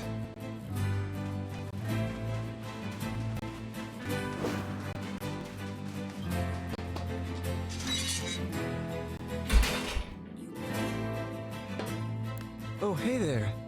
It's been a while. You're the little one, aren't you? You've grown up. How fares your brother? My brother's been dead for 4 years. Oh, I see. Please forgive the question. It's okay. I need to ask you something. What is it? You heard any rumors about shades around here? Not the little ones. I'm looking for one that's unusually big and powerful. No, I haven't heard about anything like that. But I haven't really been listening. All I want is to destroy robots. Just rip them up. Okay. Never mind then. See you later. Wait! Yes? I recently got my hands on a weapon. I thought you might get some use out of it. Don't we already have this weapon? Shh. These things happen the second time around. A little bit of fourth wall break there. This sword has seen better days. Yeah, it's pretty beat up. I mean, there's potential, but it's fairly powerless right now. Can you repair it? I can repair anything with the proper materials. If you'll fix it, I'll get the parts. I'm gonna need some only the real big enemies on the second basement. Also, here's the passcode to get... You got it. I'm gonna need only the real big enemy... You got it. By the way, what can I help you with? Pretty sure I have memory alloy. Come...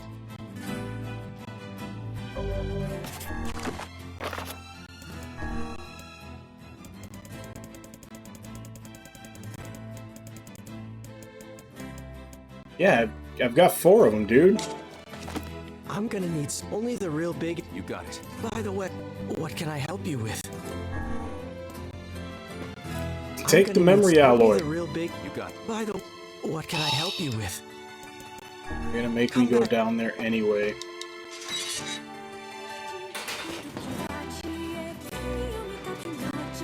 Fine.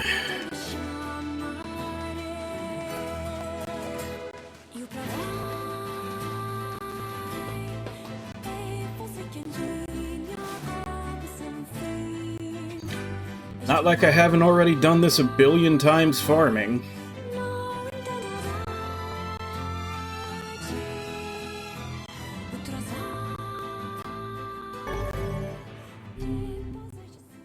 It's a shame about the older lad. He was but a child. Can I just leave then? Sounds like you went into a dangerous area for the sake of the business.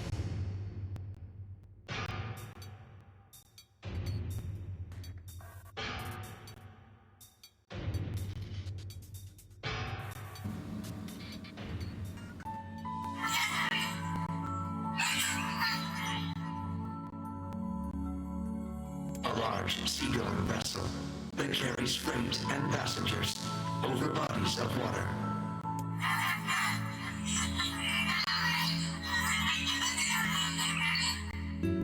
You have taught me much, Khalil. You have helped to expand my vocabulary. You have instructed me in the ways of the outside world.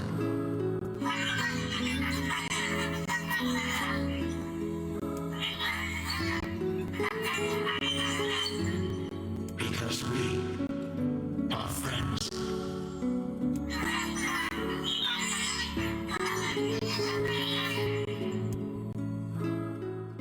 God damn it.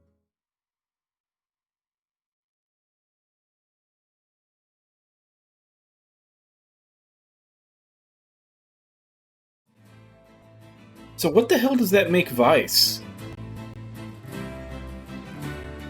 Because the whole reason that we're killing... Oh no, that was in part 1. Never mind. Because I was saying the whole reason we're killing all these things is to get the sealed verses, but that was in part 1. We're doing it to get the keys now. So... Granted, I'm only seeing, you know, 3. But why are all these very peaceful shades carrying around the keys to the final dungeon?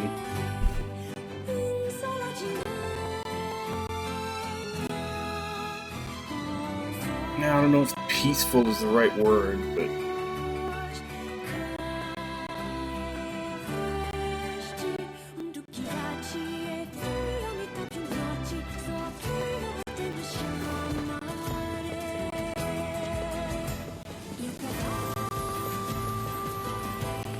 I don't know, I guess in the case of this one, it's not the shade, it's the robot that has the key.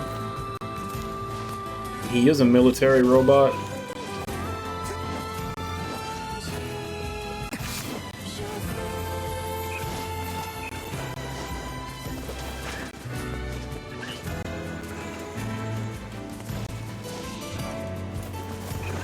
I'm essentially just wondering why, because the way it's going to turn out, obviously, is that it's going to be, like, they're going to make us feel bad about killing all of these.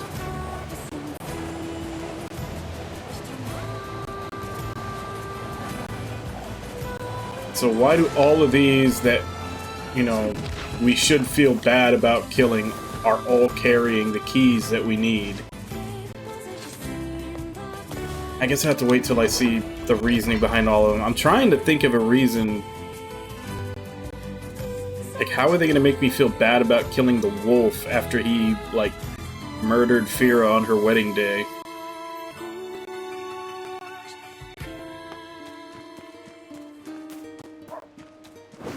I guess they'll probably try to sit there and tell me that, you know,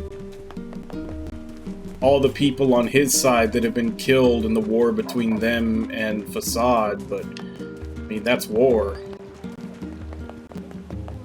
I mean, he took revenge for what he lost, and now they're taking revenge for what they lost. Like, I get it, it's sad, but I don't know, I guess I can't carry the same sympathy for that as some of these others. So I don't know how, like, unless they take a whole different angle, which I can't really think of.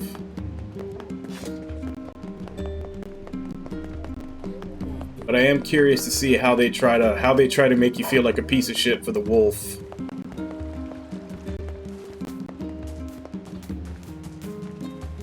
But if it's literally just that, you know, oh, it's a war, there's losses on both sides, that's kind of a that's kind of a no shit, you know, answer.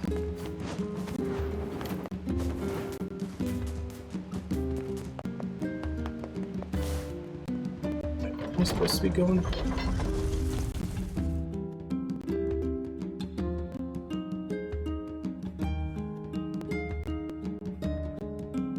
Oh. I just realized I ran all the way out of Junk Heap without actually talking to Gideon again when I had the memory alloy. It told me that I already had the memory alloy. And I was supposed to go talk to Gideon, and I forgot to do that. I just left Junk Heap. Well.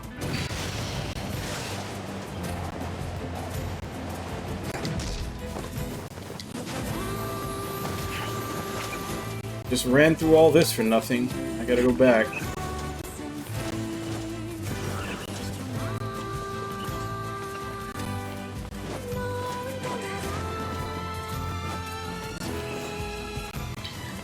That's what happens when you're in a hurry. You miss small things.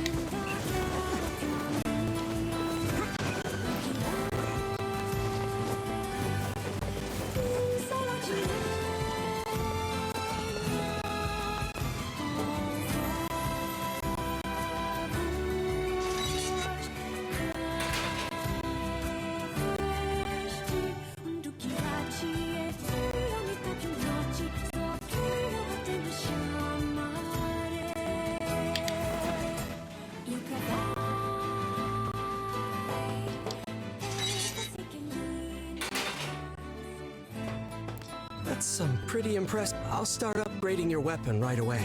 And since you did me a favor... Well, this is gonna take no sense in you waiting. That would be...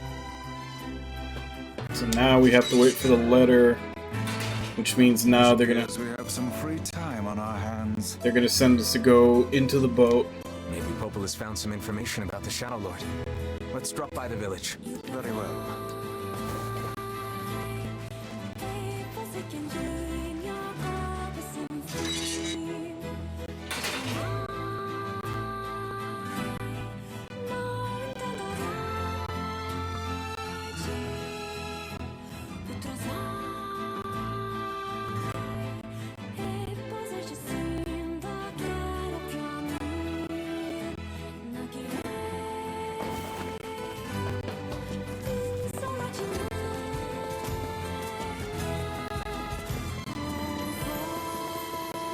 I really would...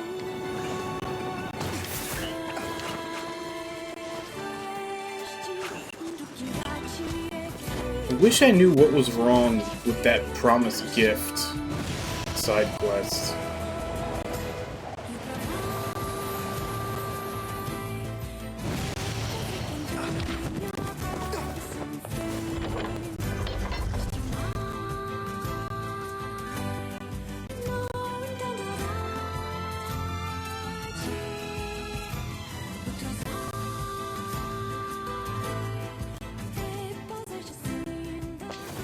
Because I went to the Strange Things store and they acted like as if I already had the red jewel, but I don't.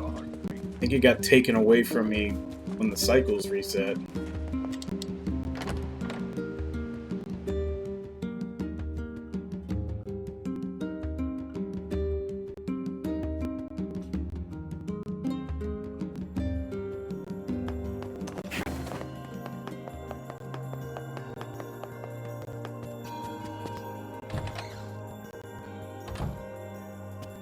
Learned anything new about the Shadow Lord's key, Popola? You know, I was just going to talk to you about that. You remember the Eyrie, right? That depressing shell of a village? Not so much anymore, it sounds like. I just got this letter from the village chief. Have a look. Sacrifice? Isn't that the name of one of the key fragments? That's right. I've been trading notes with leaders from every town in the land. You're amazing, Popola. This entire affair strikes me as a bit too convenient. I'm afraid Grimoire Weiss is correct. What do you mean? The area has been shut off from the world for years, and now they've not only opened trade routes, but they've... I agree. You're overthinking it. I won't get Yona back, but there are shades there. Oh dear. Well, if that's the way you feel, try speaking with the chief when you get there. Alright.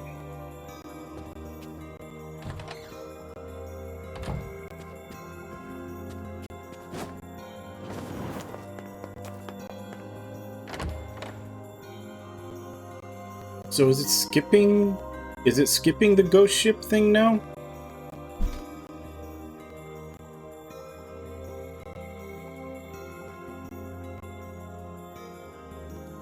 The area, huh?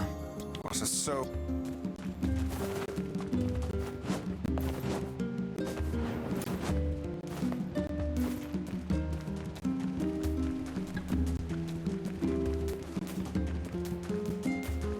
Because before, I didn't go to the area until basically everything else was done.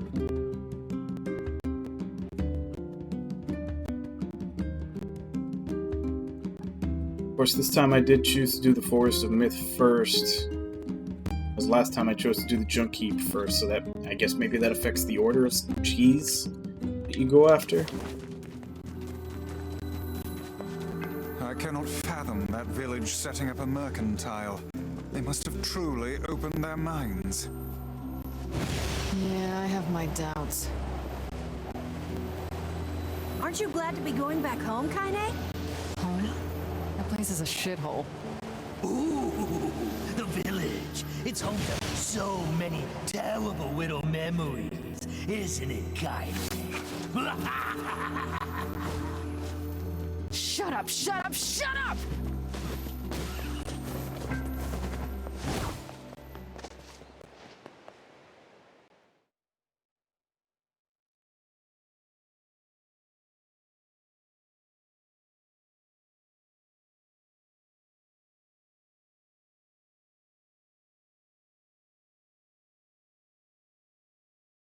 We do not desire. We do not desire needless conflict. If we can continue to live with humans, then we can continue to live peacefully. But that young man will come. Yes, the young man will come. He will kill us all. Women and children included. what should we do? What can we do?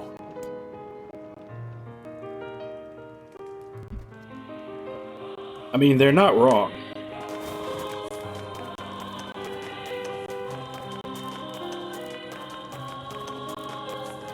He does kind of have a kill all shades, you know, obsession, almost as bad as the main character from Attack on Titan. Eren.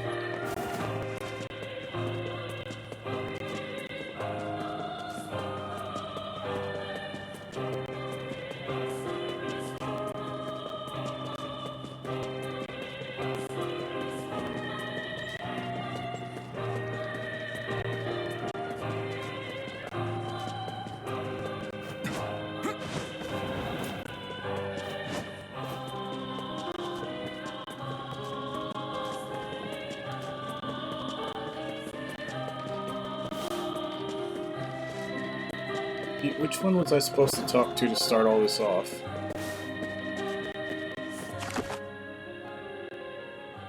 Oh, right, I'm supposed to go talk to the village chief first.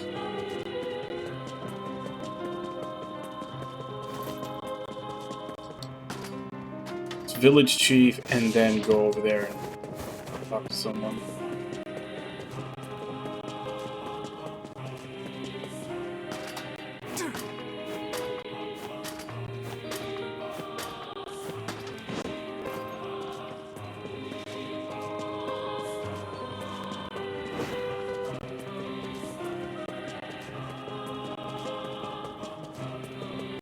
This is the way out.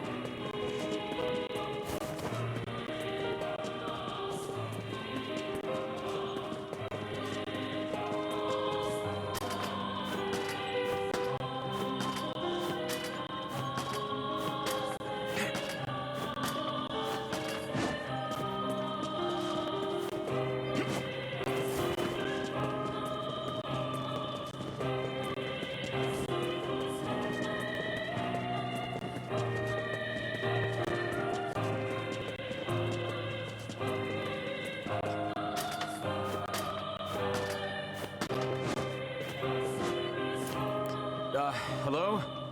We're here from Popola's village. It's all over. We came to ask about the letter you sent. Our days are numbered. Our village is doomed. As cheerful as ever, it seems. You're the one who wrote the letter, right? I don't know about any letter. What the hell is going on here? It may be faster for us to take our inquiries elsewhere. Let us ask around. Someone must know something. Doom! Doom! This village is fit. Doom! I'm scared. I don't know. There's how many of these I have to talk to before I just go to the group over there. So I'll just talk to everybody on the way.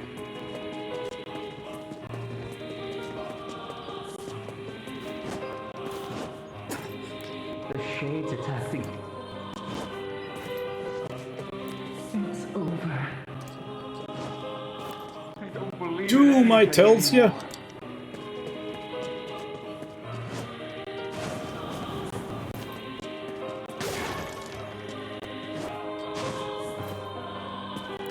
Everyone will. I'm too. You.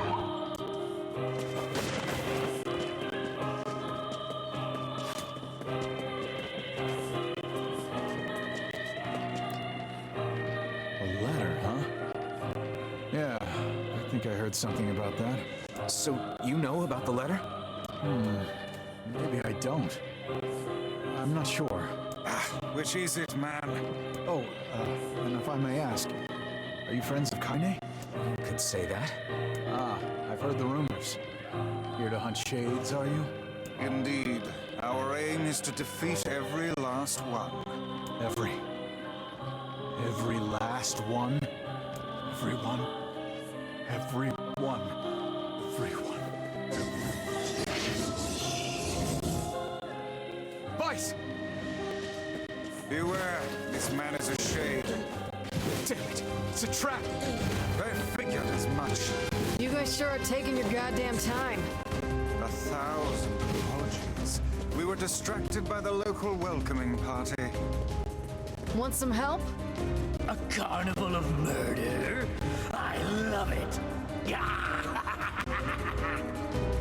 Kaine! Guess they're not gonna come to me. But not all of them. Some are still human, so be careful.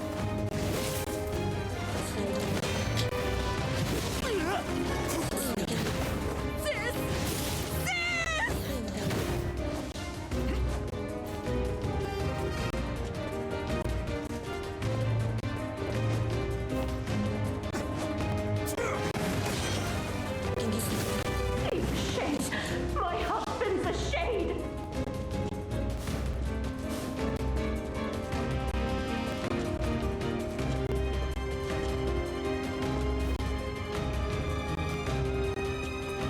I blame you for all of this.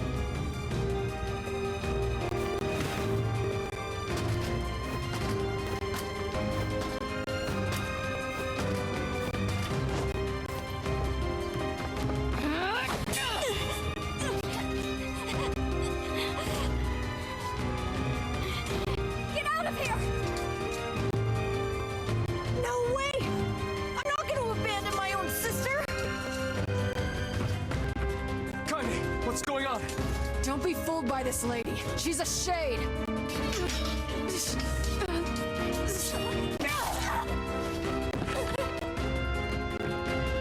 No! No!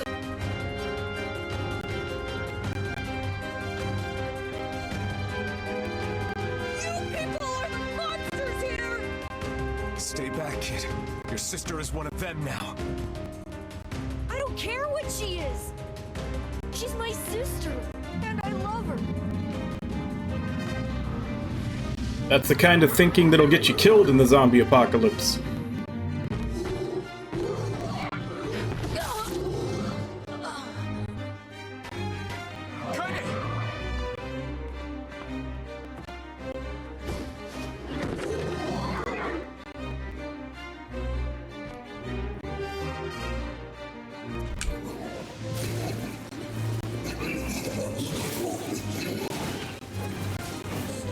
Stop it! Don't hurt my sister!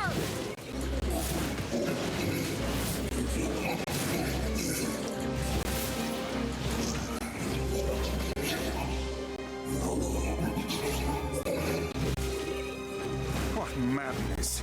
These people are behaving as if we are the villains. Yeah, I'm pretty sure that's the point the second playthrough is making. Kill them! Villagers are under attack over there.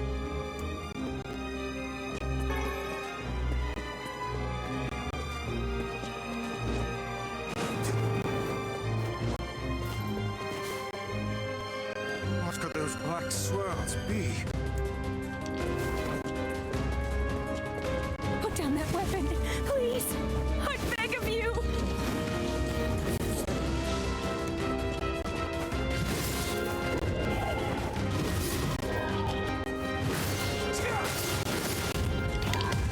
I can't do this anymore!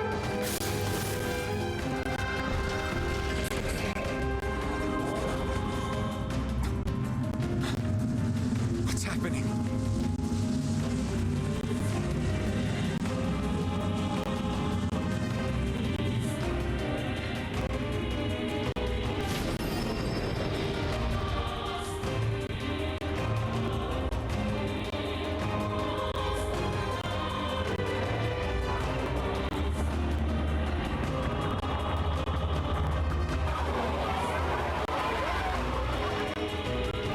By my pages, is this beast a shade as well?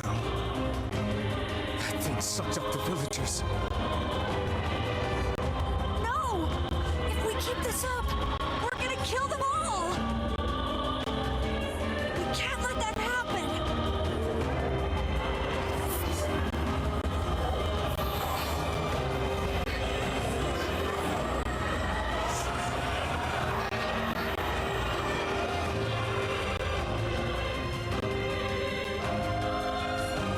I feel something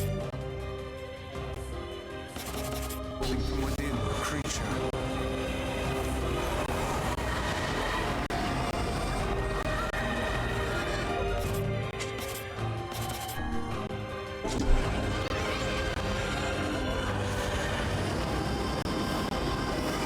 Is this the combined power of all those shades? It will take more than a barrage of magic to stop us. The first to waver is the first to die.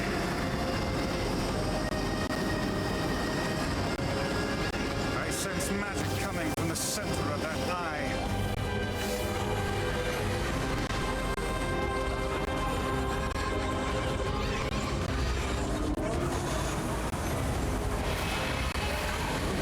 Wait! I think those are actual people! Hold nothing back. Those are shades.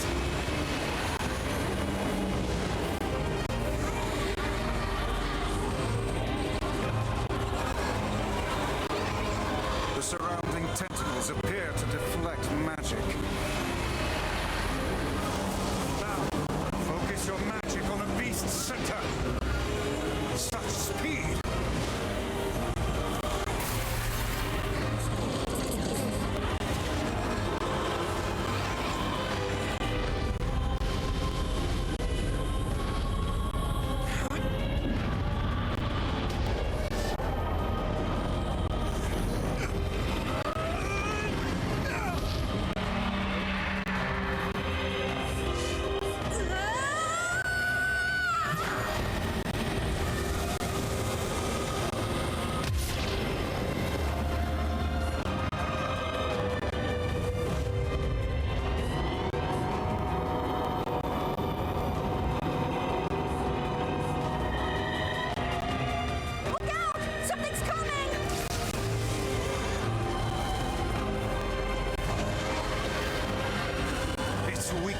is located around the back.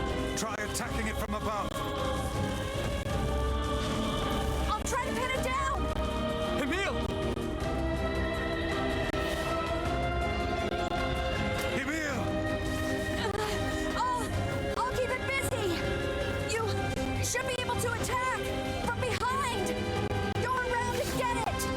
Please, hurry! Emil can handle this. We must circle behind the creature at once.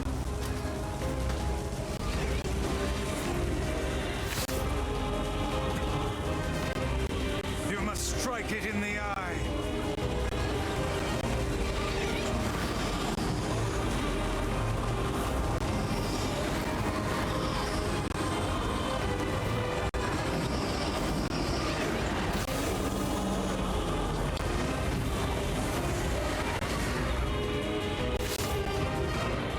Did we get it?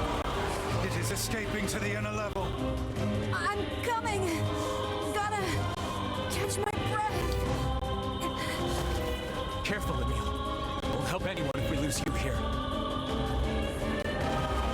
Damn it! You beat the hell out of that thing. How can it still move? Its combined powers are beyond even my greatest suspicion.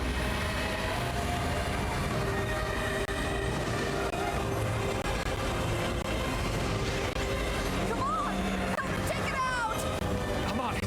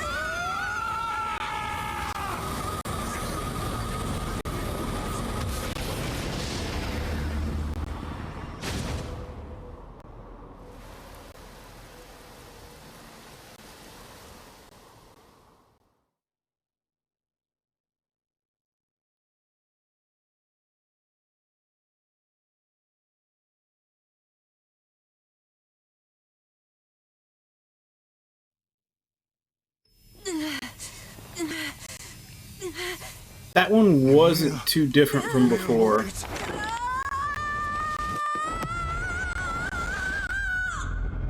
But to be fair, this one kind of made you feel like a piece of shit already. He's gone.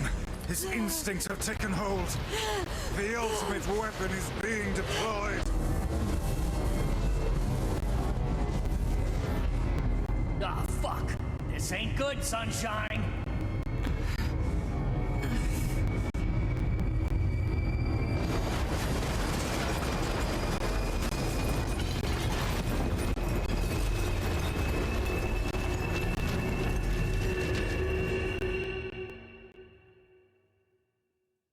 Yeah, you already felt bad after this one the first time because you essentially used the nuclear option on a whole town.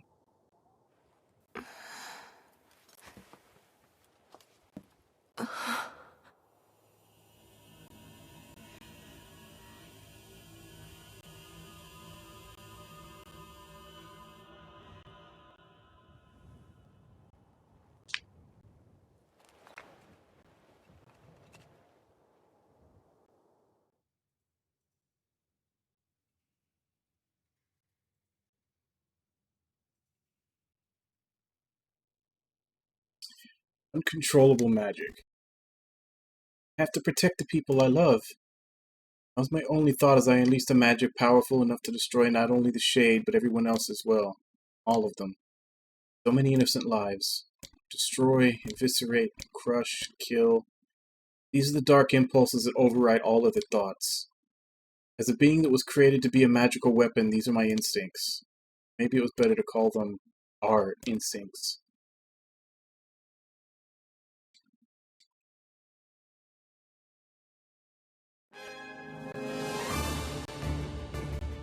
Klaxon sounds from deep within the bowels of the laboratory. Thick metal shutters drop down, sealing off the room with a series of dull metal thuds.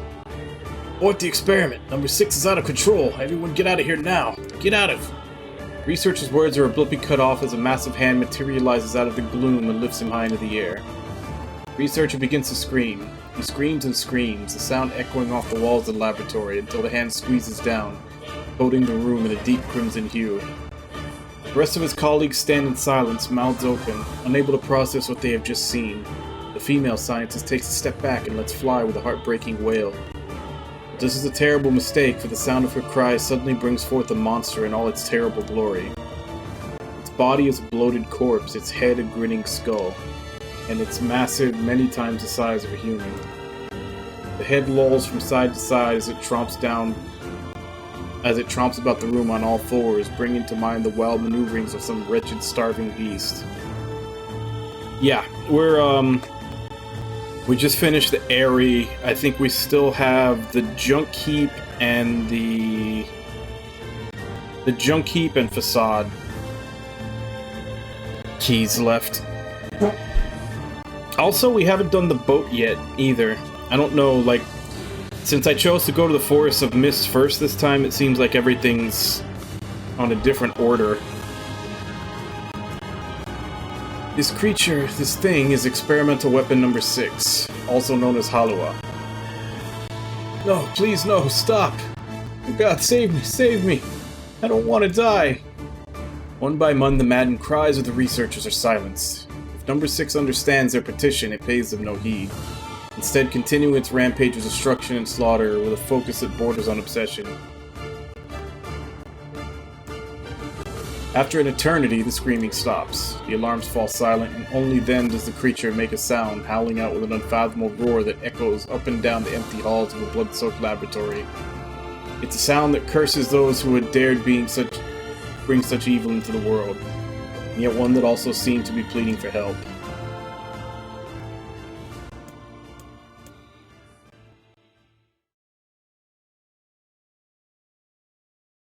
Two sets of footsteps echo in an otherwise silent corridor in the first level of the laboratory. One set belongs to a young boy, his eyes blindfolded and his hands restrained. The other belongs to a severe man in a long white coat. The man drags the boy along by means of a long chain attached to a set of shackles on his wrists.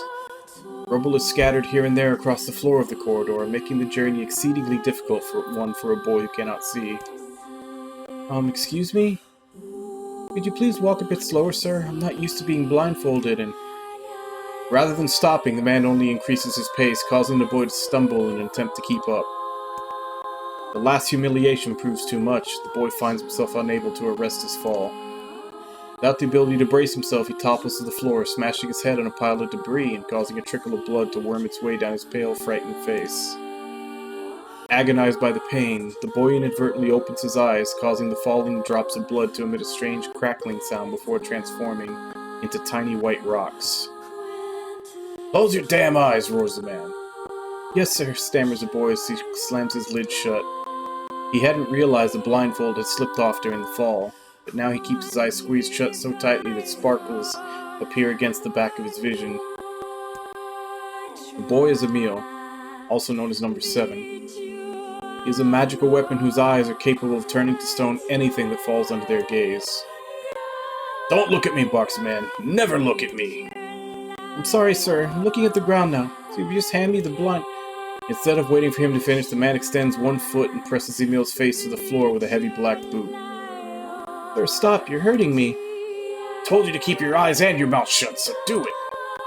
The man knows this boy. This weapon could wipe him out with a single glance. Yet subduing him in this way gives him a sense of relief.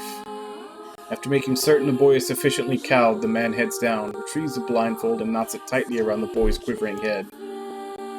"Right then, on your feet, let's move." Emil staggers to his feet, trying to ignore the red liquid oozing down his face. Blood doesn't matter. Pain doesn't matter. All that matters is finishing the job they had set out for him to do. The second level of the laboratory is even worse shaped than the first. These environs are littered with rubble and rock, making the thought of this decent foothold laughable.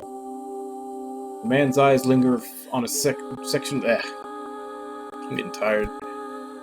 When the man's eyes linger on a section of rubble stained a deep red, he has a sudden image of warm, gooey brownies slathered in a strawberry sauce. His stomach lunches at the thought, but when he attempts to avert his eyes, they land on the remains of a human being rendered into what would only be described as a paste. The man blinks. His mind goes strangely blank before attempting to determine exactly how many humans had to be sacrificed to create the scattered piles of flesh around him. After a moment, his thought simply ceases altogether, as if his mind realizes that trying to put such a thing into form is folly. "You can go the rest of the way on your own," says a man in a voice much weaker than he wishes it to be. "I mean, what does it matter? You're not even human. You're a monster." This, the man spins around and dashes back down the hall. A helpless Emil simply listens as the footsteps of his erstwhile captor fade into the distance. Emil finds himself alone in a room with the stench of death and blood. For a moment he considers opening his eyes, but the thought of the horrors that await him quickly squashed his plan. Instead, he stands still and listens intently. Eventually, a far-off sound reaches his ears. That's the howl I heard before. Emil resumes walking, uses the sound of the distant voice to guide him, almost as if it was calling him home. By the time Emil reaches the third level, he is moving on a memory as much as sound. His hands and face are covered in fresh wounds from numerous falls, but every time he thinks about giving up, his mind returns to his sister. We studied together, we ate cookies together, we cried together, we laughed together. Sometimes I was the only one who got yelled at. That's why I was never lonely. Our being together allowed me to stay so strong. For Emil, his sister was all he had to live for. So holding that feeling close to his chest, he presses on, one slow step after the other. Finally, Emil finds himself drawing close to a certain experimental chamber in the deepest part of the laboratory. The howl is very close now. As he touches the switch that controls the door, he thinks about his mission. Number 6 is the ultimate weapon. She is his sister. He must turn her to stone. The door slowly opens, revealing the massive interior of the experimentation chamber. After a few steps, Emil removes his blindfold and slowly opens his eyes. His sister lurks before him, but she looks nothing like the girl he once knew. Instead, he sees a savage beast crawling on all fours through the shredded remains of researchers. As the thing that had been his sister stops and tilts his head in Emil's direction, he focuses his gaze on it. A series of soft, crunching sounds emerge from the creature as his magic does its terrible work. First the fingers, then the hands, arms, legs, head. What little color the beast once possessed fades to a dull, ashen gray. Yet somehow it summons what strength remains and pulls itself towards Emil one slow, lumbering effort at a time. Wailing, the massive monstrosity closes in. Is she worried about me? Or is she coming to kill me? Emil feels prepared to accept either outcome. After all, this was his older sister, the person he loved more than anyone else in the world. Hollow, The moment Emil speaks, number 6 comes to a sudden halt. Silence descends on the chamber as the siblings stare at each other. I'm sorry, Hollow, but everyone says you're too powerful. They say it's too dangerous unless I seal you away. I'm so sorry.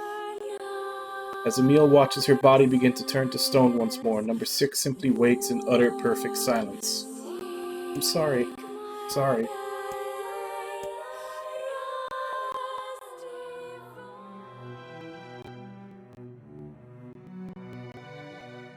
Moment number 6's petrification is complete, her memories flood into Emil's mind. The two of them huddling together in the cold. All alone in the world with no one to protect them. All she wanted was to save her little brother. Yet, it was that little brother who in a sense saved her.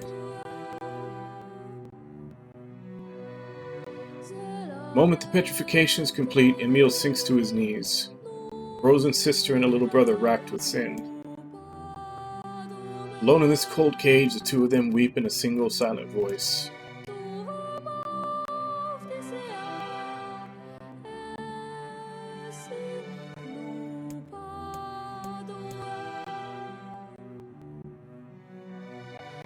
It was our combined power that destroyed the Aerie. Whole existence, entire lives, even their memories. We took it all. We took everything. My sweet, gentle sister turned into a monster. And the same thing will happen to me now that I have her power. If my instincts as a weapon win out and destroy me in the process, if that power ends up hurting someone I love,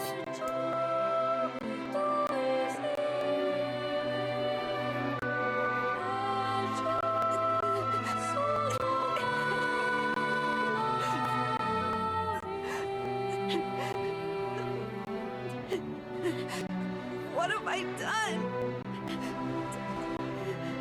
I killed innocent people.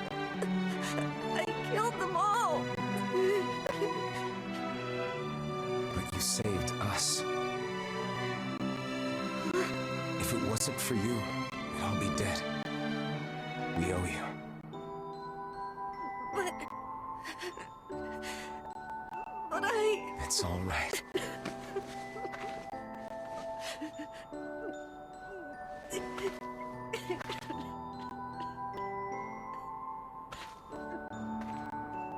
Really? Don't look back.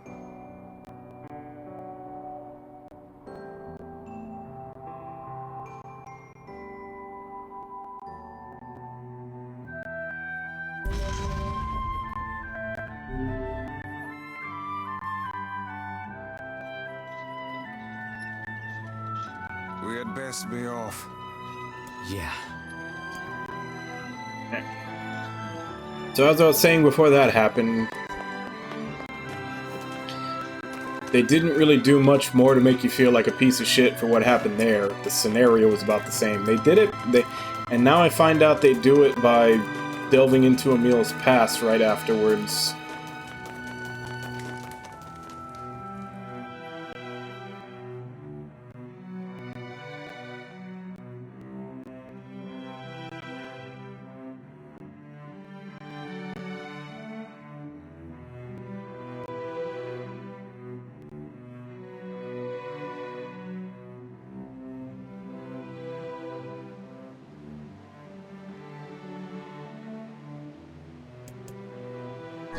Maybe Popola's found some information about... Very well.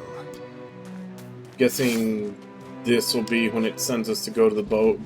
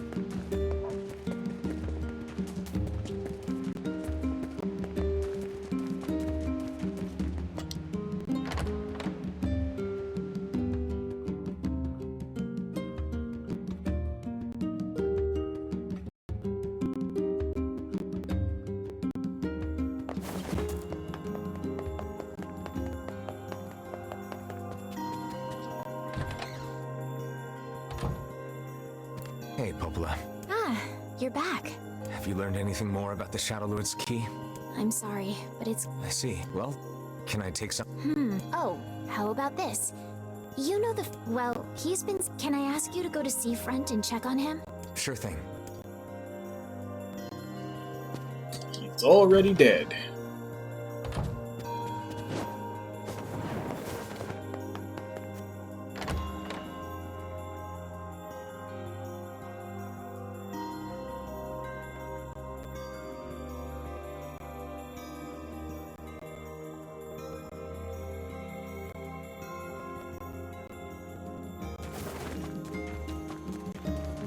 This feels alarmingly familiar. I'm sure that couple is merely having another one of their inane spats. Let us do our utmost not to get dragged into it this time,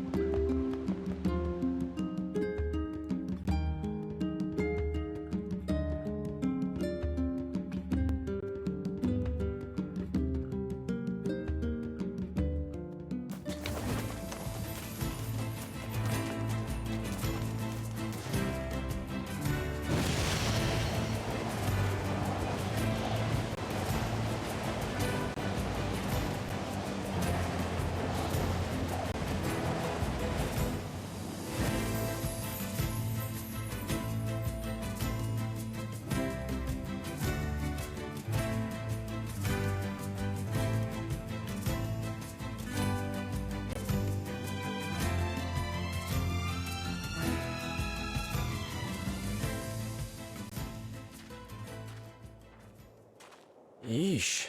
I don't think I've ever seen fog this thick before. Huh? What's that?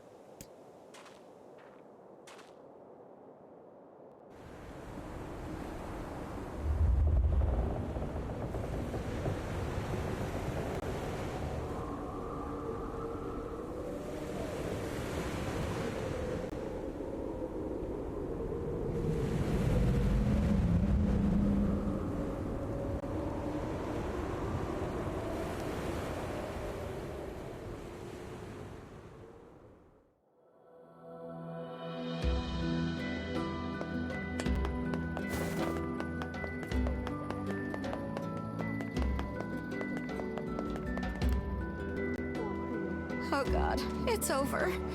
My life is over. What's wrong? Oh hey, I remember you.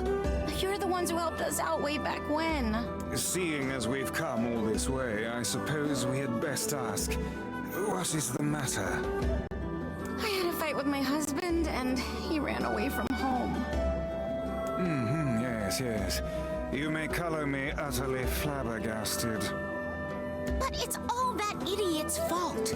I was saving up a bunch of apples, and he went and ate 10 of them. That's actually sort of impressive. Well, sure, I may have lost my temper a little, but I can't believe he just up and left. He's been gone for a week now, and it's... All right. We'll help you find him. Really? Oh, thank you so much. And here we go again. Shall we begin by asking around at the tavern like before? Hey there. I'm looking for the guy with the red bag. You seen him around lately? Really? Is that couple fighting again? Yeah, the guy took off and hasn't been seen since. I take it this isn't a surprise? Hardly. Their arguments are legendary. We're actually considering selling tickets as a tourist attraction. Anyway, I think he's from that village with the library. Maybe he went back home. I think his brother is a guard there or something. Thanks for the tip. I'll see what I can figure out. Say, you're pretty handsome. Care to buy a lonely woman a drink? Yeah, I'm good.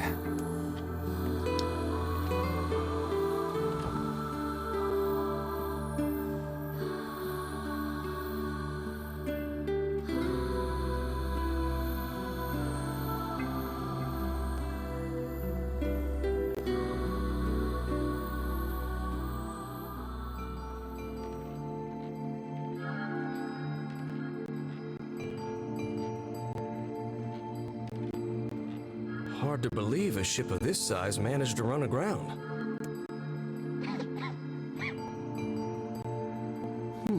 What was that? Hey, is someone there? Okay, I definitely heard someone cough just now.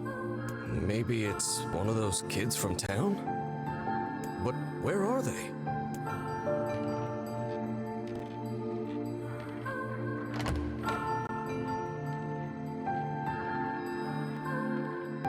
There you are. What are you doing here, kid? And who are you, anyway? Were you a passenger on this ship, maybe?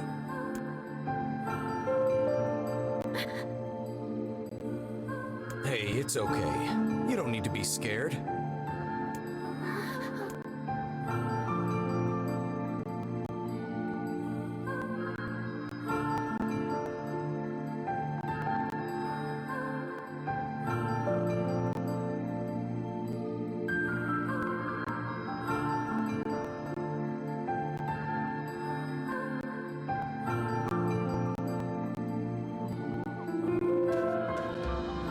To think that couple's petty squabbles have become something of an attraction for the locals. Doesn't surprise me in the least. Seeing people like that puts a little spring in your step, you know? You humans truly are a maddening bunch. Such buffoonery does little more than wear this old tome out.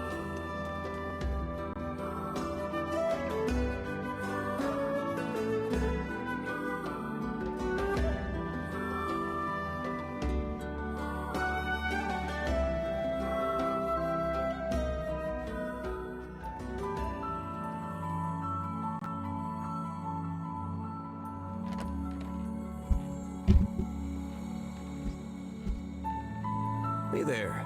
How you feeling? Well, your cough seems better at least. Check it out. I brought you some bread today.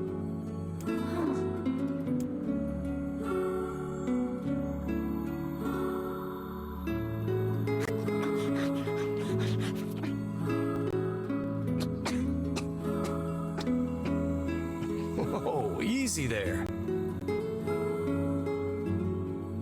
Jeez, you must have been starving. Well, look, no one's gonna take this from you, so just take it easy so you don't choke on it, okay? So, what were you doing on this boat, kid? Actually, scratch that. First things first. I can't just keep calling you kid. You got a name?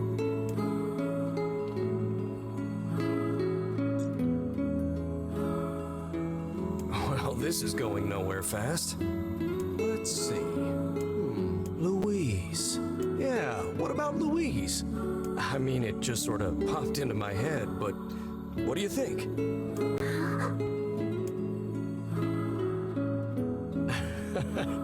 Guess you're okay with it.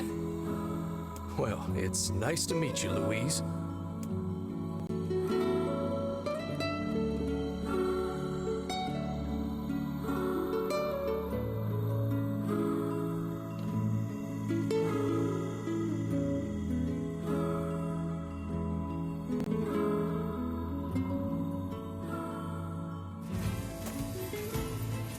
We searched the southern plains back when the wife ran off too, right? I believe we did, yes. Lots changed since then. So it's kind of nice when we find something that hasn't.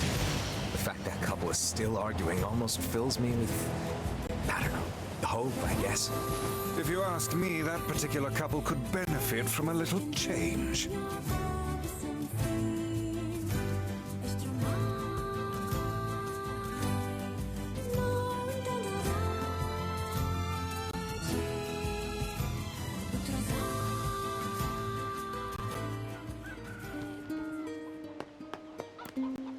Oh, hey, it's you. What's up? You're related to the ferryman who carries a red bag around, right? Yeah, he's my little brother. Haven't seen him in a while, though. A shame. Have you any idea where he may have absconded to? Not a clue. Like I said, I haven't seen him. Oh, that's unfortunate.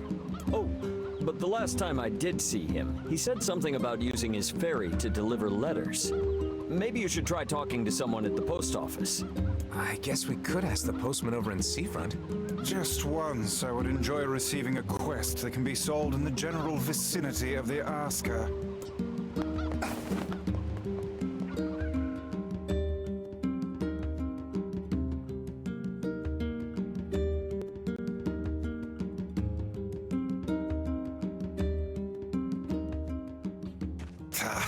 I cannot believe how many trips we have made simply to track down a single man. It's all right to do this kind of thing every now and then.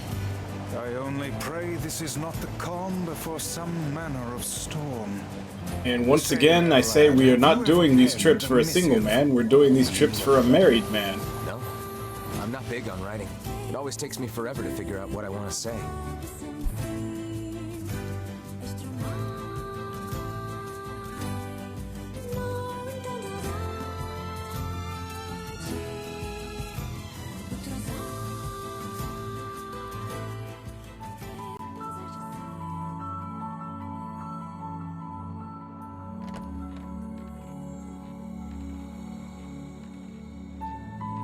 Hey there, Louise.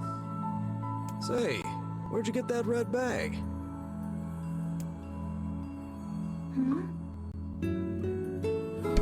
She got it from murder. Found it on the ship, did you? You kids are so darn curious about everything.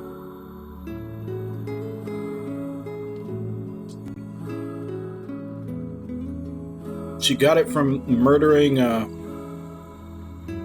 allegedly happily married man. Anywho, it's good to see you. Afraid I don't have any bread today, but I did bring you something.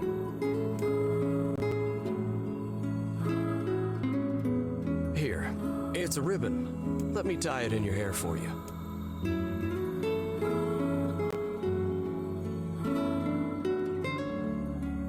Well, what do you think? Pretty nice, huh? Huh. What's that on the floor?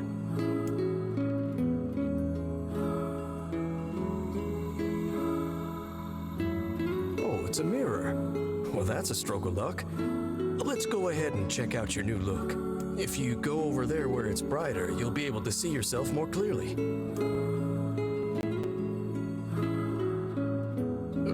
What's wrong? Don't you want to see? Oh, I see. You don't like sunlight. Guess your eyes are pretty sensitive after spending all this time in the dark, huh? Yeah, sensitive eyes. Let's go with that. Well, it's not like we can have you stay here forever. We should work on getting you out of here so you and me can go look at the sea together. How's that sound? Yep, he's already dead.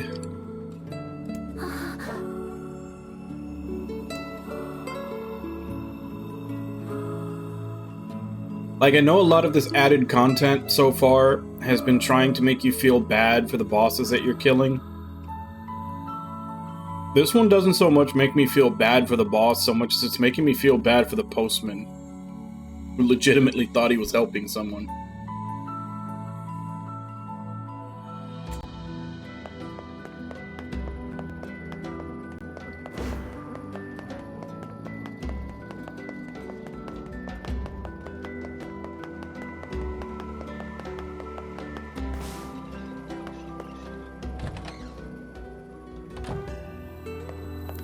Hey, Postman. Oh, sorry. You're not him. I'm sure as hell not. I just swung by to pick up a letter and wound up running the damn place. Anyway, you here for a... No. There's this couple who's always fighting and the husband took off. So I'm trying to track him down. Ring any bells? Sorry, pal. You're asking the wrong guy. Still, that's pretty weird. My buddy's daughter took off too. Maybe running away is the cool thing to do now. Oh, is it? Where's the rest of it come from? Did they write... Well, I mean, there's got to be something. I think there's...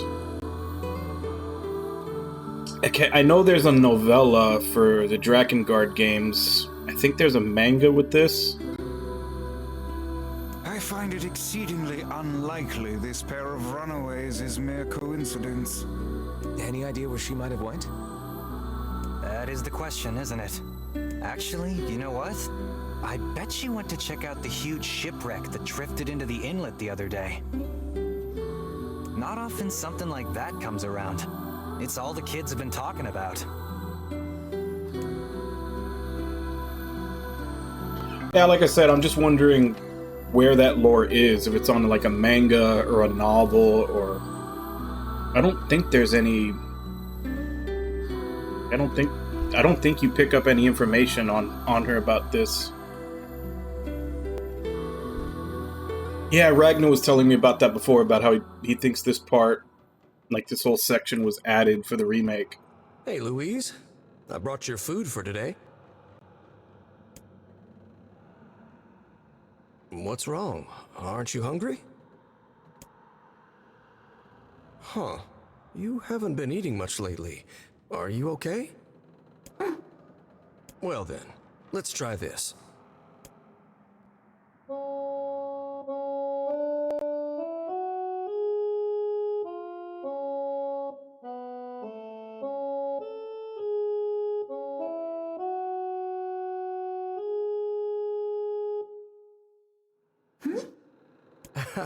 Yeah, sorry about that. It's called a song.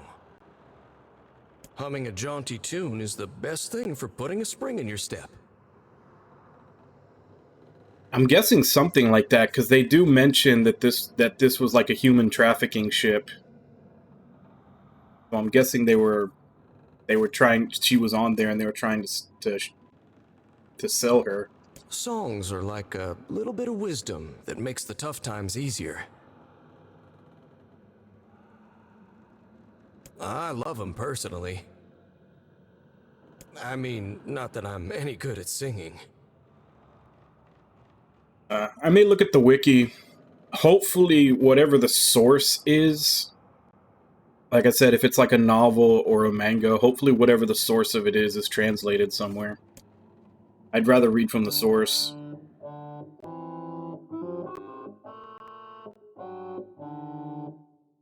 Whoa, your voice is a bit rough there.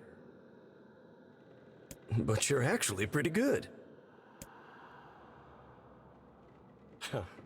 You know, I knew someone who lived in the town lighthouse before she died. She used to hum this same song a lot. I heard it every time I stopped by to deliver something, and I guess it just kinda stuck. Of course, that was quite a while ago.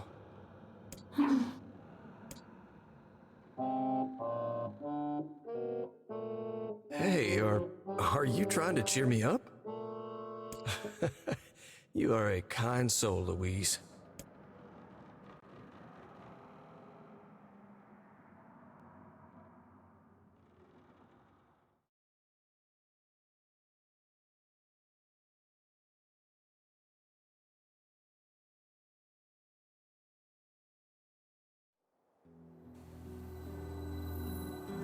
I'm sensing some really weird magic going on here, Sunshine. You feeling it too? Yeah. Is it a shade? Are you actually trying to think something through rather than just jumping in and killing? What's wrong, Kaine? Nothing. It's just... I'm sensing a presence from seafront. Something like a shade. A shade in the town? That's not good.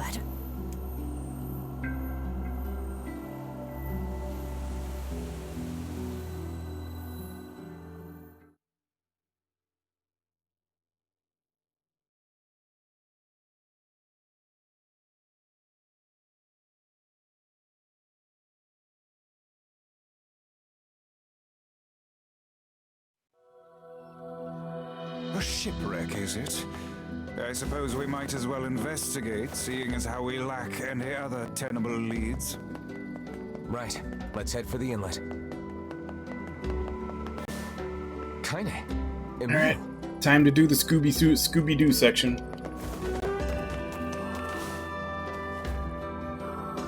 What's going on? I haven't seen you two come into Seafront in, well, ever, I guess. Sorry for the surprise. Kaine said she sensed something strange in the area. Strange how? Like a shade? Maybe? I'm not sure. There's some kind of sound or something coming from up ahead. What an incredibly specific piece of information the hussy has graced us with.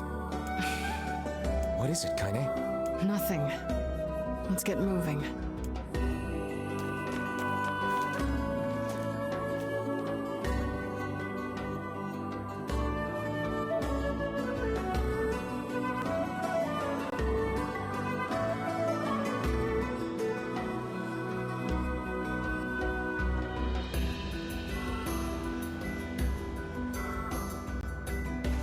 We're gonna need to figure out some way to get inside that thing.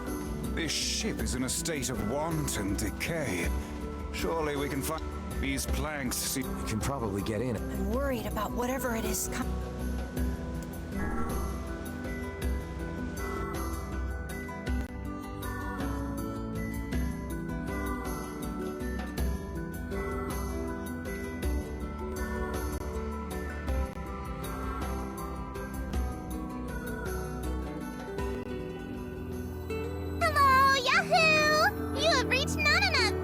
Hey, Cypress, how you doing? Were you able to write that letter? Just get out of work. You know, now that I've taught you how.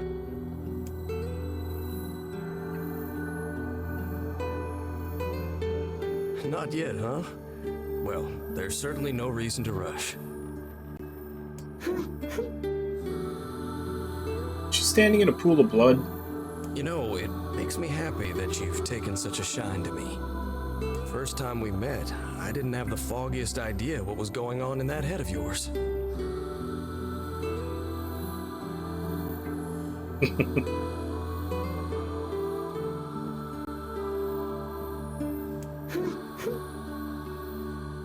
So, hey, I've been thinking. How about you come live with me? It might be kind of nice to have a daughter around.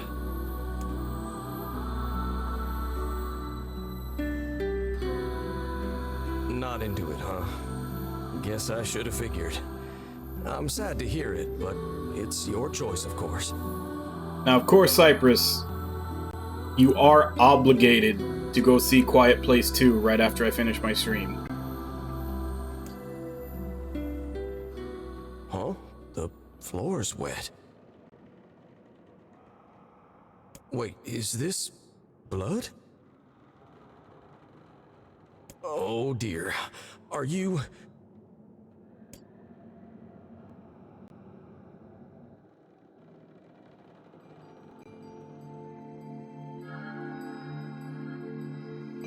Oh, baby, that is one hell of a smell. We got something real nasty nearby, eh, Sunshine? Come on, don't tell me you ain't picked up on it yet. You of all people gotta know what this smell means. This ship is in poor condition indeed. Do try not to thrash about and bring its timbers down around us, hussy. Whatever.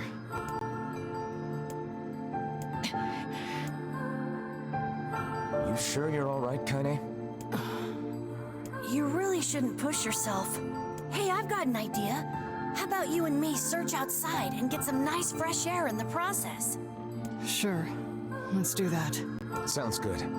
Take care of Kaine for us, Emil. Emil is on the case. Come on, Kaine. Let's get the lead out.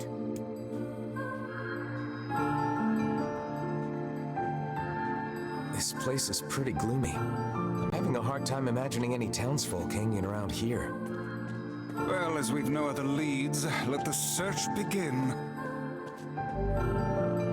We require a key.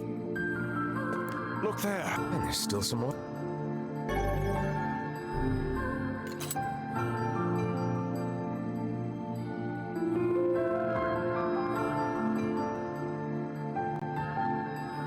Wait, did you see that girl just now? I did indeed. How on earth did she manage to get behind us? Perhaps she is the runaway we heard tell of at the post office. Best track her down and take her back to town with us.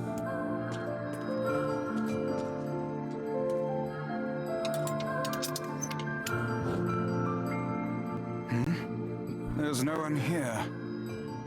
Weird. It's like we just saw a ghost. I'm a cartoon fish. Oh, what foolishness. I am certain this room merely contains a secret passageway or the like.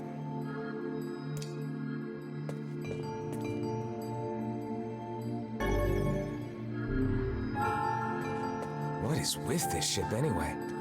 There may be clues somewhere that tell of how it ran aground.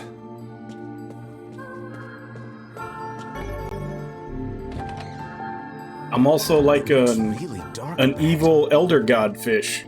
Then perhaps we ought to make use of that lantern we just found,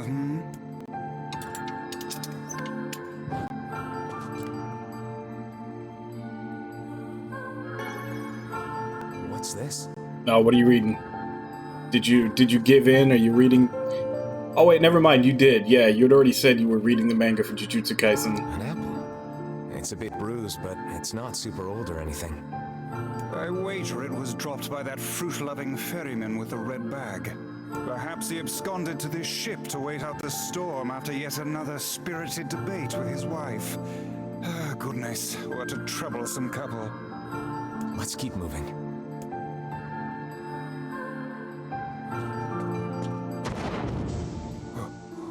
What was that sound just now? Sounds like it came from the floor above us.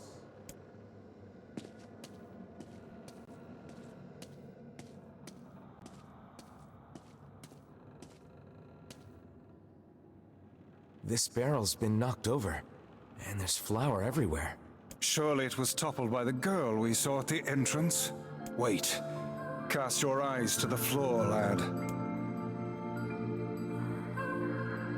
The missing child left white tracks in her passing. Should we follow them, I expect we will find our way to her.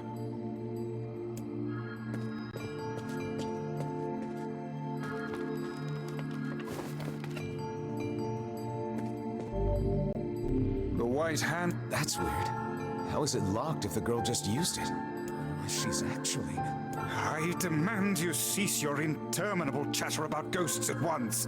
The simplest explanation is that she locked the door from the other side. I didn't even say anything yet. In any case, if we want to use the door, we'll have to find a key.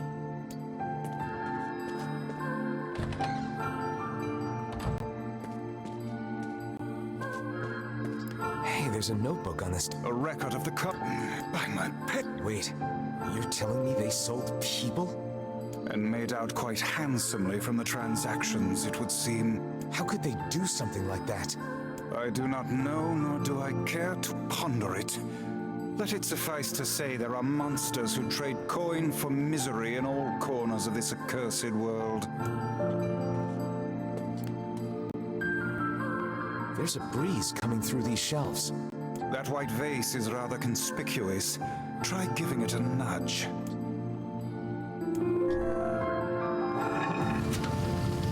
A hidden room. How delightful.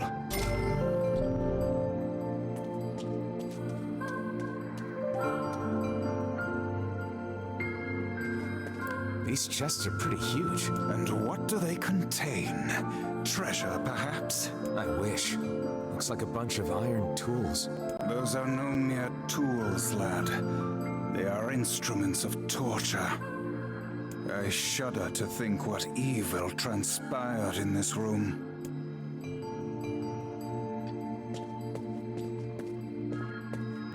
This ship.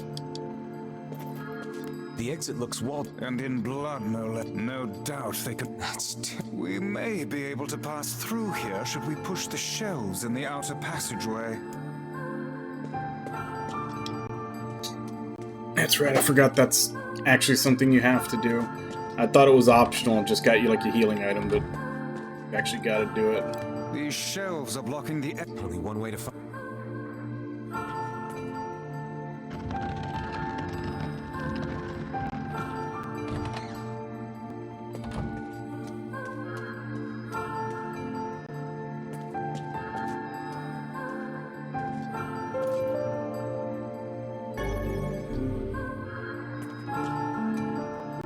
Seem to be any shades around, at least.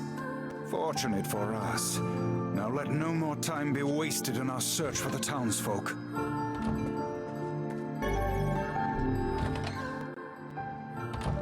The white tracks end here. Wait, I hear something. Well, since I didn't check in my first playthrough,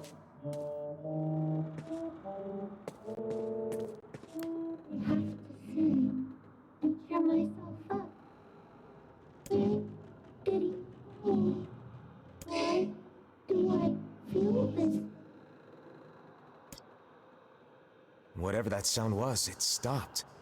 I swear it sounded like a girl. This is a voice pipe. A contraption by which one's voice can travel to a faraway location. Which means the girl is in whatever room this pipe connects to. Hold a moment. I spy a chart of the ship's layout on the wall. Yes, this pipe connects to a cabin in the ship's stern. Onward and, inward, I guess.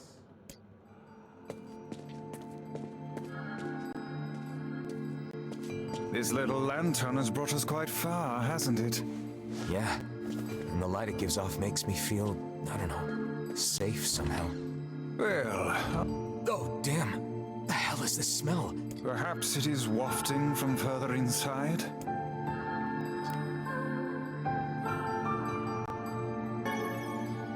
Another apple.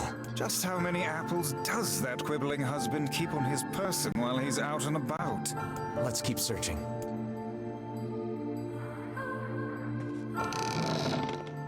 Vice? I think the floor is... Speak to me, lad. Are you hurt? Been better, but I'll live. I can't see a thing down here. And what is that terrible stench?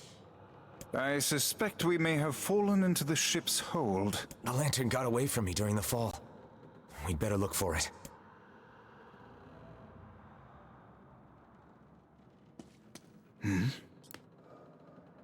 Weiss, that's it.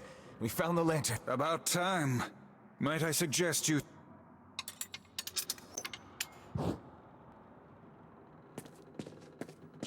Oh dear.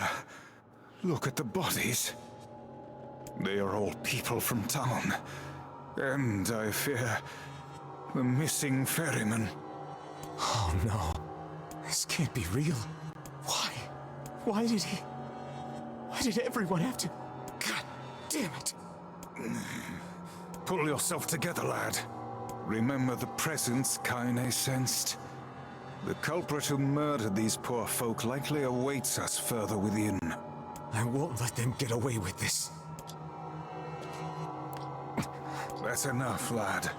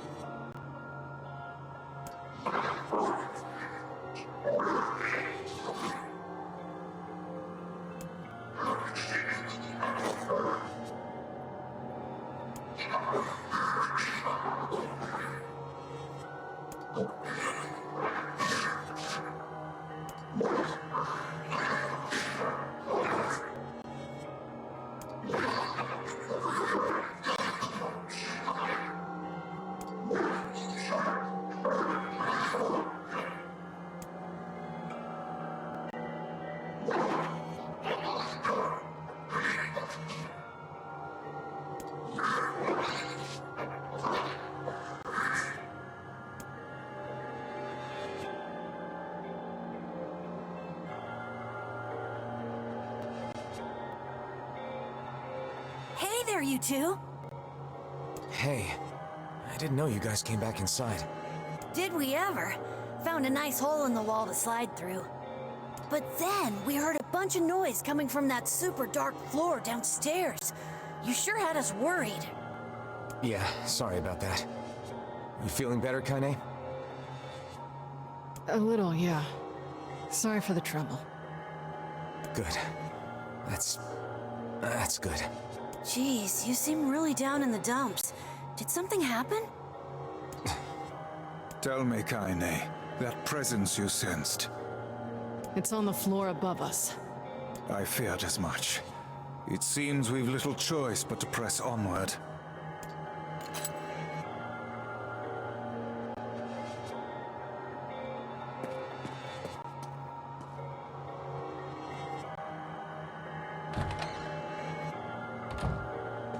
There's a bunch of crumpled up paper here. Letters, maybe? They all seem to have the same words written upon them, but the penmanship is so poor I cannot make heads nor tails of it.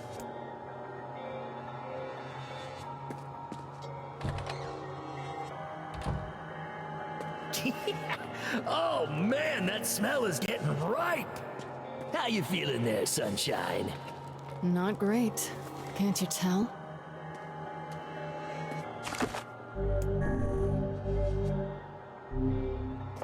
I think this is where we have to make our This run. would be the final room, yes? The culprit who murdered the townspeople may be behind this very door. Let us proceed with utmost caution.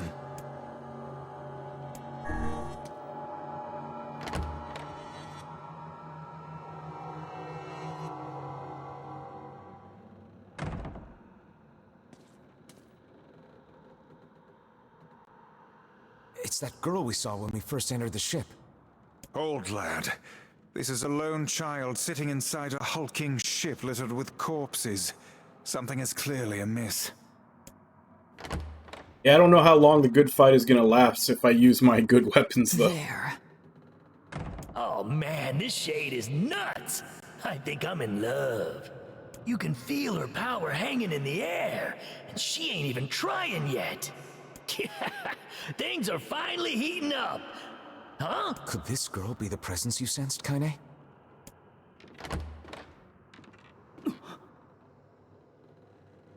Oh, hey, it's you.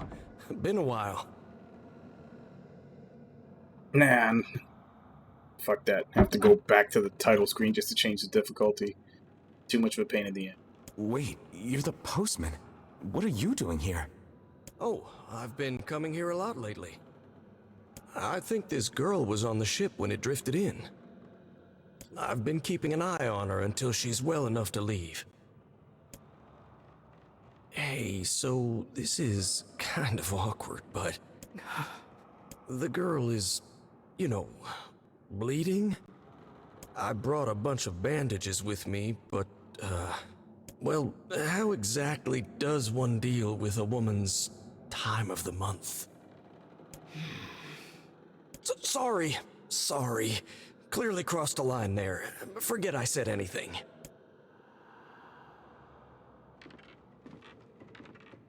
Stay the hell away from her! She isn't...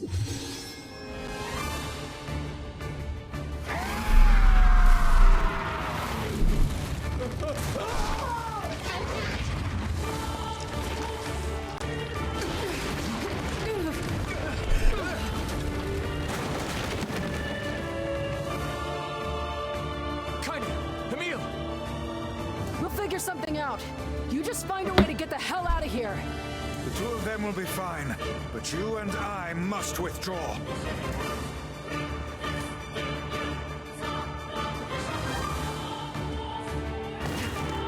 The ship is collapsing. We must leave at once. Very much aware of that, thanks. Shit! They're in the way!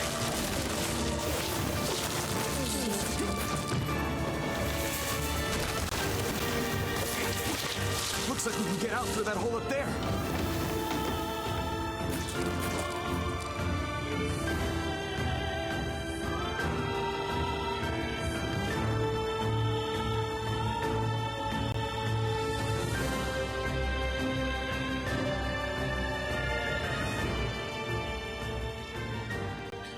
I'll use this sword. I won't use the DLC weapons.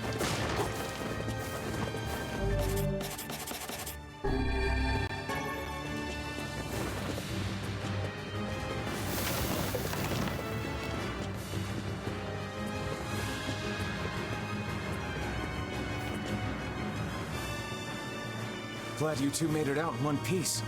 Yeah, we're good. But that poor postman is still trapped inside.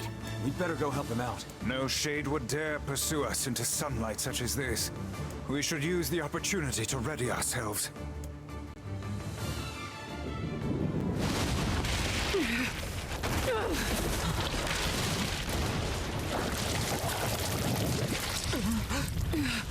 What on earth?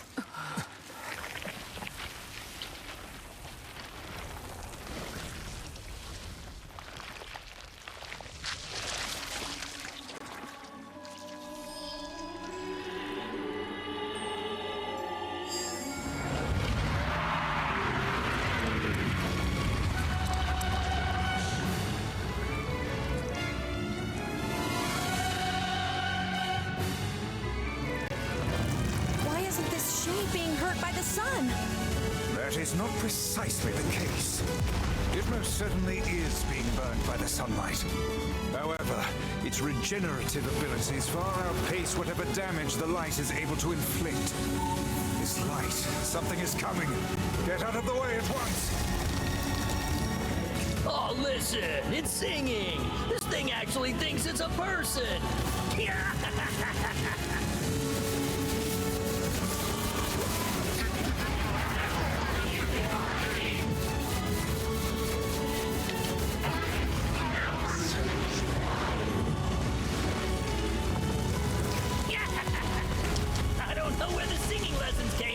But I do know it's sure as hell trying to eat us.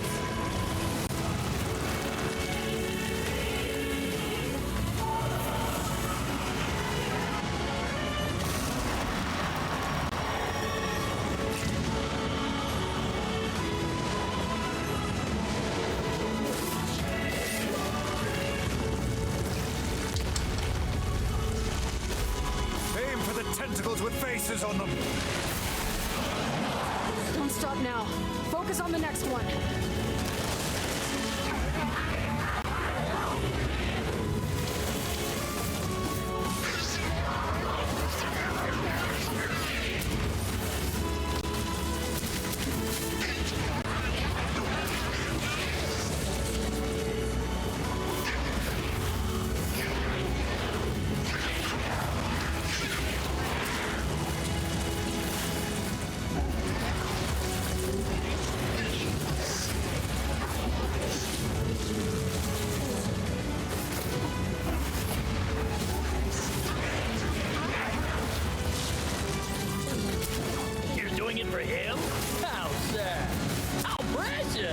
Oh damn it! I was fighting. I didn't get to see what she was saying. Just have to check that in the VOD or in the third playthrough.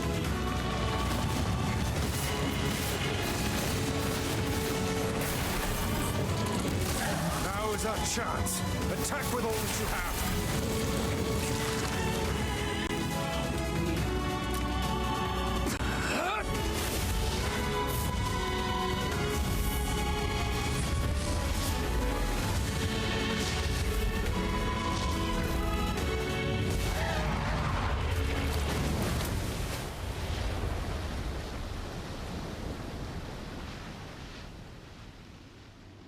Did we get it?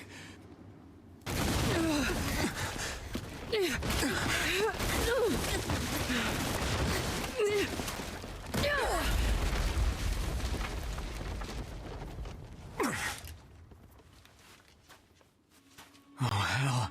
That thing's huge.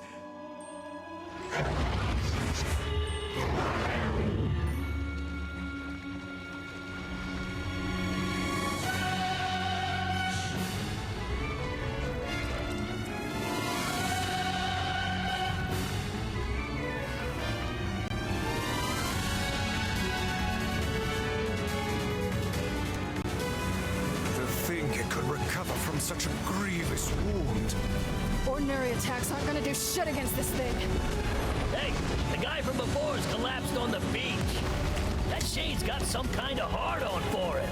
We should take him hostage. Shut your yap. I'm not in the business of using my blades on people.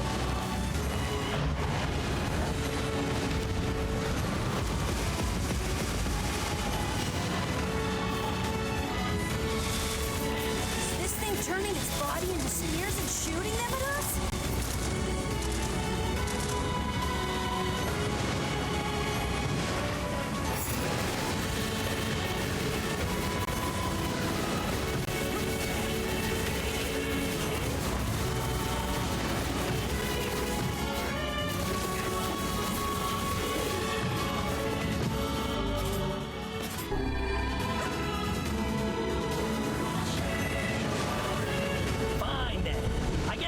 Sit around a campfire and sing songs until we get murdered.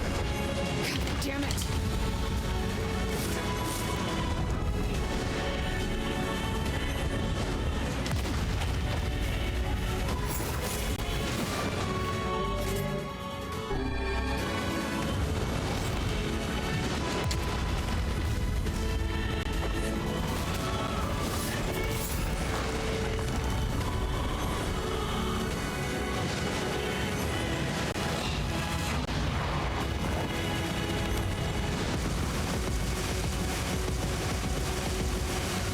Spears flying our way is increasing.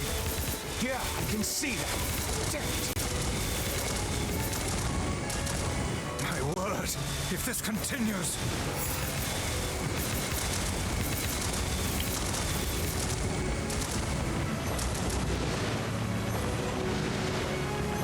Hey, over here!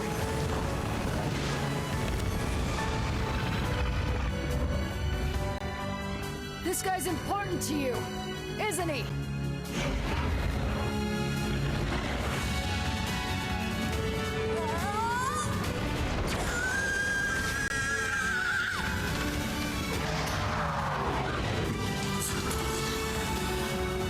This is here and now.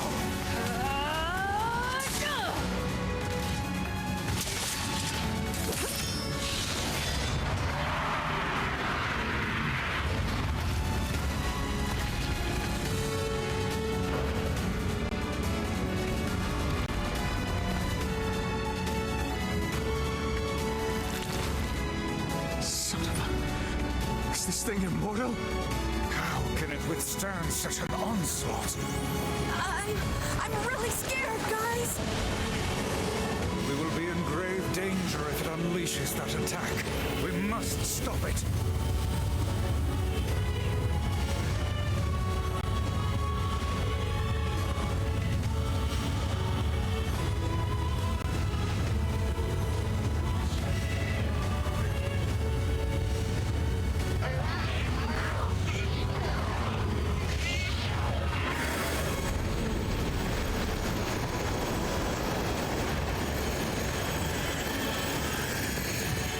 I thought it being unkillable was only on the first time.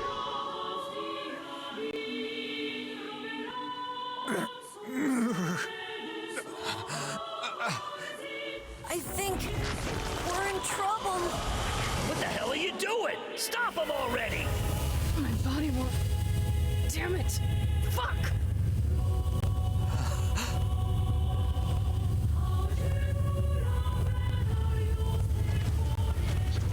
Stop! No!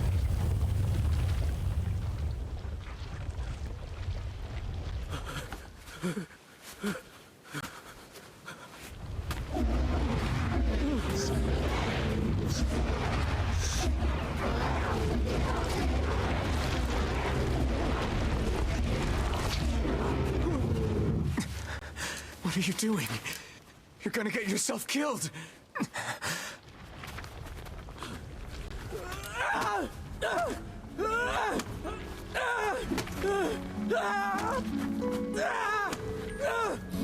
Stop! Don't hurt these people!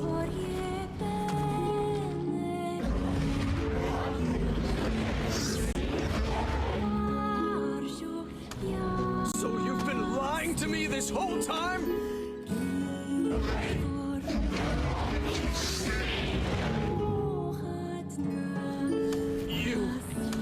You're a monster!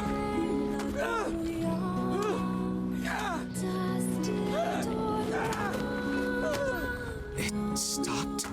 Focus on the source of its magic. Aim for the head.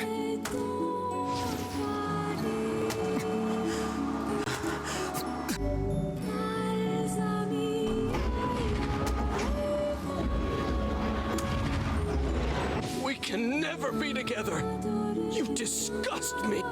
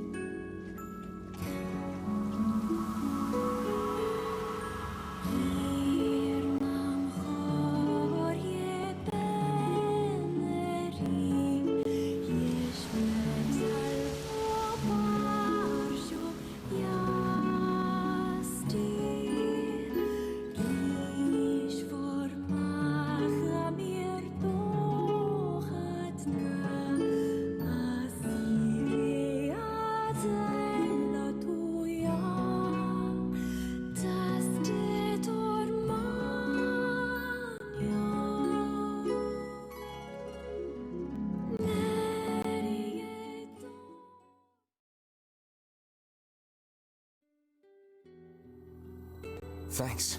You really saved our bacon. You've all done so much for me. Offering a little refuge is the least I can do. I don't have the words to express how sorry I am. We all knew townspeople were out there being eaten by a shade. But I never imagined I was taking care of it this entire time. The fault lies with that foul creature alone, Postman. Not yourself.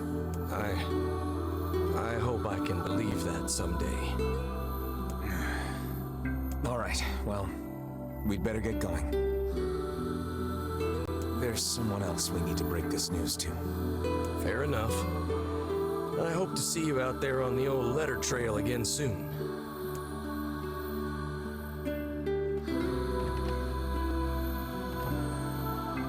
Hey, did you find my husband?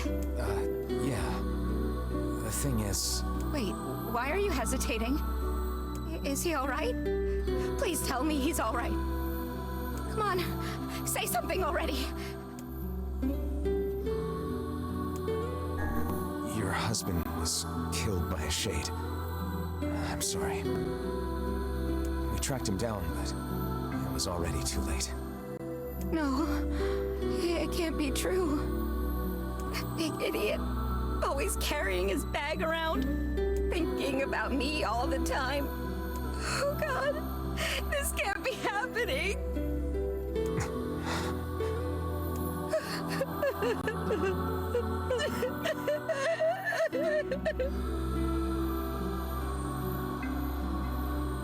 It saddens this old tone to think we'll never hear those two at each other's throats again. If only I'd gotten to him sooner. Damn it. Do not Yep. let it burden you so, lad. You did the best you were able.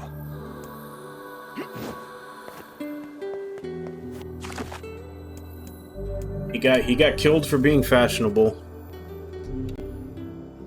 But it is about 15 minutes over my usual ending time, so this is gonna be where we call it for today on this, you know, bright, happy note at the end of this quest line.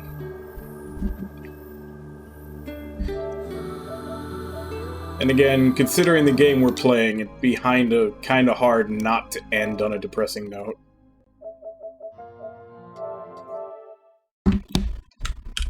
But yeah.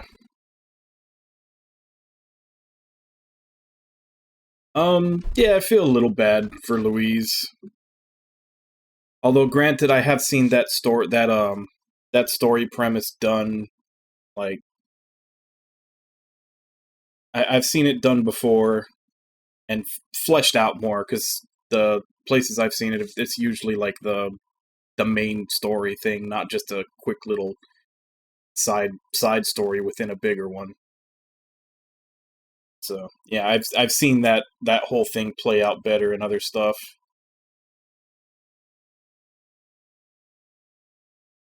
But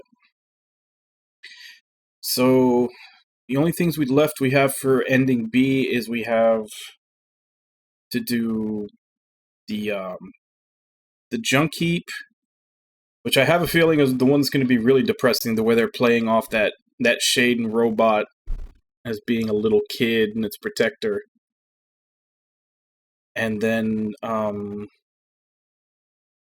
Facade, which like I said, I'm interested to see what angle they take with the wolves to try and make you feel like a scumbag for killing them.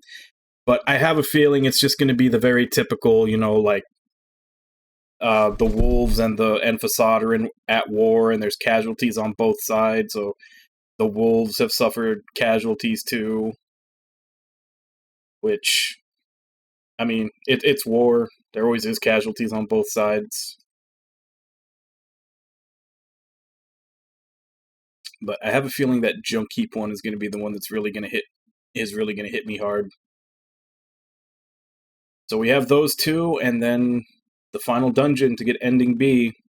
And the only two weapons I'm missing the iron pipe, which it says I'll get at the end of ending B, and I'm missing Dragon Lance, which is in the final dungeon in that staircase where the armored boar is chasing you.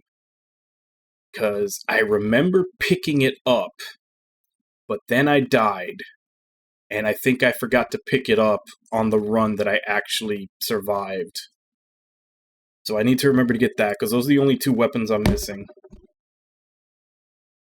Yeah, I picked it up, but then I died. Remember, it was like the third try that I made it up that staircase without the boar catching up to me, because it was like, the first time I thought I could drop him down that empty elevator shaft, so I waited there, and that was not the case. I just died. The second time I put on my like one-handed sword and just tried to like slash through the boxes as I went, but it was too slow and he got me. And then the third time I just shot them all with Vice, and I jumped over the ones I could jump over and shot the rest with Vice because it was faster. And I think on that third successful attempt, I didn't break the box open that had it. Yeah, I just have to remember. That's basically what it is. I have to make sure that I remember. So as long as I remember to get that one, I'll have all the weapons already, and I'll be all set to go for ending C and D. And for what I understand, for C and D, I can just save at the last save point, do one, and then do the under.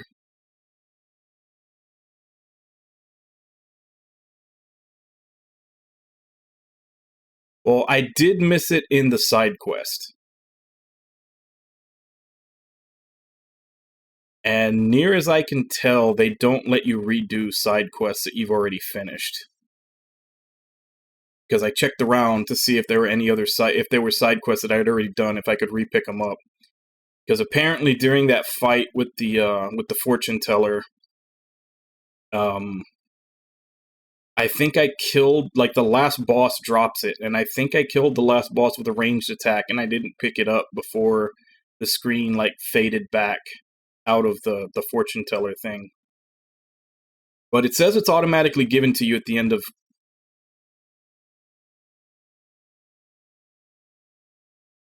Oh, you can? Let me try to do it then. Yeah, because I tried that right when I started my second cycle, and I looked up what weapons I still needed. I tried to check for other quests, and the only quests I could pick up were the two that I hadn't finished yet, which was the Promised Gift, which I think bugged on me or something. Because I picked up the quest, and he told me to go to the Strange Things shop, and I went there, and nothing happened. Because when I failed it in the first run, I had already picked the thing up from the Strange Things shop, and I had it in my inventory. But I think it got wiped when the new cycle came in. I think it got wiped out of my inventory because I think they get rid of your key items, but it wouldn't give it back to me. So I don't know if that quest is bugged now to where I can't do it or what. And the only other one is the one with the flowers, to get the 10 pink seeds, which I'm still working on. And those are the only ones that showed up, so I thought that maybe you can't redo quests. But if I can, I'll try. Maybe if I can redo that one, I'll definitely try it again. I'll just make sure that when I'm fighting the last boss, I stay right beside him to make sure I pick it up when he dies. Because I think that's what happened, is I killed him from range, and I didn't get to go pick up the weapon before it brought us back to reality. But those are the only two that I need. And according to the FAQ, the exact wording on the FAQ is you get it automatically when you finish ending B. I don't know how automatic they mean, but I would rather get it before I finish, just to make sure I don't have to do a whole other playthrough extra to get ending C and D. But anyway, around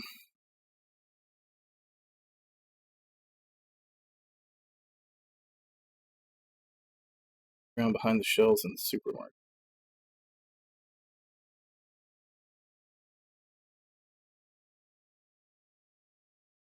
The iron pipe.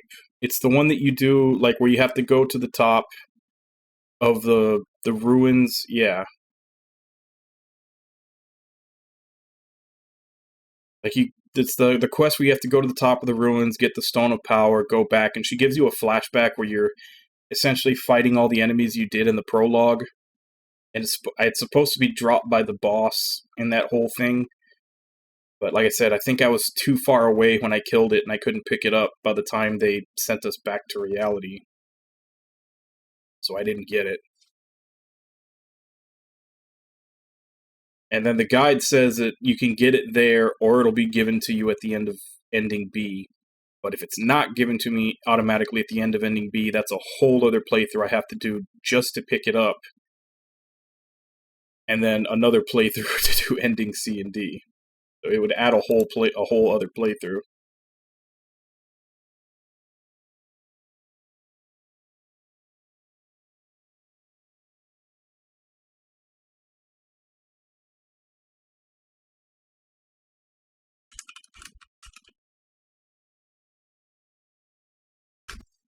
Let's look it up specifically.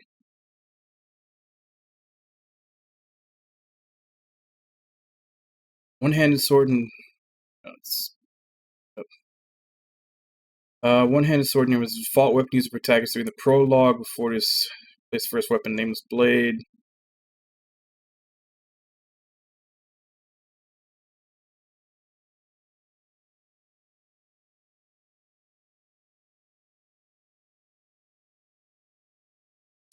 Iron Pipe is attained by completing the quest The Magical Stone in the Forest of Myth. It can also be acquired by finishing the game once.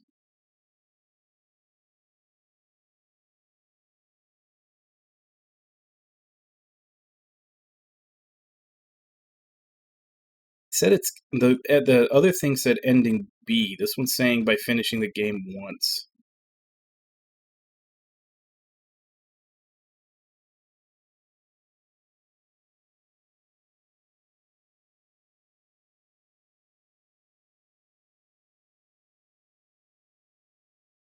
Glitched out on me.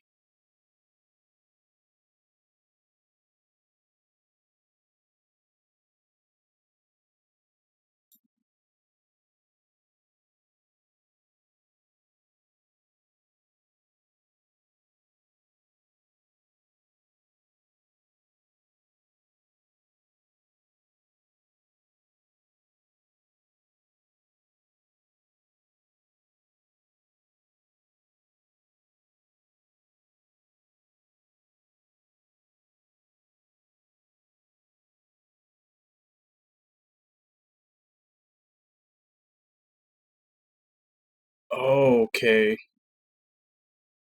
FAQ said it was a boss drop.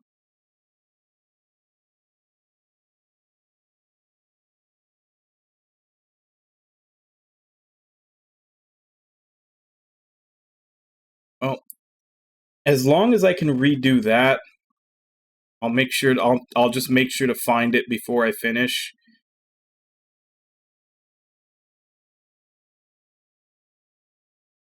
But other than that, because like I'm getting conflicting reports from these sources. One saying when you get ending B, you get it automatically. The other one saying when you finish the game once. I've already finished the game once, and I don't have it. I'd rather not leave it up to chance. So I really do hope that, like I said, I really do hope that I can do that quest again to hopefully get it. But anyway, let's go ahead and call out who was here today. Ragna.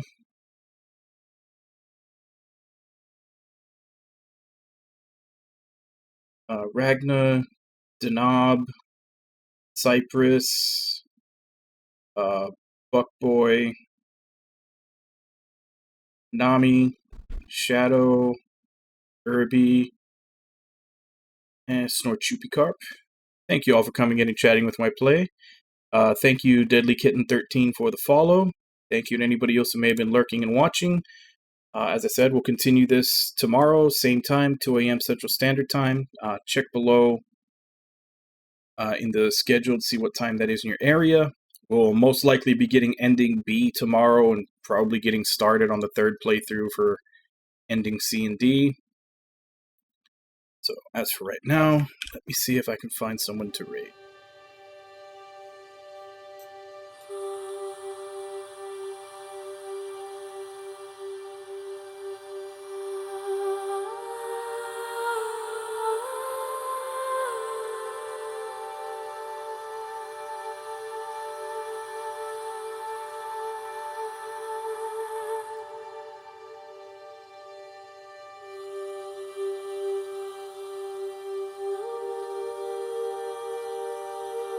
Yeah, I don't know.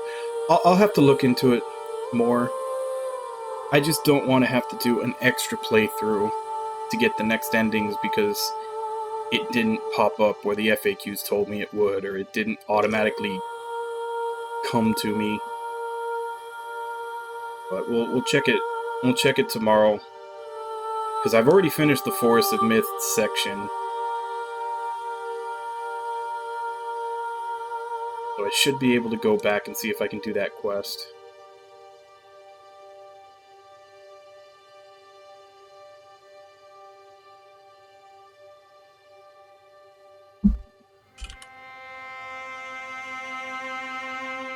let's go ahead and raid Kazunone, who is playing Final Fantasy IV. Not sure which version of it he's playing. But as per usual, let's go ahead and jump in, say hi. Hope to see you all next time, and until then. Bye bye, everybody!